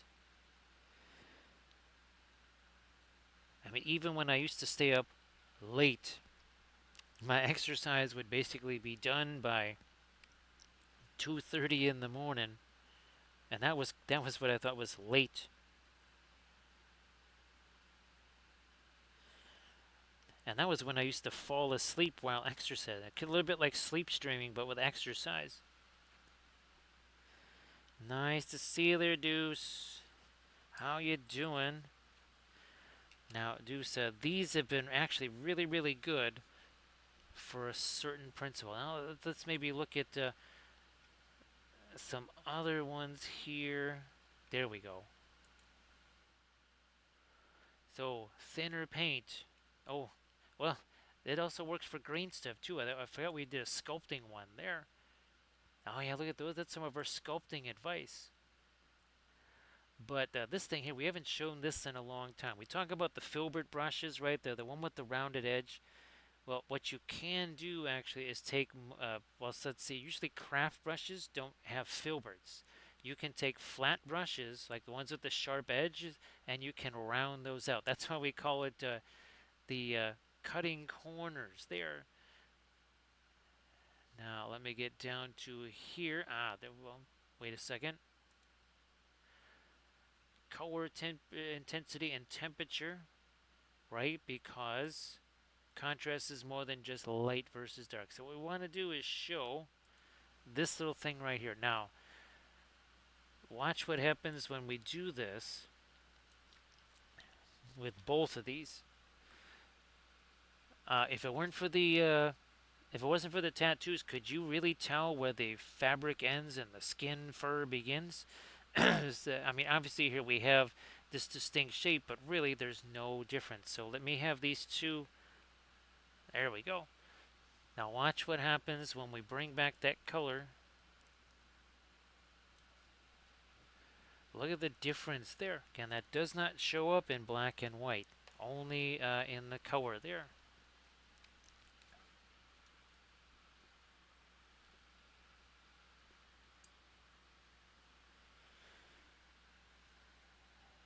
All right, we're gonna get a little bit more of our light over here.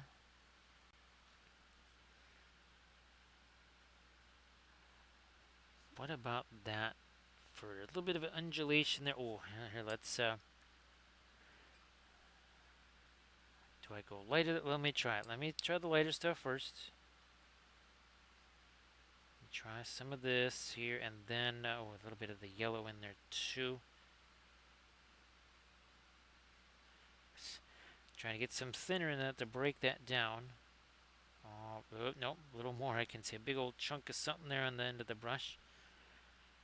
Now, let me see if we can't. Yeah, we can roll with this later stuff here. That tree is kind of in the way as far as me sticking my thumb there to rest on. So we're just going to have to put our finger on that tree. Very gently, by the way.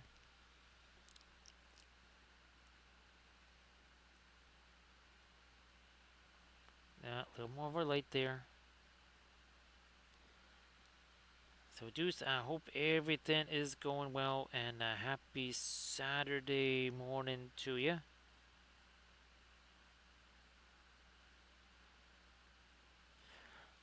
Again, 4 hours, 18 minutes ago, this was basically the same dark primer right here. That's all it was.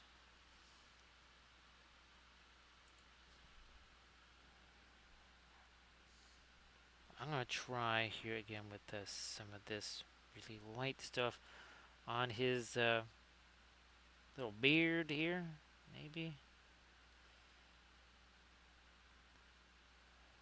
That's got it's got a bunch of thinner on there. I might have to get rid of some of that thinner.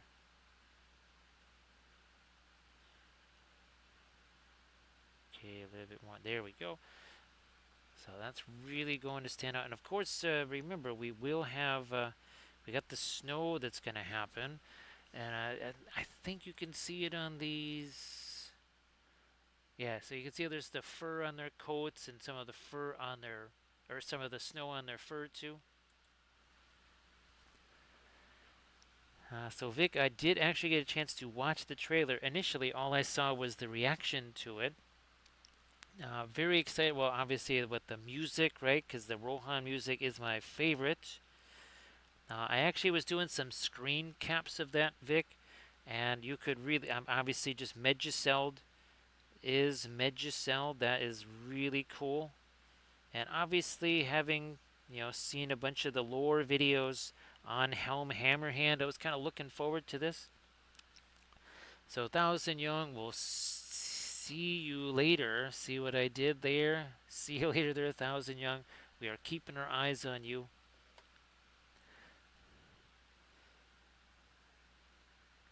So Vic, now it was a little bit unusual because again, I've never really seen anime ever, so this will be a very different experience for me. Again, having no experience with anime whatsoever. I kind of think that this is the way to go because there's no on location, right? You don't have to worry about set building or anything like that, so you don't have to worry about green screen. So you don't have actors that are trying to react to like a green tennis ball on a stick. Because I believe that was what Treebeard was or something like that for Merry and Pippin when they were riding on Treebeard or whatever. They literally had to just interact on a very hearty basis with a tennis ball on a stick. And I think voice actors, they can just kind of be in the room together and maybe be reacting off of each other, or maybe not. Maybe they'll record them separately. That's possible too. I'm gonna go for maybe a little bit more of a pink here. Now I might. Let me see what happens when I go for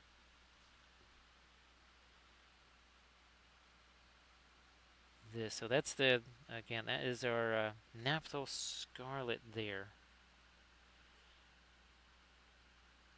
Me. Oh yeah. I think that is starting to get there. Now where's my other brush here that I can use to blend this out like that?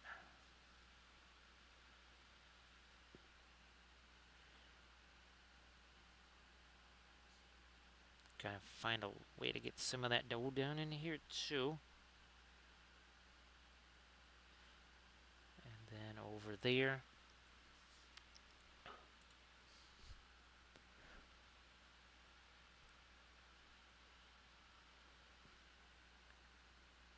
I'm gonna try. Do I go a little bit lighter here? Let me see what happens with some more of our.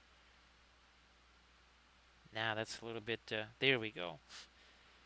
Whoa, geez, that's much lighter than I was wanting.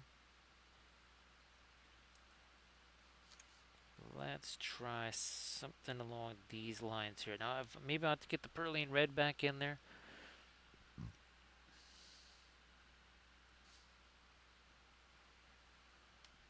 to make it more of a cooler pink, but I think that kind of works. Where's our other guy here? So we're kind of playing off some of that.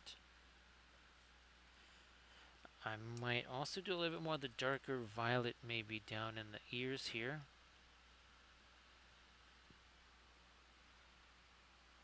There's our violet. Now some of that Perline Red. That's a nice little. It's reasonably dark. It's not super dark, but it's a nice intense dark there.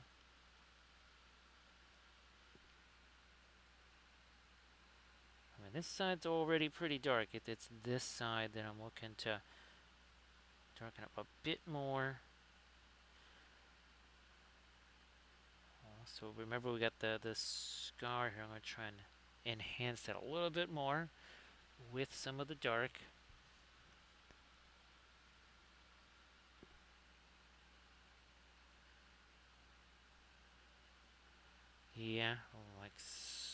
so, and now maybe here on the finger, a little bit darker. Blending brush. Not this one. This one. In some cases, we can actually pick up the paint from somewhere else and even move it around.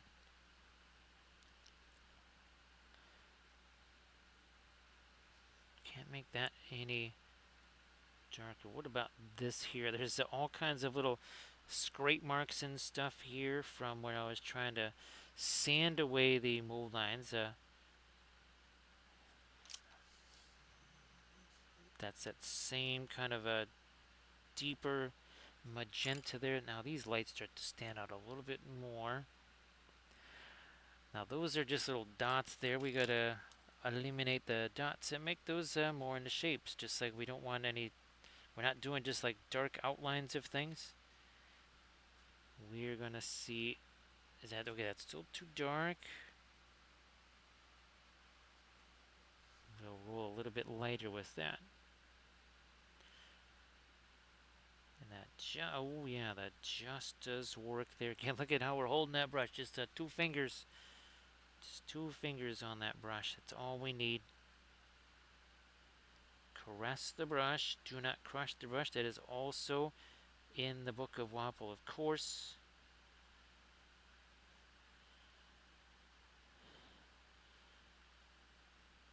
That got a little bit flat there. We're going to try and put a little more of our light out there. And now, whoops, okay. That was a giant old chunk of asphalt. I just wanted a little bit of it.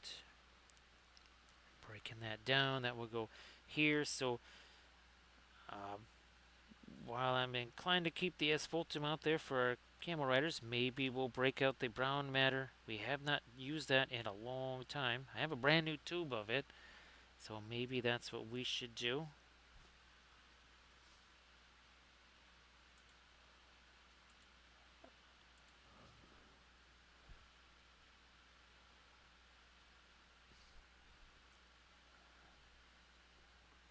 A little more of our same dark over here. Yeah.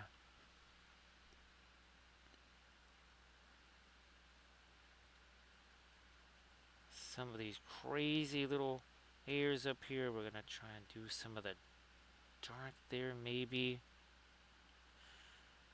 Or should the light? Maybe no. Let me see what happens when the lighter stuff works its way all the way down, almost right to where his eyes are.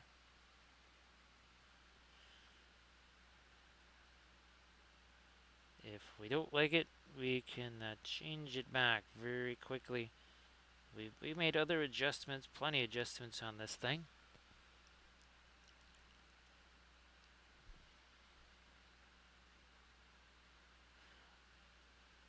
Touch more of our mid-tone down there.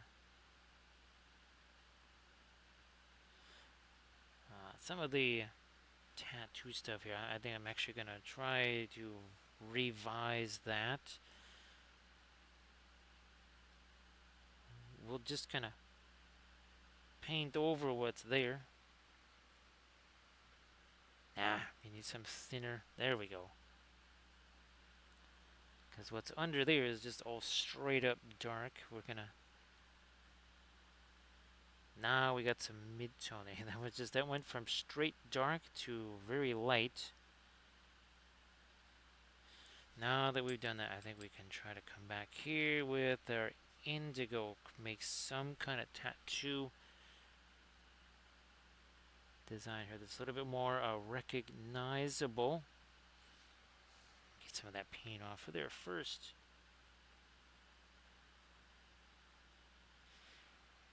Again, just using the indigo here.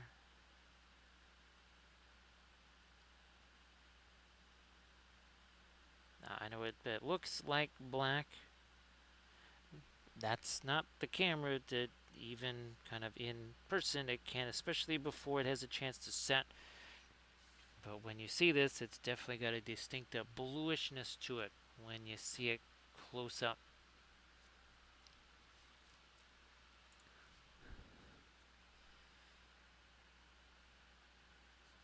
back to our dark down there.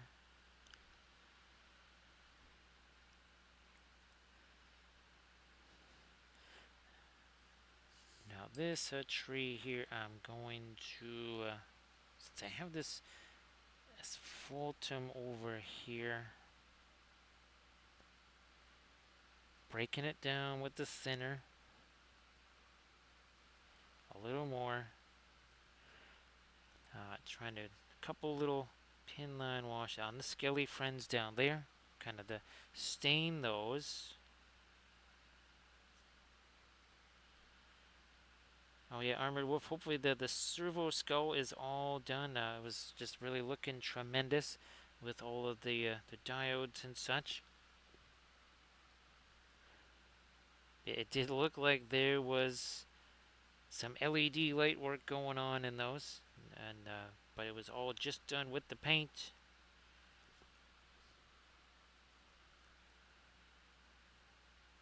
Okay, so now we've added a little something to this here.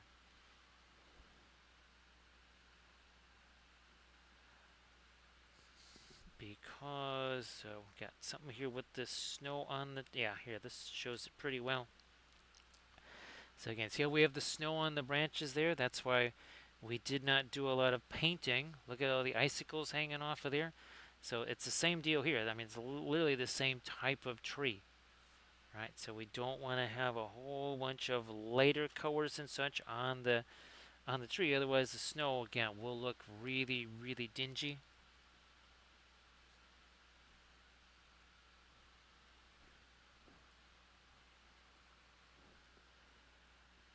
That same thing, I'm going to try that in a couple parts of this other tree here again with the asphaltum, just taking some of the thinner here. Every color is going to be different. What does it take to create sort of that pin line wash? Indian yellow, even things like Terra Rosa, those colors are going to take a ton of thinner to get to this. Asphaltum doesn't require that much, so see that's a nice little, now we're, because I'm not going to be sticking my hand on the ends of these branches anymore. Now I can kind of stain these things darker, and I really need to because again there's going to be a bunch of snow on the end of these, right? So we want to not just make those a little bit darker. See how it's got a little different color tone to it at the same time.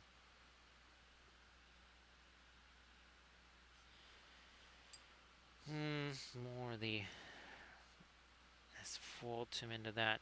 Not the Van Dyke brown. This is the asphaltum because it's got that reddishness to it.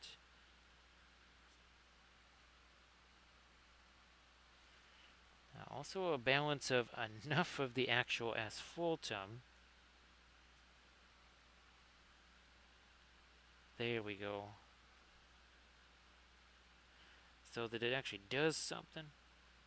Now that looks super shiny, believe me, in just a matter of minutes, right? It's not going to dry, but it's going to set up.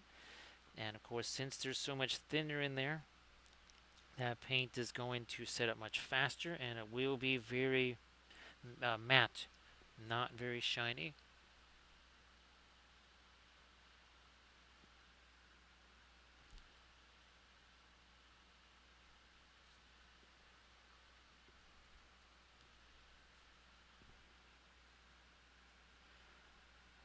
Anything else there? Okay, there.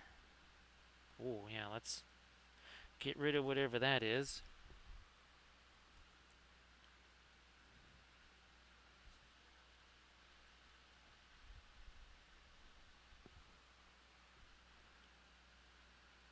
Got another dark glaze here. Right over some of that.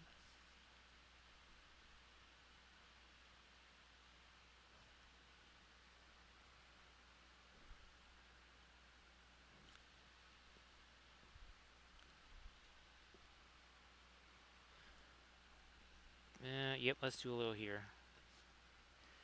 But you see, if we swipe at it, right, it's going to start mixing with what's underneath it. That's why we have to do that touch and go that we talk about all the time. Got to do the touch and go.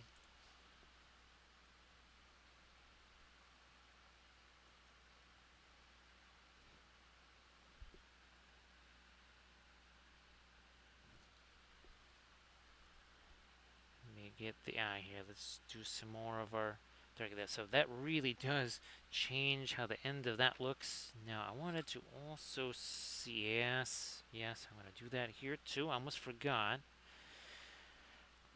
So what we're doing with the asphaltum here is again just kind of almost creating a bit of a staining effect here on some of our bones. Unless it's like not just a desert, but in a like say high in the Andes mountains where it's very, very, very dry. The skeletons and the bones, they're going to almost turn black. They're not going to stay white. They don't get bleached except in those really super arid environments.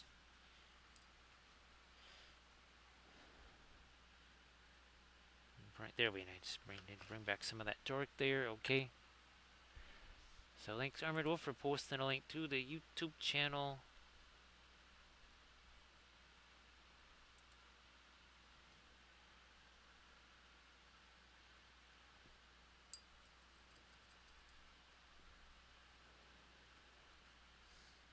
So yeah, I was tempted to add a little more like that. We should not. I might do a little more something on the palm of his hand. Let me try some of that pink there. It's as much for the color as it is for making it lighter.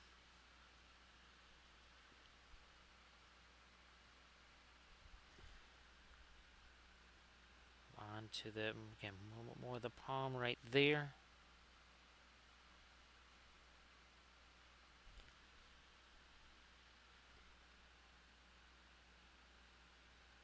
A little bit more of a light over there too.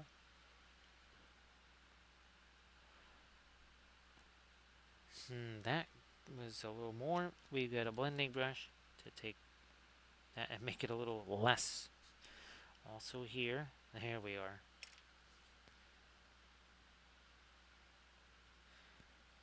Yeah, I think that works out okay. This already, see that? It's not shiny on the ends anymore.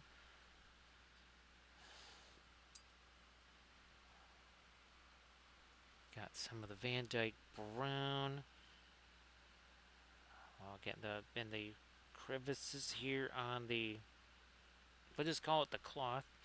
Again, we could have maybe done some kind of a tartan type thing.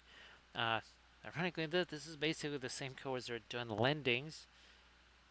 Now, when we do the Valkyries again, we're gonna try to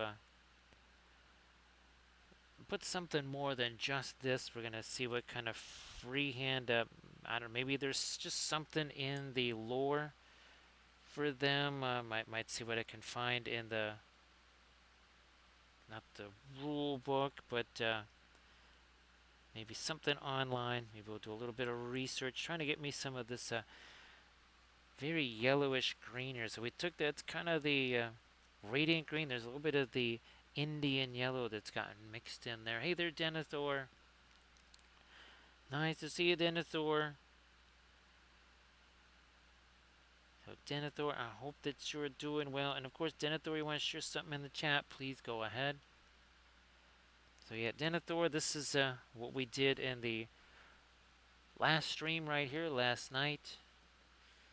So yeah, Denethor, if you want to post any of your stuff in the chat there, please go ahead. So Denethor, I think, well, last night we were also showing off the painted backdrop that we did with the spray cans. That should not get too light because that again, there'll be a bunch of snow right there, so I'll leave that alone.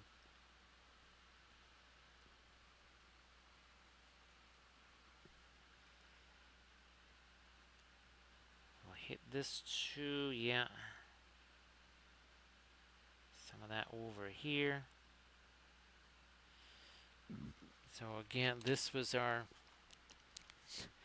fun little project right here again. So that we're gonna be taking this and we're gonna be putting some regular paint details on there, but you can see, and again, this is our precision tools, right, of the torn paper towels and pieces of cardboard. which that is all this is made out of, cardboard and painter's tape. That's it. It started out like that. 32 minutes later, we got that. And that is a 6 foot long, 2 feet wide. That is for our gaming table, so that we can do all the Army showcase videos. We are oh so close to being able to do that. I don't think, well, I won't be able to do it tomorrow because I still have to stream. I'm kind of targeting Sunday for some of the first test filming there.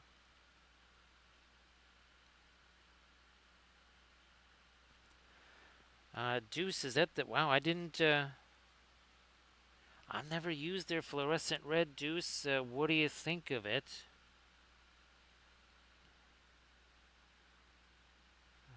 Obviously, I've mixed my own with the was it the Green Stuff World? Yeah, the Green Stuff World floral pigments there.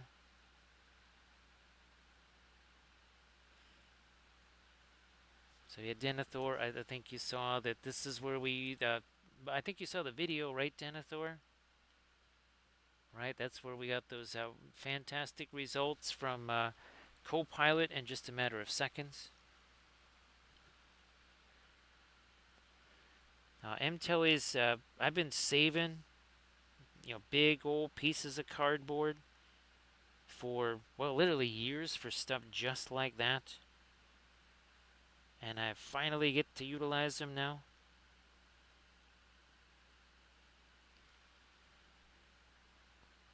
So yeah, M-Telly's, all of that terrain, right? The fancy terrain and stuff. I think I've told you the story of the guys from Tabletop Gaming, or yeah, Tabletop Battles. I think that's what it was called. And they would have all this, try to make all this nice terrain and everything.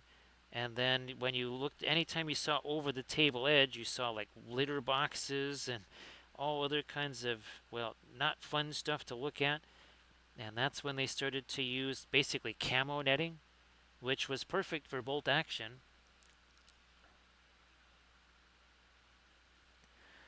Yeah, Deuce, basically with that red there, what you're going to have to do, you can't really rely on the Indian yellow like we do for our source lighting there. Speaking of which, we need to welcome in Denethor the best way possible. Speaking of source lighting right there, so there's Denethor. Oh wait, but that was also Denethor and then also Denethor. So yes, not one, not two, but three Denethors. Because you can never have too many Denethors, right, Denethor? Especially when they have a tendency to catch on fire and fall great distances. But they are natural sprinters. We know that.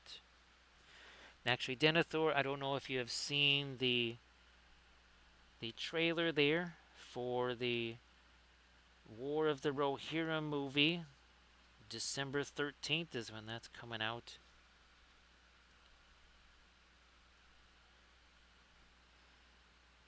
So thanks for doing that, Armored Wolf. Sorry there's been so much of that going on. But again, other folks have told me that there's just more of that happening these days.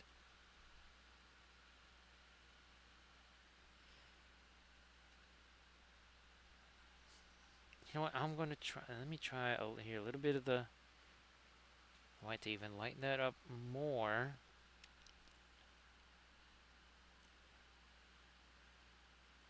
Going to get some. Again, this is the warmer stuff on here. Not so much down here, right? Because you got the snow that's going to be coming this way.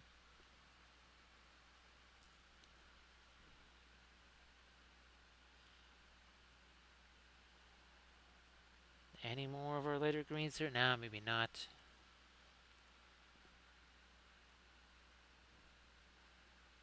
Take some of it this way.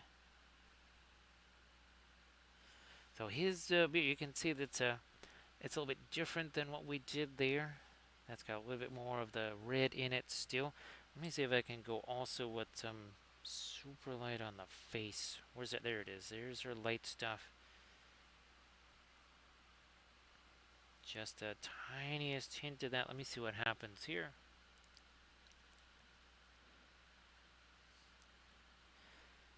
And say hello to Arathu for me there. Denethor and Bonko.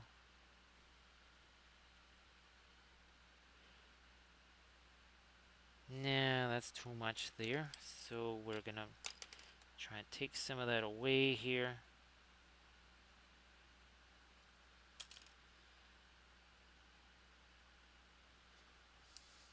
Now let me do this again. We'll stick more with the asphaltum, I think. There, okay.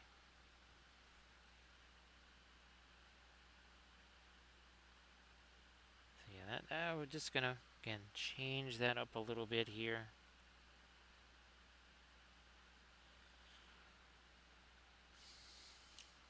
Now I'm gonna go back to that lighter stuff.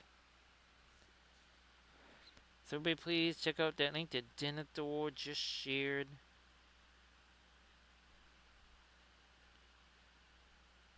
So Denethor, again, thanks for sharing that. Appreciate that. Can't really get any more of the light on that side.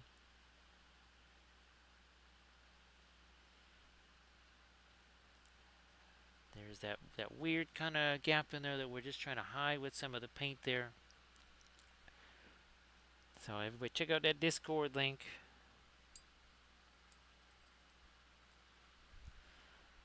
And of course, at Denethor, we will see what that means going ahead for, well, the new version of MESBG. That Arnor book is still coming out, even though for all intents and purposes, it's kind of a dead book walk in there.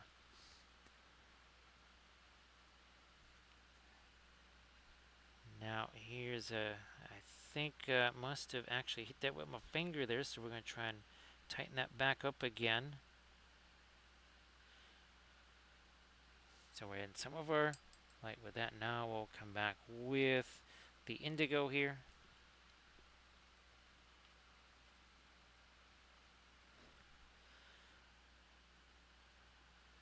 Yeah, must have whacked it with my fingers somehow.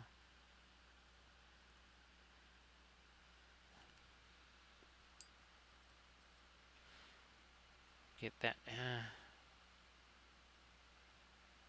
mid-range right now. What does that look like here? Well, that's just about right. Just about right there.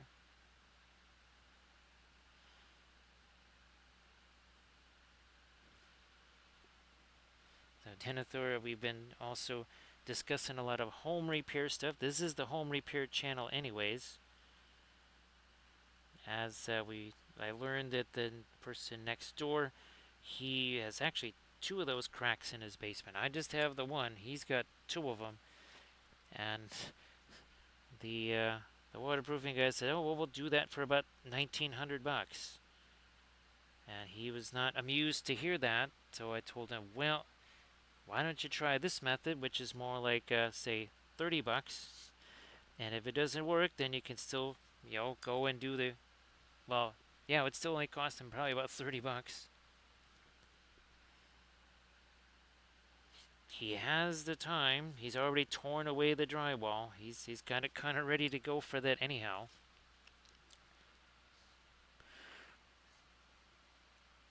Back to that sort of asphaltum there, and now my blending brush here. That whole thing was just light there. Kind of weird on this. Maybe that's their version of the dew claw or something there.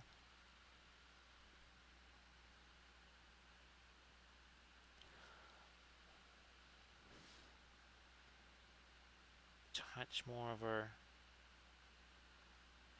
dark there. Yeah, we'll just, you know what? We're just gonna darken that down because again we got that weird little gap there. Yep, I think that kind of helps to hide some of that.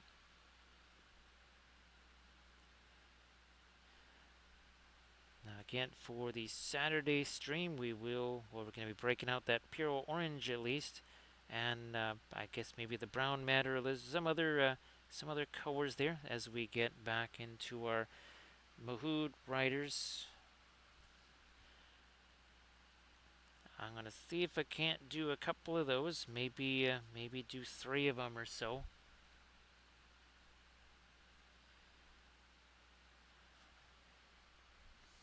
And let me get back to some of this. It's gonna go over here into those to that shadow area there.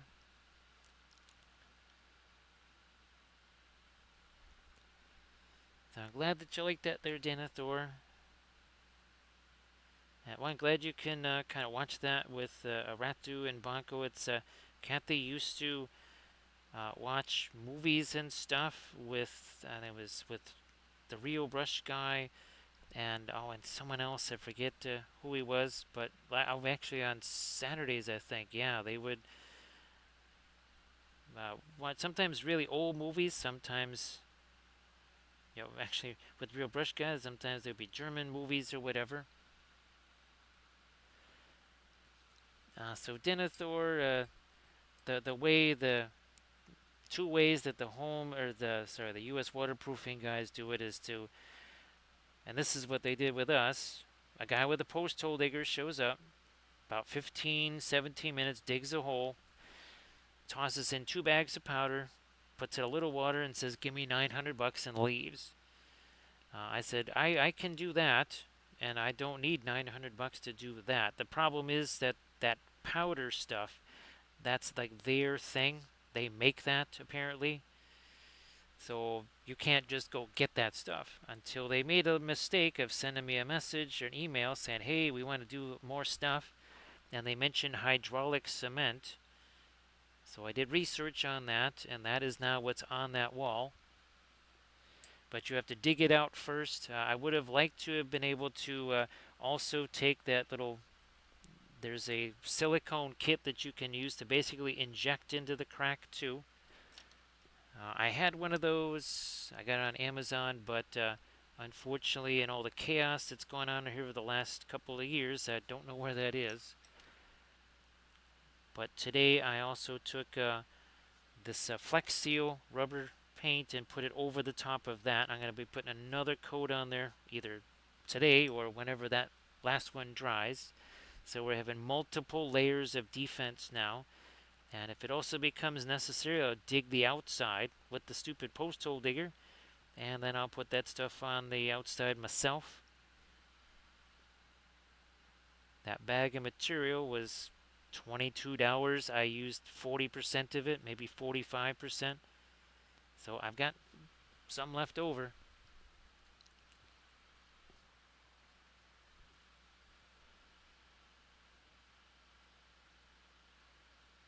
Now, as we get close to 5 hours here, and oh geez, it's almost 3 in the morning. We have a whole bunch of stuff to do.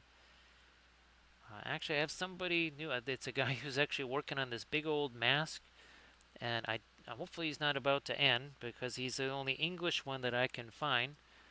I do want to say thanks to Armored Wolf for doing all the moderations. I want to say thanks to Bithron for doing the clips and such. We appreciate that. And yeah, Denethor, hopefully we see you tomorrow as we paint some more of our Mahood riders. But here again is another one of these guys. Again, both of these right around 5 hours there. So it's a creature east. I'm gonna start up this raid here, and we'll get that countdown. Oh, thanks, Irid, for being here, and have a fun stream today, because you'll be streaming later today. So thanks so much, everybody, and I will see you later Saturday. See you, Denethor. Sorry to cut out on you so soon, and see you later, Deuce. Thanks for being here.